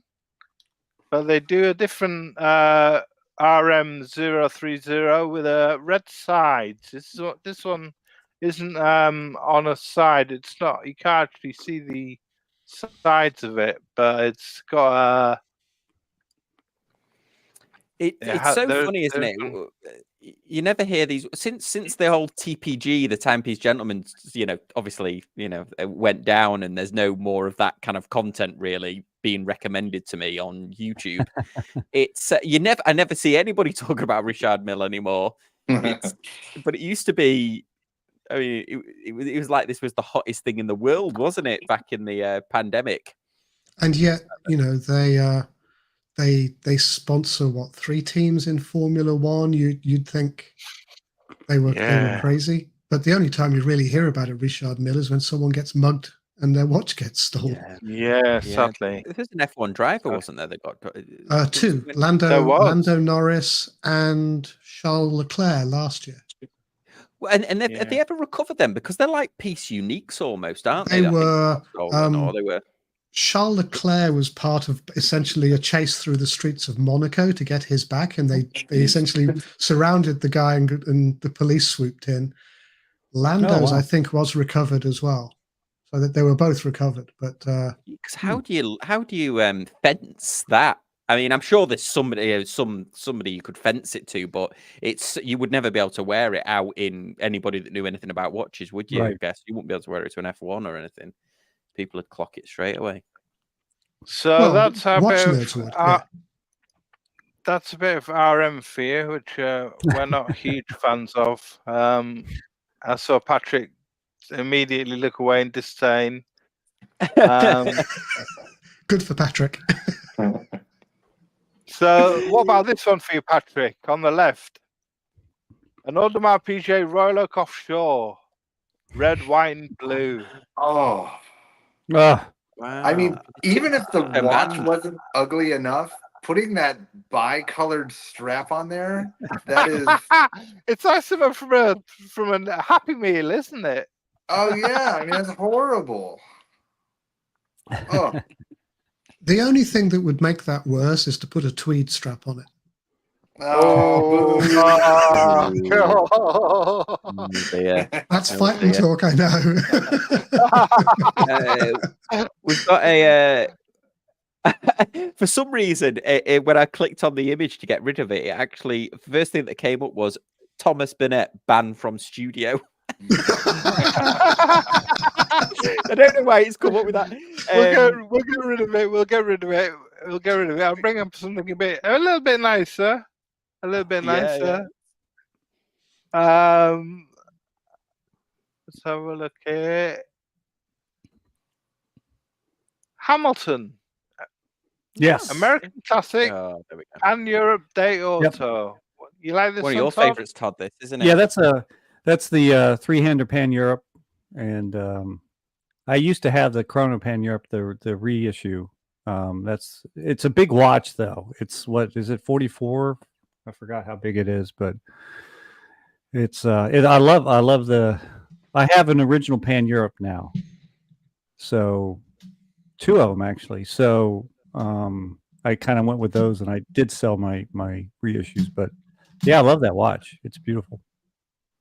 I think it's big. It's big. What is it? 43. 43, but Hamilton's they have their lug to lug. I think it's over 50. Right. It's wow. big, and that's the problem. They the reissues have a long lug to lug, and it's hard to wear for me. Yeah. Good choice though. So got another one. Yeah. This one, Mark might like this one. I quite like this one as well. The America's Cup. Omega, Planet Ocean. It's not my favorite Omega, but yeah, that's a very nice one. Good choice, Tom. Yeah, I like that one. Yeah, nice on theme there. It reminds me a bit of was it called the Commander Bond or something? The Seamaster. Yes, there was a Bond 300 in the reference 212. So the with a previous white generation had a white dial. That was a very nice watch. Hard to find. There weren't a lot of those about. Yeah, actually, a boutique phoned me about it when it was released, and it was, I think, $5,000, which seems like a bargain at the time because I think it came in a presentation case and stuff, a presentation box that was Bond themed because it was supposed to be based on his naval suit, wasn't it? His naval uniform. So we've got. Did you have another one, Thomas? Just 2 more quickly. Oh yeah, keep them coming, and we'll go for questions after that. We've got a Fairer on the right here. This is the that was a good choice for a brightly coloured. Universal Charleston GMT bezel dual time on the right here. That's a handsome watch. Yeah, that new mono pusher they did is spectacular. Is it that new black dial mono pusher is incredible. Yeah. Have you seen that, Todd? You might like. No, that. I haven't seen that. I didn't know they did that. Yeah, I don't know if you can pull it up, Thomas, or do you want me to pull it up? The mono pusher Ferro. Yeah, you can pull it up. I'll just show my last one and show your last one. Yeah. It's very predictable. This one, very predictable, and it's for the Rolex fans out there. And it is the Meteorite Pepsi. Yeah. Red, white, and blue on that one. So, which is your favorite out of the lot of those? Do you think? Which are those you've seen so far? Would you go for? We've got it's the Zenith, the Breitling, the Richard Mille, the Audemars Piguet, the Hamilton, the Planet Ocean, the Fairer, or the Pepsi. It's an easy choice for me, and I get to absorb all the hype. I think that Meteorite Pepsi is gorgeous. I wish it was stainless steel because gold, I just don't want it. And I actually dislike the Pepsi by itself a lot, but I think with the light of the dial with the Meteorite, I think that watch is absolutely gorgeous. So I would rock that every 4th of July. I'd go for the Chronomaster Zenith Chronomaster A384 Chronomaster, I think, personally. Yeah. I'd go for the Planet Ocean. Yeah, I quite like that Planet Mark. Yeah, I like that. Good choice, Mark. Seiko Todd, Hamilton. I don't know. I'm also a Zenith fan with that in that regard. In terms of that Zenith is also, I'm a big fan of it. But the Hamilton would be the economical way of going forward with. Or the Fairer. The Fairers. I mean, the Fairers are very nice too. Yeah, the Fairers were very nice. That was, they're very good watches. Yeah, I might actually. Anyway, guys, I am going to say cheerio and thank you for the stream. Thanks, Mark. And have a good 4th of July. What remains? Cheerio. Yeah, thank you so much. Yeah, Todd, let me show you this. If you've not seen this Fairer, it is absolutely spectacular. This mono pusher. Oh, yes, I have seen that. Yeah, nice. Oh, so good. That is very good. I think, what's the other dial color? What? It's a blue. It's a blue. I think yes, it's opposite this too. Makes it's me, kind of. Yeah, this makes me feel peculiar. The dial layout. I like the dial color, but I don't know. There's something about the actual layout of the dial that makes me feel a different. I think Heuer did a dial layout like this at one point, but. So is it the same movement just upside down? Is it? I think. Oh no, it can't be. Can't be. Sorry. Can't be. Yeah. Different architecture. Yeah. That's tricky. But I like don't know which one I like better because I like the black dial just because I like the color, but I kind of like the weirdness of the blue one. So. Mm-hmm. Yeah, I think that is absolutely. Yeah, they're smashingly good looking. Yeah, and with on that mesh. That's lovely on the mesh. Yeah. And these are a real mono pusher chronograph for $2,200. I mean, that is not bad at all, is it? And it's a Solita Elabor grade. Not bad at all. You're not going to get one any less expensive than that. I've got an Omega Chron stop that I need to sell. I mean, I hope Nicholas is still watching because Nicholas's IT guys need to see their website too. Fairer's doing pretty good. Yeah. For all the earlier people, Nicholas was on earlier, and we were talking about his website. Yeah, I heard that. Tag's website that it adjusts the tag. All the tag watches have the right time. Yeah, that's a nice website for a micro brand. Yeah, yeah, really good. Let's look. We've got some questions coming through. So, well, first of all, Bob is asking us when does the marathon end at? I don't know. Maybe another 30 minutes or so. We'll see how we feel. Let's just hide that. And then Alexander says, Breitling is my brand, but since George Kern, the brand has lost part of its soul. What's your opinion? Well, George Kern was meant to have been the person that sort of revived the brand, isn't he? For a lot of people. Pete McConville would be a man to ask. Yeah. But I think George Kern is sort of thought of as the man who revived the brand and brought a lot of new brought established staple models in the range. Did a lot of new brought a lot of new models through. Mm-hmm. Don't know. I think that's right. Thoughts, Alexander. Yeah, I do like them. Yeah. I would say I can take a very simple answer to this. Breitling and Tag, though they're great watches, none of them have ever sang to me. It's just, I'm not a chronograph guy, so I know that sort of takes away a lot of their stuff. I think they make good watches, and I think they've made some really nice watches in the last couple of years with their Heritage collection and with their new diver. But for me, it's just, they just look like watches. There's nothing iconic that makes me say that's a watch I want to own. And as I said, I know I'm kind of in the minority on that because lots of people love both brands. But for me, Tag and Breitling fall into that category. If I just walk past their counter, I don't even look at them because I know there's nothing in there I want. Yeah, I really like that Tag Aqua Racer. The new Aqua Racer, I think, is the pinnacle of that watch that they've ever done. But yeah, Breitling. I mean, I used to like these quartz, these super quartz ones, but they've seemed to have, the aerospace. Yeah, they've got rid of. Is it? They're only that quirky dial one now.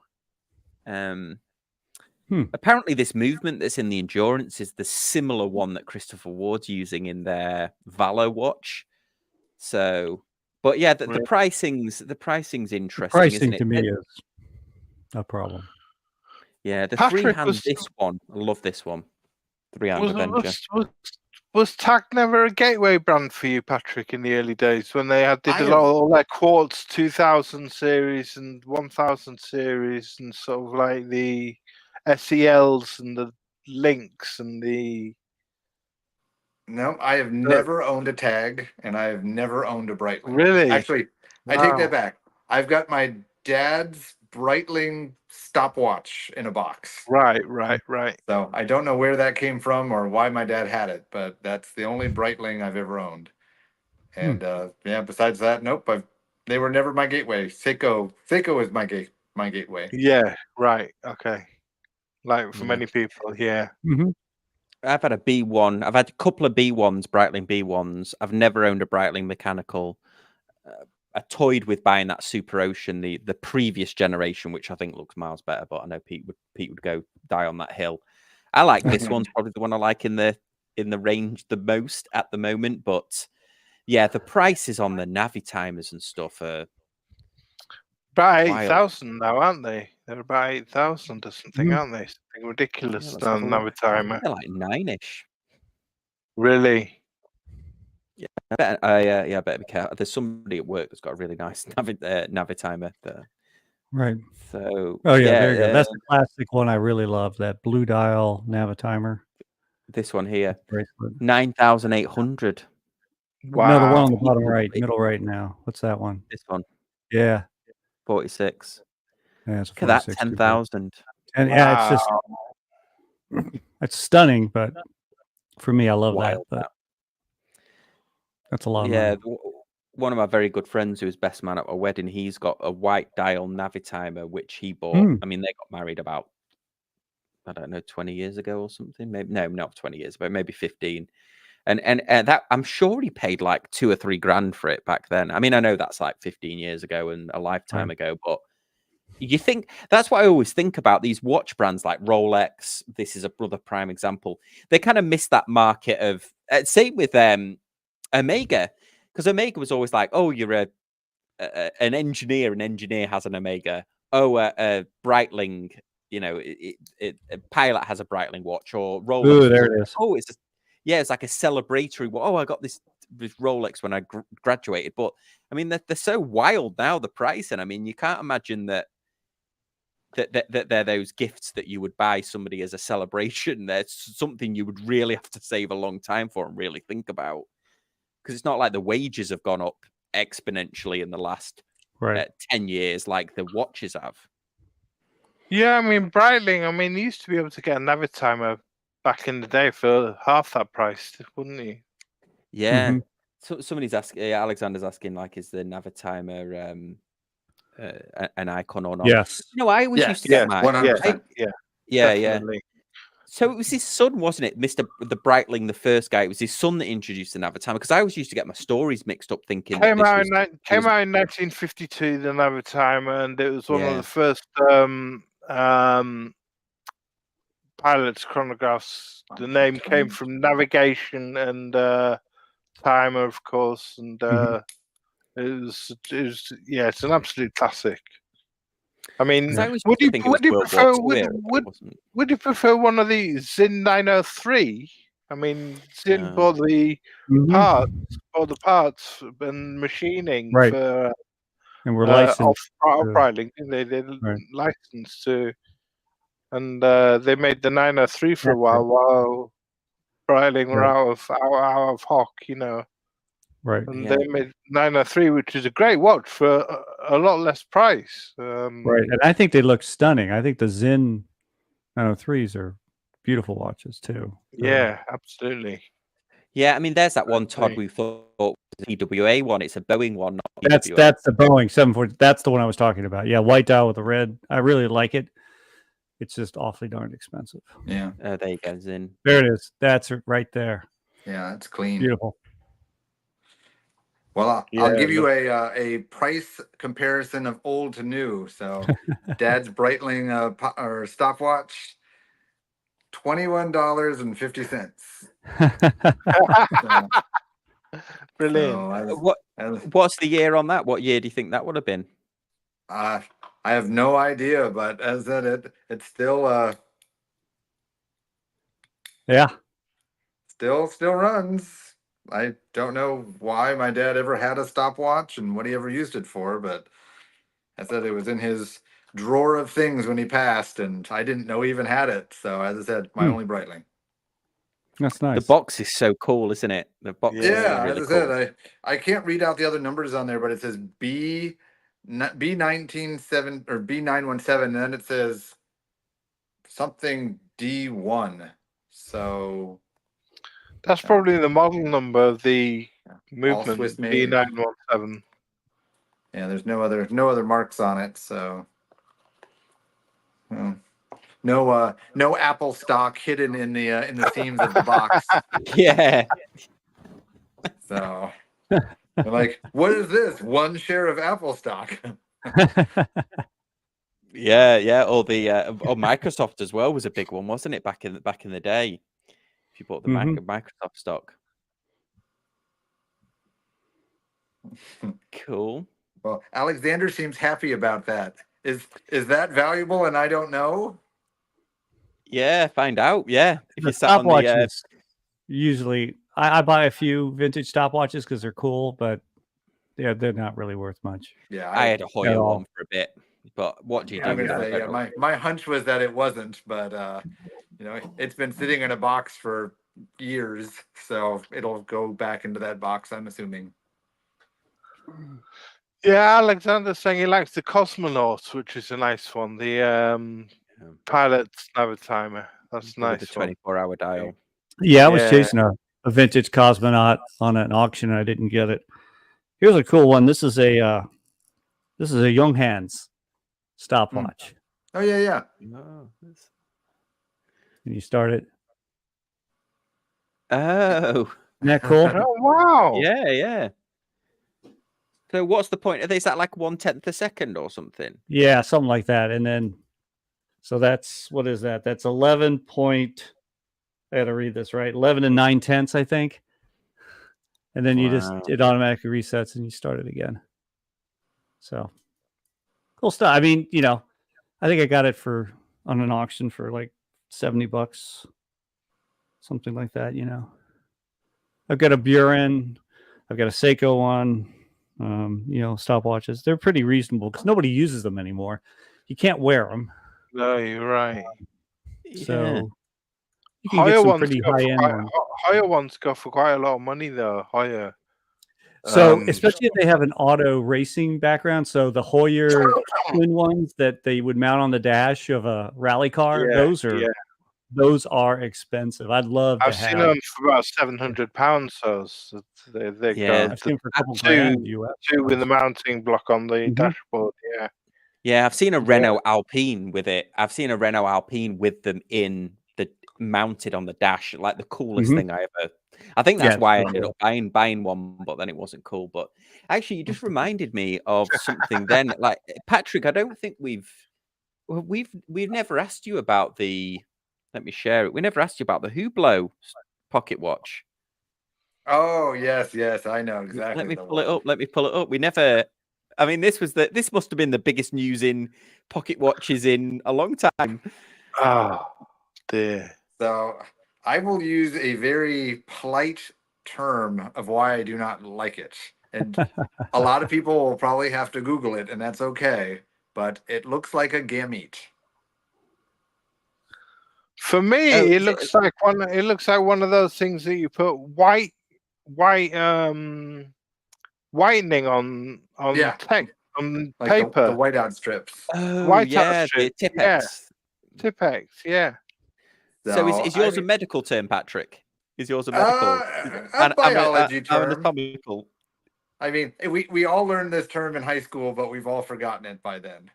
And but the idea is it's cool.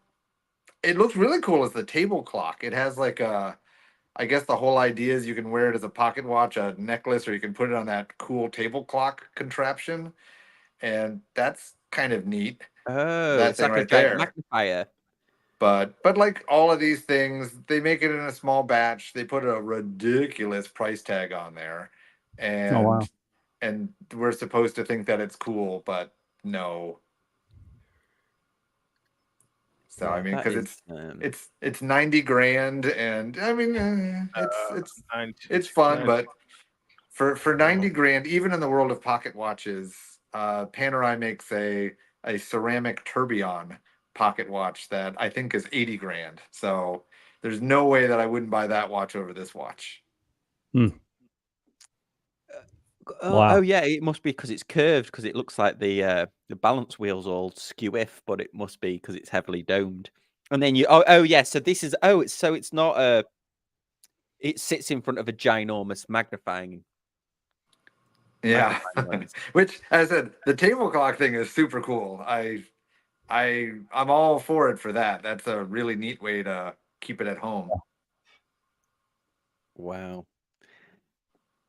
That is cool. It'd probably stay on there more than you use it, though, wouldn't it? Yeah, because I mean, it's got I forget exactly what it is, but I think it's got a 10-day power reserve on it. So I mean, really? As much as we all love to make fun of Hublot, some of their 10-day movements are actually pretty nice. So for a table clock or something like that, 10 days, you wind it every Sunday and forget about it for the week. That's pretty awesome, actually. 240-hour power reserve. Yeah, 10 days, 20. Yeah. Wow. So I mean, I think if everybody on the channel donates $1, we can get ourselves in line to get one of these. So yeah, you'll be 88,000, 87,999 short. Yeah, wow. Yeah, somebody at work's got the one of my colleagues at work's got the Classic Fusion in blue. It's actually a really nice watch. I got it. He took it off, and I really got to have a look at it. I like. Yeah, not too bad. The Classic Fusion. Yeah. It's this. It's not titanium. This is the stainless steel. It's basically this, but in like stainless steel, and I think a 40 mil or something. But a 42. But yeah, it's a really nice, just a nice looking watch. Yeah. In person. Yeah, nothing wrong with that. Yeah. And yes, Alexander, it's a young hands. And Macola's on. Oh, hey to Macola. Hey, Macola. Cool. Okay, so we did Hublot. What? Any other Patrick? I guess Patrick or Thomas. Any watch news that we've not covered that you think was interesting? I've been on vacation for 4 days, so I'm not up and up, I guess. I'm trying to think. I can't really think. There's been loads of new releases. I mean, we did most of them, haven't we? We did the Andrew Morgan Bell Canto. We did the Tudor. I'm trying to see if there's anything on a blog to watch. Audemars Piguet brought out a new skeleton watch, didn't they? Which wasn't very nice. Okay. Oh, there's a Breguet skeleton one. Wow, there's a lot going on. Yeah, let's have this one. Did you see this one? Oh my goodness. Yeah, it's the double tourbillon. The double tourbillon, I believe that one. Yeah. Oh yeah, it must be. Oh my goodness. Nice, but a little too Wow. fancy for my blood. I like more dial than that. Same here. Oh wow. I'd pay a couple $100 for that watch. Oh, look at the back. Wow. Is that their factory engraved on the back or something? Wow, that's It's crazy. incredible, that engraving. Yeah, this is I know the Seiko Prospects made a new limited edition diver. I saw something about that, and it had like gilded hands, so it kind of looked like a Black Bay 54 in a way. So, but it was kind of nice. I don't know what the price is. Let's have a look at that one. This is wild, isn't it? This one looks like an old radio. Retro. Oh, that's rough. yeah. Oh dear. Right. So it's just like Seiko have been doing some really good stuff recently, haven't they? They keep piquing me. They keep pulling me back in. Mm-hmm. They have. Yeah. It's just that they've also gone up market, and so the forums are just people resplendent, just screaming about the prices. Well, that's the thing that when you mentioned it, I saw the pictures and I saw some press stuff, but I didn't see the price. So I'm afraid to know what this new limited edition is going to be. So it's what? Can you remember exactly what it looks like, Patrick? I wonder if it's on their website. Because this is the redone Samurai, isn't it? They've redone the Samurai. It might be that one right in the middle. So, or because it just said it was a Prospects. It looked like a regular diver, but it had gold hands, and it should say limited edition or something. I think I know which one it is, but I don't think it's that one. I don't know. Let's have a look. But as I said, it just popped up on my Instagram, and I was like, oh, I mean, they made like 3 of them, and only one of them is the limited version, but they just kind of I know exactly which one you mean. It's not on here though, is it? Let's have a look. I know. I think I was lusting after it as well. Mm-hmm. Yeah, it looked nice. I mean, I'm not usually one who likes a different color handset, like gilded hands on a non-gilded watch, but it looked nice. Yeah, let's have a look. My fear is maybe it comes with a $4,000 price tag, and because who knows? As you said, Seiko's been doing that lately. Yeah, they've been moving up further. Oh, it wasn't the new Marine Masters, was it? No, I can't find it now. Yeah, I can't. I think I know which one you mean as well. That's annoying. I think they text me about it. Yeah. Just a quick shout out to Ricky from Scottish Watches for doing his podcast with Tim Mosso the other day. I've not caught really up yet. Oh, that's cool. Yeah, that's a really cool one. And one topic that they covered were colourful watches for summer, and they came up with some good picks. And I was just wondering whether the chat or yourselves had any colourful watches for summer. I mean, would you stick to G-Shocks? Would you stick to moon swatches? Would you stick to? I mean, Zodiac was one that Ricky came up with. Would you stick to the Tag Heuer Kith maybe that you bought, Sam? Studio Underdog, Studio Underdog, Anno Dane, Citizen Sales Range, Doxer, Rolex Colored OPs or the Colored Aquaterras, Fairer for a colourful watch.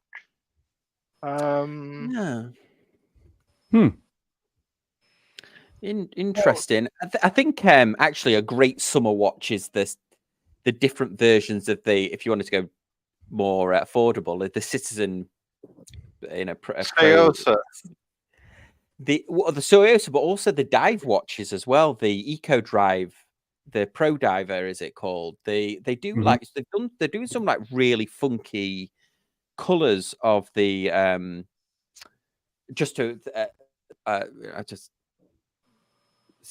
Citizen send me watches. I think I have to say that for some reason, but not that they give them to me. They gave me one watch, but in general, just to this contains a product placement from a watch they gave me several months ago.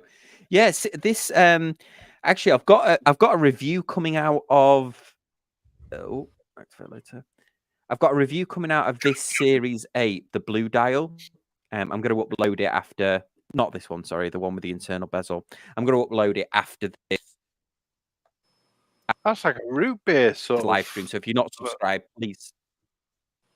That one was, yeah. I've got this blue one, a blue version of this. So if you're not subscribed, please subscribe. But I was thinking of these are pretty cool. This blue dial, right? This version, and then they do one that's like a reddish dial that I quite like the look of, and they do with a turquoise. Just when you said summer strap, that was the first one I thought of. I'm not going to be able to find it now. I've got a review coming out of this watch as well, this Pro Trekker. So like and subscribe, hit the bell notification.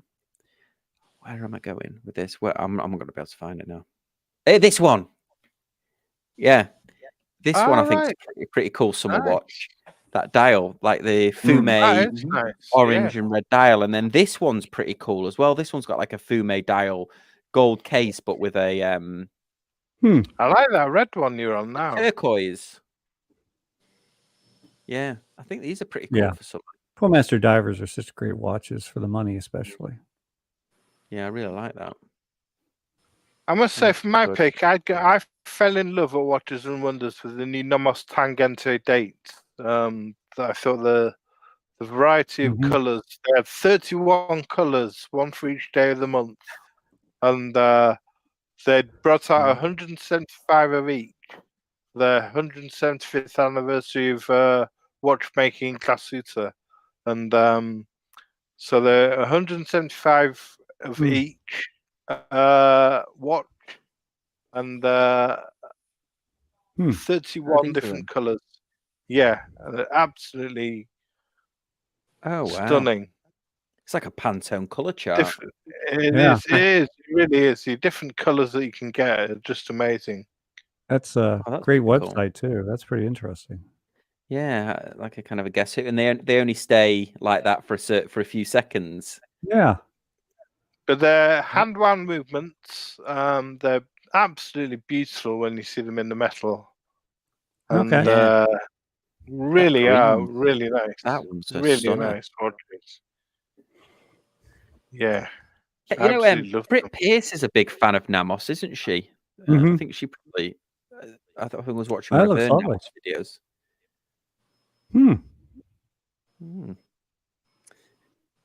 Yeah, I don't mind that at all. That's really nice. What size are they? They're about 38, I believe. Okay. Yeah, 38, I think. Yeah. Sold out. Yeah, so that one sold out. Let's see. I like that yellow. Yellow and the pink subdial, a small seconds dial is kind of interesting. So 37.5, yeah. So just a shy of 38. 47.7 lug to lug. So that'd cover your wrist nicely. Well, Studio Underdog you can't go wrong with, can you? I mean, Richard's watch is a great colour, summer colours. Look. Yeah. Has he got any more out for summer, or just his? He's done so I think just a standard watermelon, Goofy Panda. He's got the O2s. He's got the Model 2s as well. I think what the watermelons so they still mint chocolate chip. What did he call his blue? He called it he didn't call it Tiffany blue. He called it something else, didn't he? He called it it was a take on Tiffany blue. It was Stephanie blue. Stephanie blue, that was it. Stephanie blue. Yeah. Instead of Tiffany blue. Nice. We need to get Richard on again, don't we? He was great to have on the show. He was great. He really was great. Yeah. What would you go for, Patrick? What do you go for, Patrick, for a summer watch? A summery watch? I'm just really bad. A Doxer? This is my summer is black t-shirts. So I don't know. I I guess I don't ever think about it that way. I just wear what I want to wear and don't really think about the season. So I don't usually, even though I've got a watch inbound that's way colorful, and God, I hope it fits my wrist. But I don't usually go for crazy colors. I usually just go for crazy style. So the color necessarily doesn't mean anything to me. But if I was to go hog wild crazy, I'd G-Shock. probably no. I think as crazy as I would go would just be something in a solid colored dial in a weird color I'm not used to. So something in like a yellow, just something flashy. But I don't even know what that watch would be. Whether it'd be like the Aqua with their shiny dials or something like that. But I don't want busy on top of wild color. So wild color and plain, or busy and not wild color. When you put both, I think you kind of get the fear of it being gaudy, and well, I don't want that. I could see you wearing a Doxer sub. You've already got the Doxer army, and I think I could see you wearing a Doxer sub in yellow. Yeah, no, that's true. I kind of forgot they made those in yellows, but yeah, I think I was gonna do it. I get all orange though, but still, that's a summer watch, orange on orange. Yeah, you wouldn't lose it at the station or anything like that. You could find it really fast. Oh, my watch is gone. Where is it? Oh, there it is. Yeah. Well, someone in the chat just recommended this watch. That's pretty fun. Oh, the IFL. Apple color, isn't it? Wow. Yeah, I mean, I've been doing IFL. I think I've been doing some good IFL reviews. They've been very kindly sending me some crazy watches in for review. Those hand painted dials. I love them. I know they're not for everyone, certainly from the comment section, but they sell out in hours.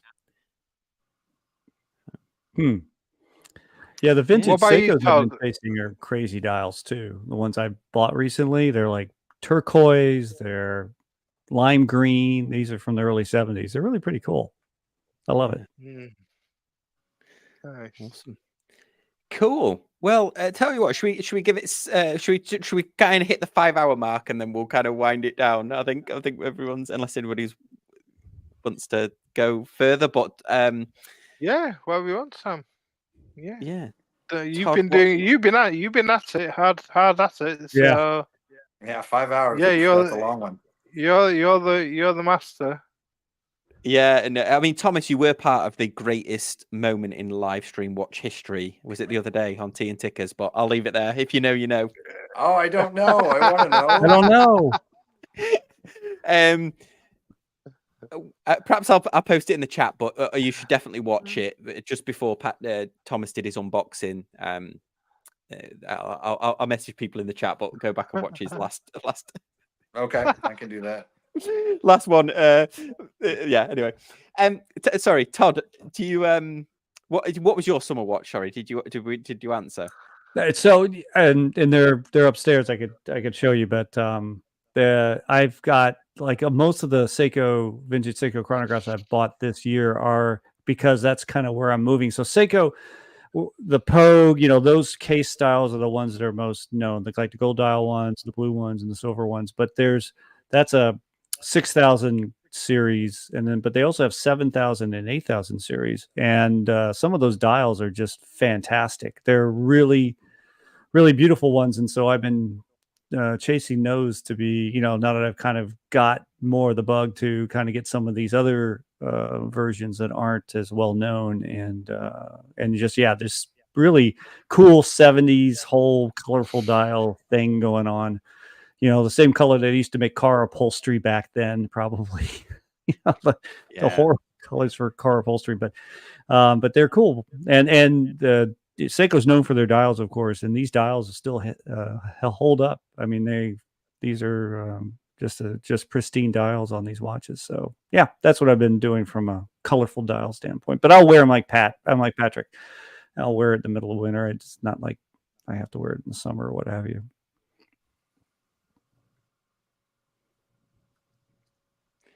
Cool.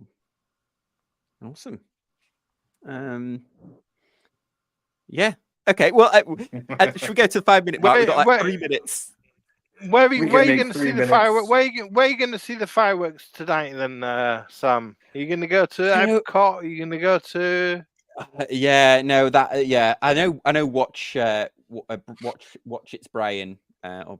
He's going to go to Epcot, isn't he? Yeah, I think it's going to be quite. I think it'll be quite busy down that way, so we might avoid. Plus, my wife's been working all day, so she probably last thing she wants to do is go back out. They usually, though, I mean, they're allowed. I think Florida is one of the states where you're allowed aerial fireworks, so there'll be plenty going off around this area. I know one of my colleagues at work, he's in Colorado, and they've been flip-flopping about whether they're allowed aerial fireworks or not. But really, because of the wildfires and stuff. Oh, okay. Yeah, but I don't know. Todd, are you doing any fireworks stuff? So I just sent you a link in the private chat. So this is for where we are at the lake right now. But they're not doing it tonight. They're doing seems like most places are doing them on Saturday night. And so, so we're going to get on the boat, and we're going to take the boat to close to where, reasonably close to the dike where they're going to be shooting the fireworks off. So we're going to watch them from the boat. Nice. Oh wow, that'd be pretty cool. Mm-hmm. Yeah, so you get so it's like a flotilla of people watching fireworks. Yeah, there's a flotilla of people that are watching, which you got to be careful because, some people aren't so good on the boats, and they've been drinking, so you got to be careful. But we have a grandchild and my niece and nephew and all that. We're going to go. Oh, that's good to be able float to out and watch the fireworks. Yeah. Yeah, well, in my neck of the woods, we're at Grandma's house, and the nephews, my wife's sister, and her kids are here, so the nephews are here. So we've got a whole gaggle of kids, and they're all playing in the pool right now. And this neighborhood does crazy fireworks, so we'll probably just end up going in the car and driving around the neighborhood real slow because they buy all those cannons that people like shoot in the air. I mean, they buy crazy stuff. So yeah, we don't have to go anywhere. It's in our backyard. Awesome. Cool. Well, thanks everyone for the chat. Thanks to Bill K and a few of you, and Chili Badger and Bobby that's been here from the start. That was our marathon show. We did 5 hours. And a big thanks to the panel. Thank you for Patrick, who has been here most of the time as well, and big thanks to Todd and Thomas. Sam the man. The brave man. 5 hours. Oof. Awesome. Well, thank you so much, everyone that watched, and a big thanks to the panel. And we'll see you on Sunday for the Sunday Social. So, yeah, catch you later, everyone. Bye.